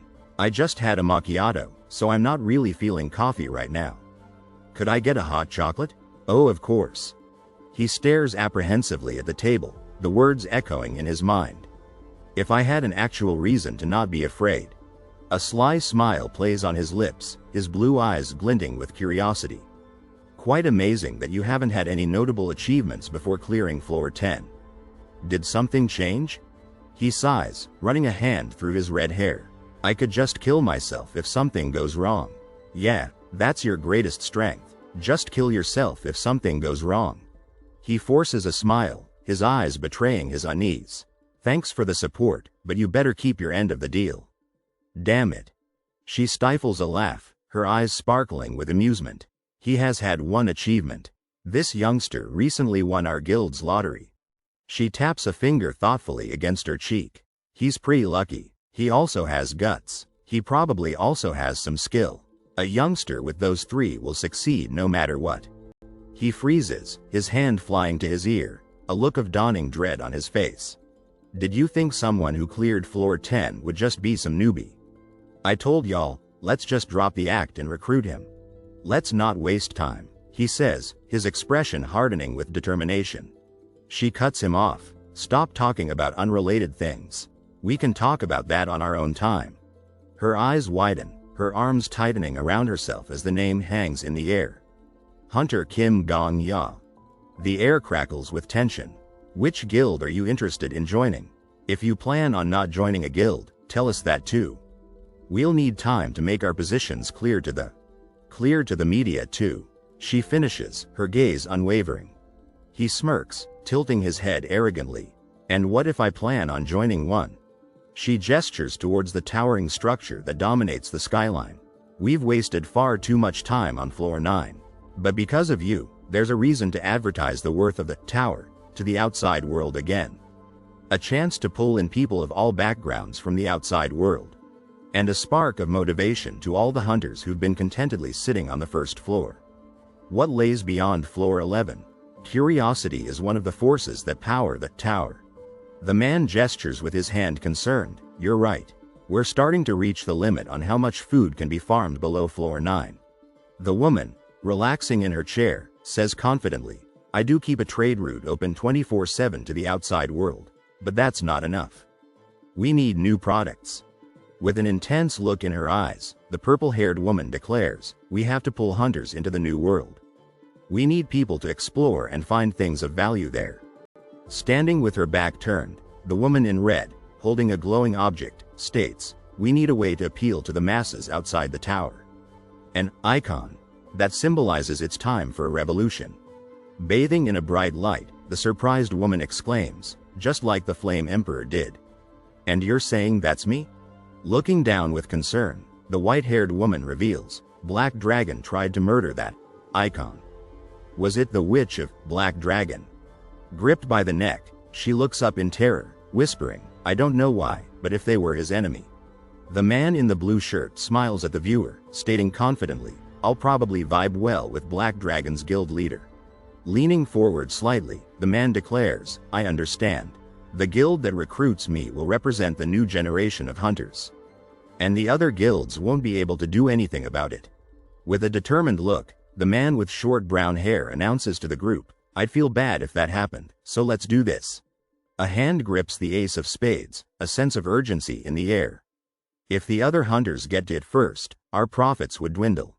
Holding up a deck of cards, the black-haired man grins, poker cards? Let's play a game of poker. I'll join the winning person's guild. I don't need money or an executive position. However, he adds with a mischievous glint in his eye. Tension crackles between the two men as the one with an eye patch declares, if I win, I will multi-join every guild at once. The purple-haired woman's jaw drops in surprise, while the man with the fan chuckles at her reaction. The man lays down a card, a confident smirk playing on his lips. I'll look like a guild member to outsiders but receive equal treatment as all of you. The woman in yellow smiles slyly, fanning herself with an air of casual power. A challenging voice rings out. You want to receive the same treatment as us after clearing just one floor? Interesting. I'll take it. The blonde man leans back, a confident smirk on his face. If there are no tricks involved, then I'm fine as well. The silver-haired man slams a deck of cards on the table, his one eye narrowed. Then let's ban the use of skills. Or else you guys have too much of an advantage. If you're caught using a skill, then you're automatically out. Clutching his deck of cards, the armored man grins. Well, our guild is too poor to fight in a bid war, so I'm in. The purple-haired woman sighs, leaning back with exhaustion. All right, she concedes, we accept your conditions. Huh. The dark-haired man mumbles, staring at his cards in disbelief as a voice booms behind him. Yo, Sword Emperor. You really don't want to call me Gong Ya Nim, right? The red-haired man's jaw drops. I'll allow you to stop after this game is over. He stammers, really? I can do that? The blonde woman, back still turned, states her terms. In exchange, I want you to tell me what cards everyone has. The blonde woman smirked at her opponent across the table. I know a good fucking deal when I see one, good sir. Beaming, the red-haired man gives two enthusiastic thumbs up. Wow, you are as gracious as the ocean. I'll tell you every card they have. The dark-haired man beams, glancing towards the heavens. Gong Ya Nim is so merciful and kind. The red-haired man leans over the dark-haired woman's shoulder, a smug grin on his face. Sir, this guy has a straight. Fold this round. The dark-haired man meets his opponent's gaze, an unflinching confidence radiating from him as he calmly lays down his ace of hearts. With a dismissive sniff, the red-haired man slings an arm around the scowling, eye-patched man. This guy's bluffing with just a pair. How pathetic. Call his bluff out. With a triumphant grin, the dark-haired man slams down a card, pressing a gold coin into the table. Call. The armored man stares intently at the cards, his expression unreadable. This guy's aiming for a full house, but don't worry. He assures. The red-haired man stabs a finger at the table. I stuck my face in the table to check the rest of the cards, and he's not gonna get it. Just trust me and we can beat him.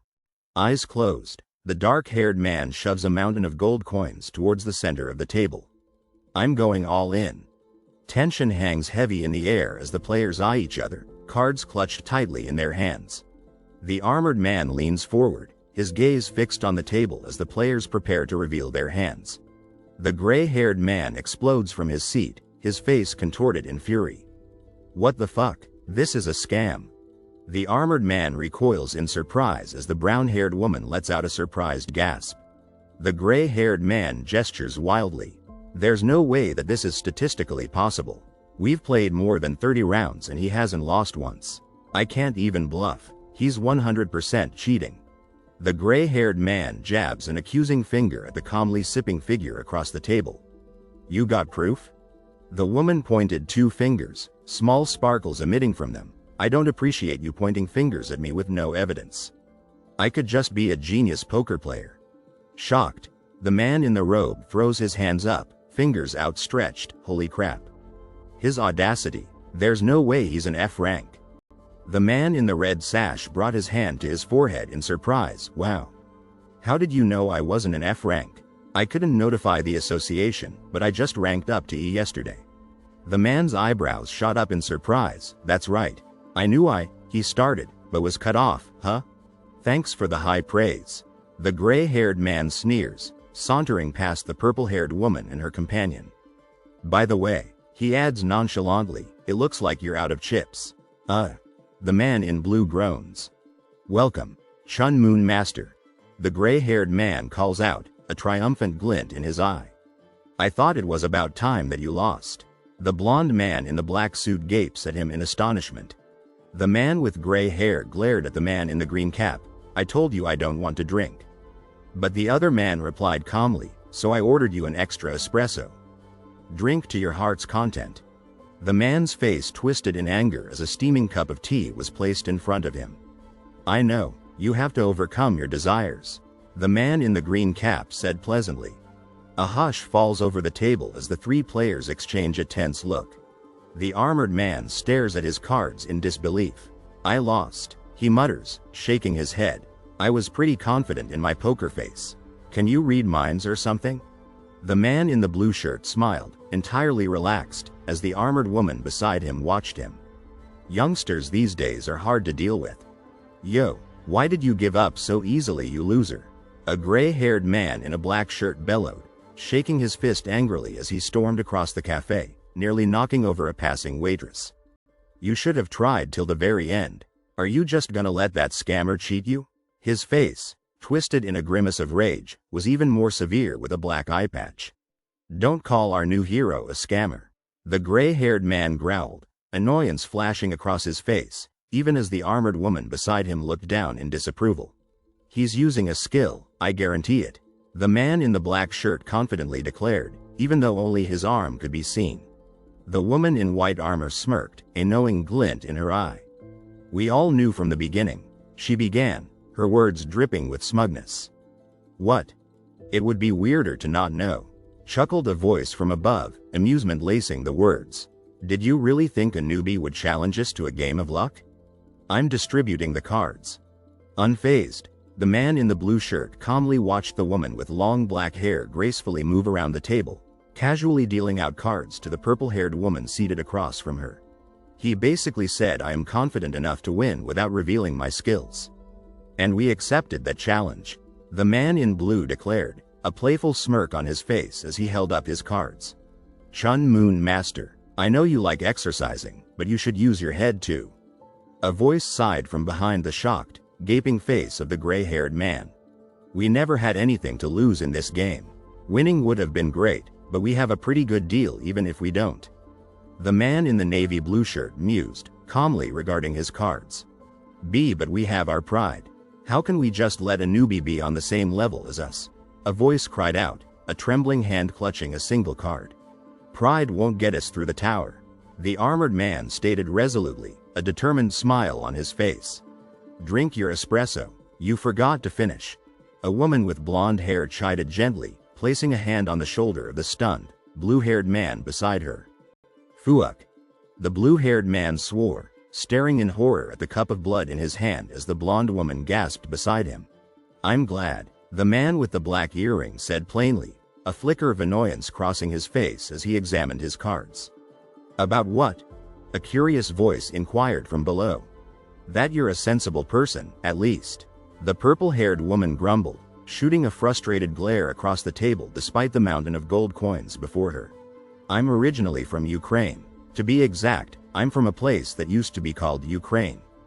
The owner of the hand calmly explained as they idly pushed a pile of coins across the table. The scene shifted abruptly to a landscape of rubble and ruin. After I lost my family to the Civil War, I became a drifter. The purple-haired woman said solemnly. Nearby, the blonde woman stood atop a pile of debris, her expression wistful.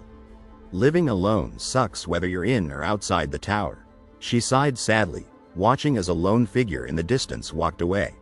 The man looked to the side, a concerned expression on his face as he flipped a gold coin. Call. The woman with brown hair crossed her arms over her chest and stared intensely at the purple-haired woman before her. So what are you trying to say? The man stared intently at his cards, thinking to himself, everyone who's come to the tower, especially the first generation, has a sob story. I'm also just a normal orphan in the tower. The red-haired man froze, eyes widening in shock as he gestured to the cards. She has a diamond flush right now. The purple-haired woman gazed steadily at the red-haired man across the table. This tower is basically my hometown. The blonde woman smiled confidently as she sipped from her cup. In this tower, no one asks where you're from.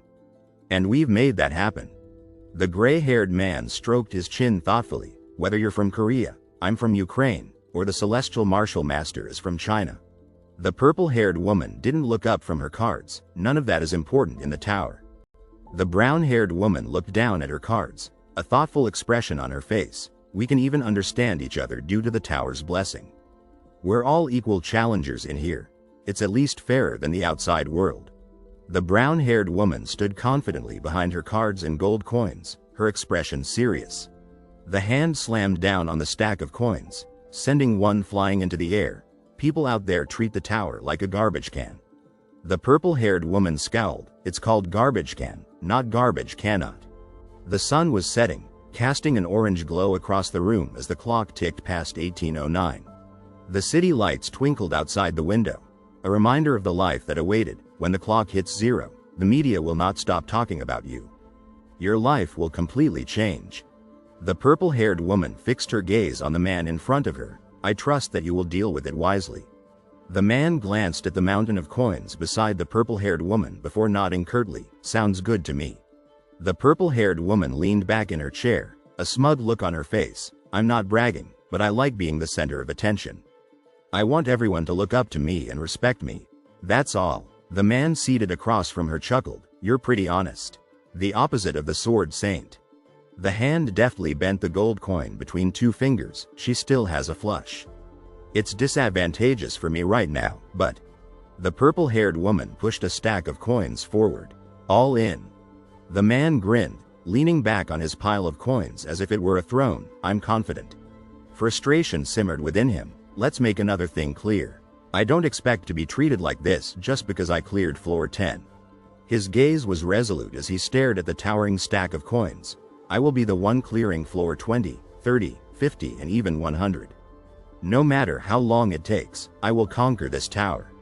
The air crackled with tension as the man addressed the group. I respect that you hold this tower close to your heart.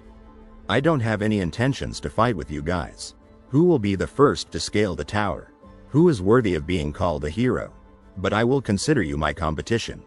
The man gestured towards the mountain of coins with a confident smirk. My goal isn't to see the world inside the tower but the world beyond it. Honestly, I have no idea about the famine or refugee problems here. Feel free to use my name whenever you'd like to solve those problems. However, I want your support in climbing this tower. I need to experience that feeling of supremacy again.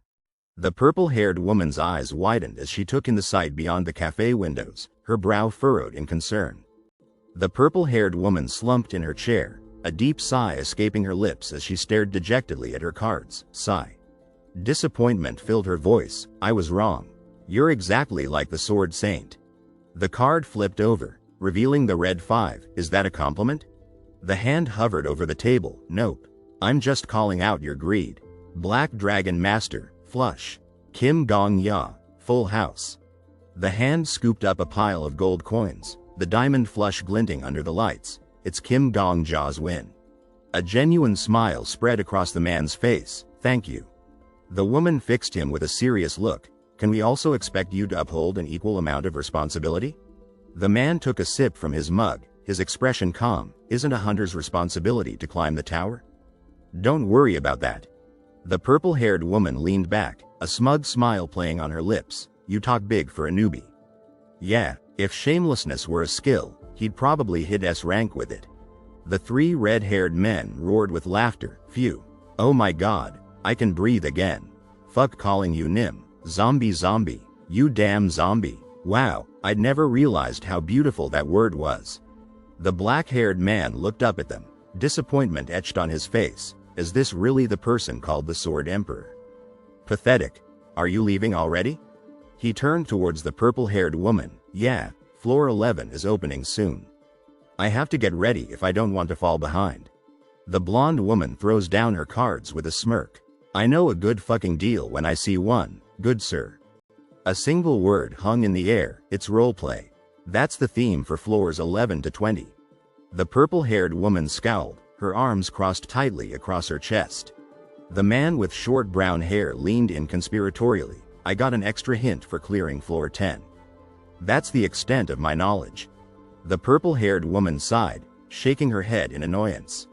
The sun began to set, painting the sky in hues of orange and pink. We'll make sure to return this favor later.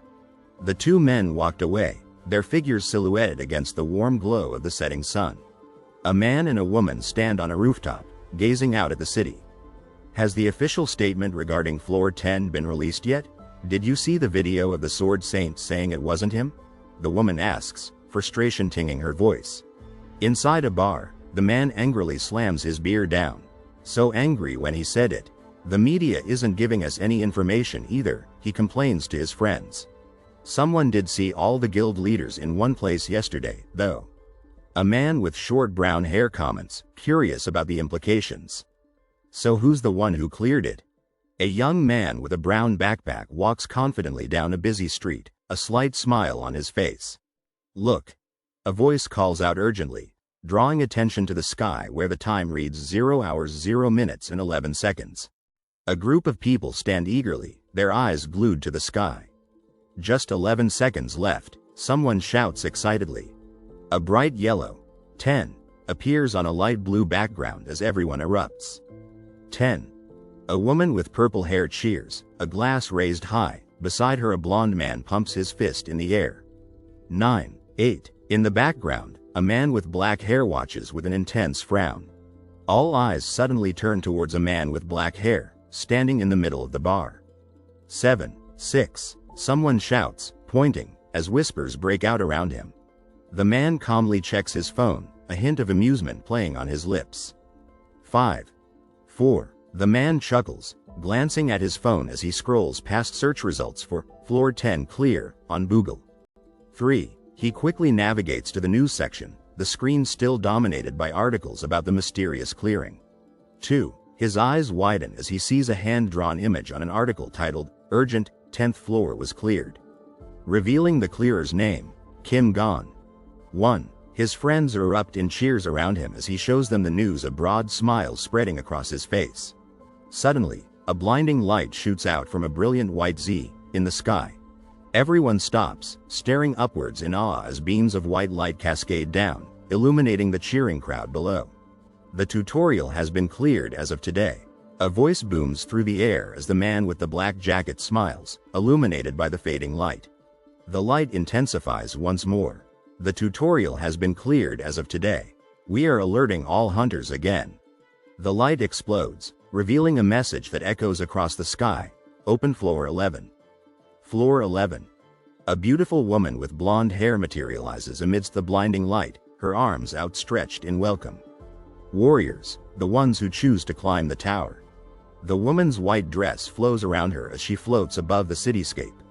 I congratulate you on clearing the Hellfire Mansion. Eyes widen as the image of a beautiful woman in white appears on the screen. An angel, someone whispers, awestruck. A goddess?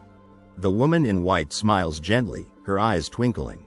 Of course not. That ain't a goddess. A collective gasp fills the air. That's just part of the system that explains the quests to you. The woman gestures to the city below. Like an NPC? Her expression turns serious. Warriors, there is a world that is in dire need of your assistance. This world is suffering under the Demon King.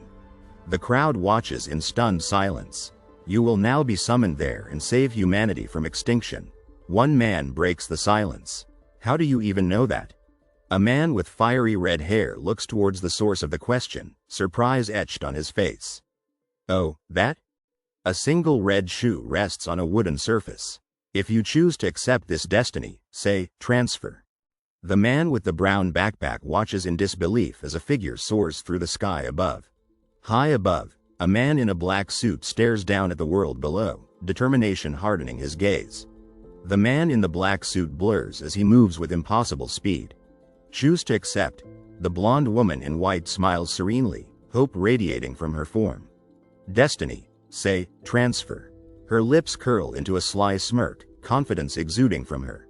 She glances up at the man in the black suit standing on the rooftop as she rises into the air. Boo, it was just a hologram? A woman in a red hat throws her hands up in disappointment, drawing the attention of others around her.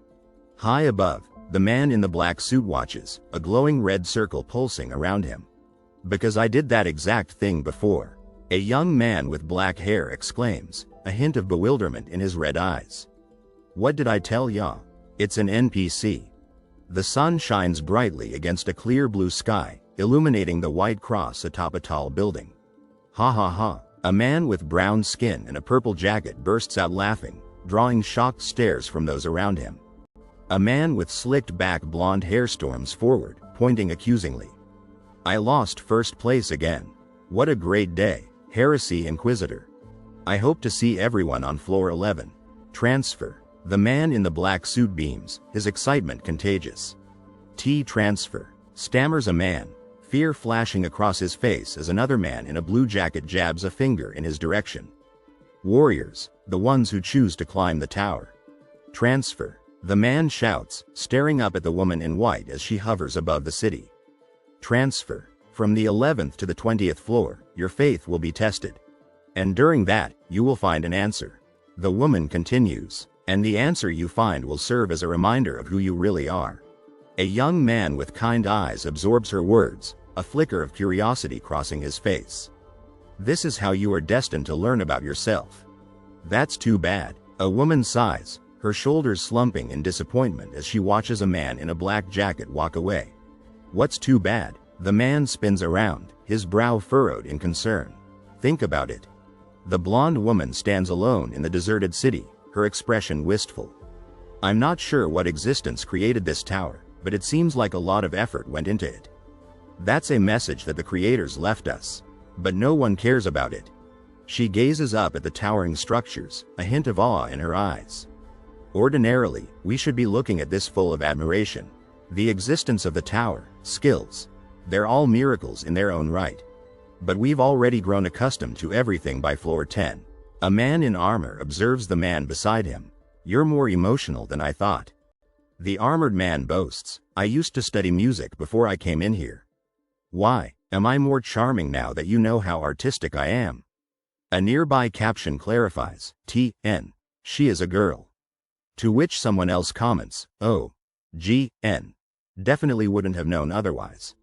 The black-haired man laughs loudly, haha, that hurts, man. Yo zombie. His friend with red hair stares at him, unimpressed, as someone remarks, it sounds like a hard major to find a job with. Startled, the man with the brown bag glances over his shoulder and stammers, why, as a voice warns, be careful. This human is a little suspicious. The man with black hair blinks in surprise. Are you Mr. Gong Ya? Someone asks. Whoops, you must have caught their attention because of me. He murmurs anxiously. Silly me. Well, I'm heading to floor 11 now. The armored man announces cheerfully, striding through the city with the black-haired man at his side as onlookers stare. Mr. Gong Ya. The man in the black jacket cries out desperately, his face a mask of fear. The man with dark hair clenches his jaw, his expression strained as he faces the throng of reporters. Is this why you came to talk to me? He demands. The man in the blue and white suit smiles warmly, extending his hand. Well, I have an eye for gauging sincerity, so I just wanted to see what kind of person you were. The dark-haired man stands frozen, his back to the viewer, as the confident man in the blue suit gestures to the city behind them. The answer is in your heart. Transfer, he declares. You're just going to run away. The brown-haired man roars, his face contorted with rage, while the red-haired man points at him worriedly. I told you she was suspicious. The man with short brown hair shifts uncomfortably as a reporter shoves a microphone towards him. We're from Wan Moon News. Can you please answer our questions? The reporter presses, is it true that you cleared floor 10 by yourself? Microphones and cameras swarm the brown-haired man, blinding him with flashes. Everyone is wondering which guild you're planning to join. A voice calls out from the throng. The dark-haired man chews his lip anxiously, trapped in a whirlwind of questions. I have to go to floor 11 now. What should I say? He wonders, while voices bombard him with inquiries. What relationship do you have with the paladin? And, are you really in E rank? The man forces a smile, anxiety churning in his gut as the reporters close in. Floor 20 will also be cleared by me, he states. Well, work hard, everyone, transfer. The dark-haired man calls out, a sudden urgency in his voice. Huh? Wait, no, Mr. Gong Ya. A voice cries from below.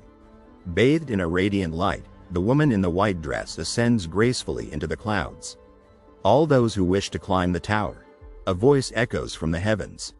A simple message appears against the swirling black and white void. I wish you the best. A blinding white beam cleaves through the air, leaving behind a trail of defeated figures and a resounding chorus of above. The older man in the blue suit glares out from the image, his expression thunderous with anger.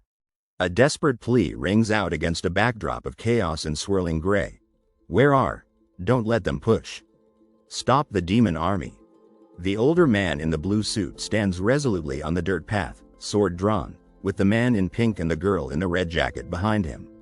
For the kingdom of, the inscription begins. The man in green armor rallies his troops, his words laced with desperation. Don't fall back. Our empire is done for if we lose any more ground. Fear grips the soldiers as they face the imposing green monster. It doesn't seem to be possible, sir, one shouts. There are too many enemies, sir. The older man in the blue suit marches forward, his face grim. What the hell are these monsters? He mutters under his breath. What's going on? The man in the blue jacket asks, casting a worried glance over his shoulder as he runs. Don't give up. We are the last line of defense, a voice calls out from behind. Watch out for the arrows. The gray-haired man shouts, his eyes wide with alarm. The muscular man in the black tank top yells in shock, stumbling back as if struck. Confusion reigns as fragmented phrases hang in the air. What's going on? The tutorial's over, that's what. Situations like these become common in future stages. Oh. The brown-haired man in the black jacket looks up with anticipation, the man in the light blue jacket peering over his shoulder, as the armored figure salutes towards the sky. Heroes who will save our kingdom, the caption declares. The armored man stands tall, his gaze unwavering as he holds his sword aloft. Please assist us in our quest to defend humanity, he implores. The white-haired man in silver armor stands poised for battle, his sword gleaming in the sunlight. Fear etches itself onto the faces of the two men. This port is the only place with an open trade route. One says, without this port, our kingdom will not be able to sustain itself. Hey, people in the front, shut up, we can't hear from the back. Someone yells from the distance. The black-haired man, his eyes glowing red, ignores the outburst. You've gotten ridiculously good at strengthening your sight and hearing with aura. A voice notes from beside him. A message flashes across a bright blue screen. Heroes from another world. Bestow your blessings upon Egum. Quest name. Defend the port. Difficulty. FA. Goal. Disaster has fallen upon the empire of Egum. The legendary Demon King has gathered his army to overthrow the empire. The Demon King is cunning, ruthless, and strong. He wants to cut off the supplies to the city. Protect the port. The armored man grips his sword, his gaze resolute. This is the first step in saving the empire. Floor 12 will not open if the battle is lost. The warning hangs in the air. A quest. The blonde woman gasps, her hand flying to her mouth in astonishment. There's a Demon King? The white-haired man exclaims, his eyes wide with disbelief. Where the hell is this Egum empire? The blonde woman shouts, her frustration mounting as she and the gray-haired man battle their unseen opponents. The person with blue hair struggles to keep up with the onslaught. They're coming at us non-stop. Let me read the quest at least, they plead, their voice frantic. The fighter in the blue pants parries a blow from a green monster, their face creased with worry. How are we supposed to clear the quest anyway? They mutter under their breath. The white-haired man slices through a green monster with a decisive swing of his sword. I don't know the details, he says, his expression grim, but I think I just have to kill them all. The white-haired man, his sword flashing, cuts a swath through the enemy ranks. Follow the sword, Saint. A cry rises from the watching crowd. Shitty-ass goblins. The man in the black tank top scoffs, his companions flanking him with equally disdainful expressions. I've killed thousands of goblins in the last 6 years. The woman with long brown hair channels her magic, amplifying the power of the spear in the black-haired man's hands as they face their opponents with unwavering focus. Destroy them, a voice booms. The black-haired man in the white shirt nods curtly, his expression grim. Calm down, and push them away after you kill them, another voice advises. The black-haired man stands over the slain creature, his sword dripping, a confident smirk playing on his lips. Welcome, Kim Gong-ya. A message appears, as if heralding his arrival.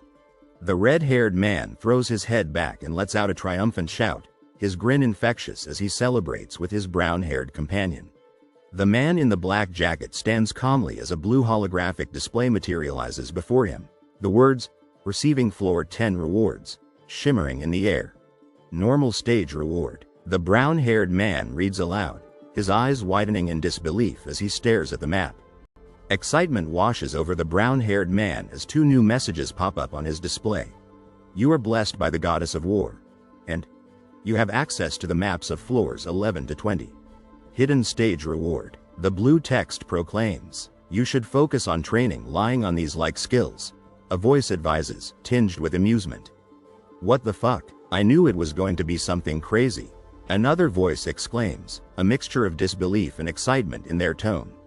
The man with brown hair throws his right arm in the air, shocked as a blue box reading, you are blessed by the goddess of humanity. Appears before him. What? The red-haired man beside him yells, throwing his arms out in anger. You have access to NPC locations of floors 11 to 20. The blue glowing text box declares, buzzing with the thrill of unexplored territory. Above a card depicting a sword, a blue text box glows, hidden stage reward. What? The green-haired man holding the card gasps, his eyes wide with surprise. Smiling, the green-haired man holds up a card with an axe on it as the blue text box in front of him announces, you are blessed by the goddess of merchants. The red-haired man beside him stares in shock at the 2 cards. You can obtain 1 item that exists on floors 11 to 20 right now. The blue text box proclaims, radiating a sense of thrilling possibility. Ah!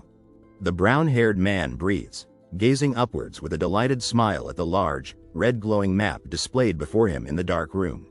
This is what real talent is. The man in the black jacket murmurs in awe, gesturing excitedly with one hand raised towards the smaller, red-haired figure below. Fuck this RNG. The smaller man in the white robe cries, his mouth open in a wail. 3 boxes bordered in black appear against the backdrop of a majestic, stylized cityscape reflected in water. Themes. The top box states simply, each section of the tower has a theme. The middle box elaborates, the theme for floors 1 to 10 is tutorial. The bottom box reveals, it's a city made, someone comments from below. The imposing, red tower dominates the image, jagged streaks of white lightning flashing across its dark surface. And the theme for floors 11 to 20 is Demon King and Heroes, a box in the corner declares. For beginners to get used to the tower, and the floors have designated hunting areas. It adds above. The older man charges forward, blue suit jacket billowing behind him as he brandishes his sword with a fierce snarl. You need enough might to be able to destroy armies, hovers above him. Muscles taut with focus, the man in the blue suit blasts the 2 green creatures with a wave of white energy. Lead an army into battle yourself. The caption proclaims as the young man with the brown hair and black jacket surveys the assembled soldiers with a confident smirk. The ground trembles slightly under the weight of the armored soldiers, their formation unwavering in its disciplined might. And you're going to pick the latter? The red-haired man demands, his face a mask of outrage. Do you have any experience with that? Have you led anything before? Of course not. The young man with brown hair replies easily, his palm raised as if weighing the question. A ball of energy crackles to life above it. But I'm confident that I can learn. A hand taps decisively at the second skill on the list glowing on the yellow and orange grid. 2. Returner's Winding Clock X. Above it, the other entries read, Class, E rank, Skills 5/5. 1. I want to become just like US+. 3. Sword Throne A+. 4. Going High Society F. And 5. You can prevent fire. Hey Sword Emperor, you complained about my RNG before, right? The man with black hair asks calmly, his arms crossed as the muscular man with red hair behind him throws his hands up in frustration. Yeah, it's complete shit. I'll show you why this game is all skill and no luck. The caption declares above a list detailing, Enju, position, Scout, location, floor 11, Port City Concours, Carrier, position, Foot Soldier, location, floor 11, Port City Concours, Sort, position, Farmer, location, floor 13, Baron's Field, Lapa Casabella, position, Government Official, location, floor 14 Building, Doff, position, Blacksmith, location, floor 12, Empire Capital Hakarnia. Turning towards his goal, the man with brown hair raises his right arm in greeting. Locating NPCs. A blue box flashes at the bottom of the bright space. Only display the ones on floor 11. The command echoes in the futuristic space as the man with black hair gestures sharply with his right hand, activating the yellow rectangles glowing behind him. Only display from the top 100 NPCs with high-level skills. The command prompts: Enju. Position. Scout. Location. Floor 11, Port City Concours, flashes in a yellow box, followed by Carrier. Position. Foot Soldier. Location. Floor 11, Port City Concours. Wait, no, zombie, this isn't it. Let's just fight them one at a time and get stronger. One voice cries out in dismay. Wow, I know you're shameless, but this really isn't it. Aren't you embarrassed to call yourself Gong Ya? Another voice adds, disgusted. Not at all, the muscular man with red hair states flatly, his hand outstretched towards the shrinking form of the man with black hair. Only show the NPCs with leadership skills. Just the top 3. 2 more yellow boxes appear. Rohan Pansaba. Position. Pansaba Nightage Leader. And Sarbased Egam. Position. Concours Offense Leader. Put them on the map. The man with black hair orders, his arm outstretched towards the glowing yellow box as if pulling the information from it. On the pink and white map, a single blue spot pulses. And my location as well. If the other hunters get to it first, our profits would dwindle. The man with short brown hair explains, jabbing a finger at the 2 blue orbs hovering above the mountain range on the map. Isn't this a game of pure skill? The man with short brown hair smirks confidently at the map of the mountain range, his smugness radiating off him. Arms crossed, the man in the black jacket stands beneath the single blue orb, utterly self-satisfied. I've turned my already good rewards to extremely good rewards. He boasts, all because I'm so skilled. You call that skill? You're just a hack. The accusation rings out as the man with short brown hair walks confidently past a furious, red-haired man, pointing at the blue orb displayed on the map. That's part of my skill, too. He throws over his shoulder with a smirk. The closet blue dot on this map. The armored man rumbles, hefting his sword as he eyes a small, green creature cowering nearby. As this NPC, the man with short brown hair blurts, staring in shock at the imposing, sword-wielding figure before him. Hello, General Egam. The man in the black jacket dips his head respectfully as he addresses the stoic knight standing beside him in the forest clearing. Ooh, the armored man exclaims, turning in surprise. How can I help you, hero from another world? You have a magnificent mustache. The man with short brown hair observes, meeting the armored man's gaze with an amused grin. This hero has a request for you, General. A voice calls out as the man with short brown hair throws a worried look over his shoulder. Don't believe him, you stupid NPC. He's a liar. The red-haired man in the white robe bellows, shaking his fist as the man with short brown hair walks determinedly away. As long as it's within my limits, I will do everything in my power. The silver-haired general begins, his gaze steady despite the storm clouds gathering above. Kill me. The general jerks his head up, eyes wide with disbelief. Excuse me? I have a secret last resort. The brown-haired man insists, facing the general even as another voice cries out in warning. No, he doesn't. When my heart stops, the god of war will bless the battlefield. The brown-haired man clutches at his chest, a fervent light in his eyes. It's essentially self-destruction, the caption clarifies. If we can activate the blessing, we will be able to win. AB blessing. Another voice breathes, a flicker of hope in the face of despair. But to take your life, I could never. The armored general shakes his head, sorrow etched on his face. General Sarbased Egam. Consider what's at stake here. The caption urges, if you don't kill me, I plan to take my life right here. The stakes are raised, a dangerous ultimatum hanging in the air. Clutching a green object in his hand, the brown-haired man holds his ground as the red-haired man yells behind him and the armored general glares in disapproval. Because I know that this is the best way to help our kingdom. The red-haired man throws his hand out, his expression earnest. That's why I'm requesting this from you. A request. Eyes squeezed shut, sword held high, the red-haired man steels himself. I want to leave my life to you. the honorable general who is risking his life to protect the kingdom. The red-haired man's eyes fly open in alarm, snapping up towards the sky as the man in the black jacket watches the unfolding scene impassively. There's no time, hurry, but a heavy weight settles over the scene, a sense of terrible, inevitable consequence. No matter how high the stakes are, to think I have to take the life of a hero from another world. Is he really going to believe this? The armored general breathes, staring down in stunned disbelief at the man kneeling before him. The world feels cursed and wretched. What a cursed, wretched world we live in. The attack of the supposedly legendary Demon King, as well as having to take this hero's life. Covering his face, the armored man is in disbelief at the red-haired man's words. I think what's actually cursed is your intelligence. With a determined expression, the armored man holds his sword, ready to strike. May you never forgive our sins, Lord. I shall make this swift and painless. Standing confidently before the shining sword, the man expresses his gratitude. You have my sincerest gratitude. The armored man looks down seriously, seeking an answer. Please tell me your name. He calmly replies, his demeanor peaceful and serene. Kim Gong-ya. Kim Gong-ya, I thank you for your sacrifice. The man in the gas mask mourns, his head bowed in sadness. Standing powerfully in a large white area, the armored man raises his sword towards an old man. The man in black stands proudly, the weight of the words, "You are a true hero," settling upon him.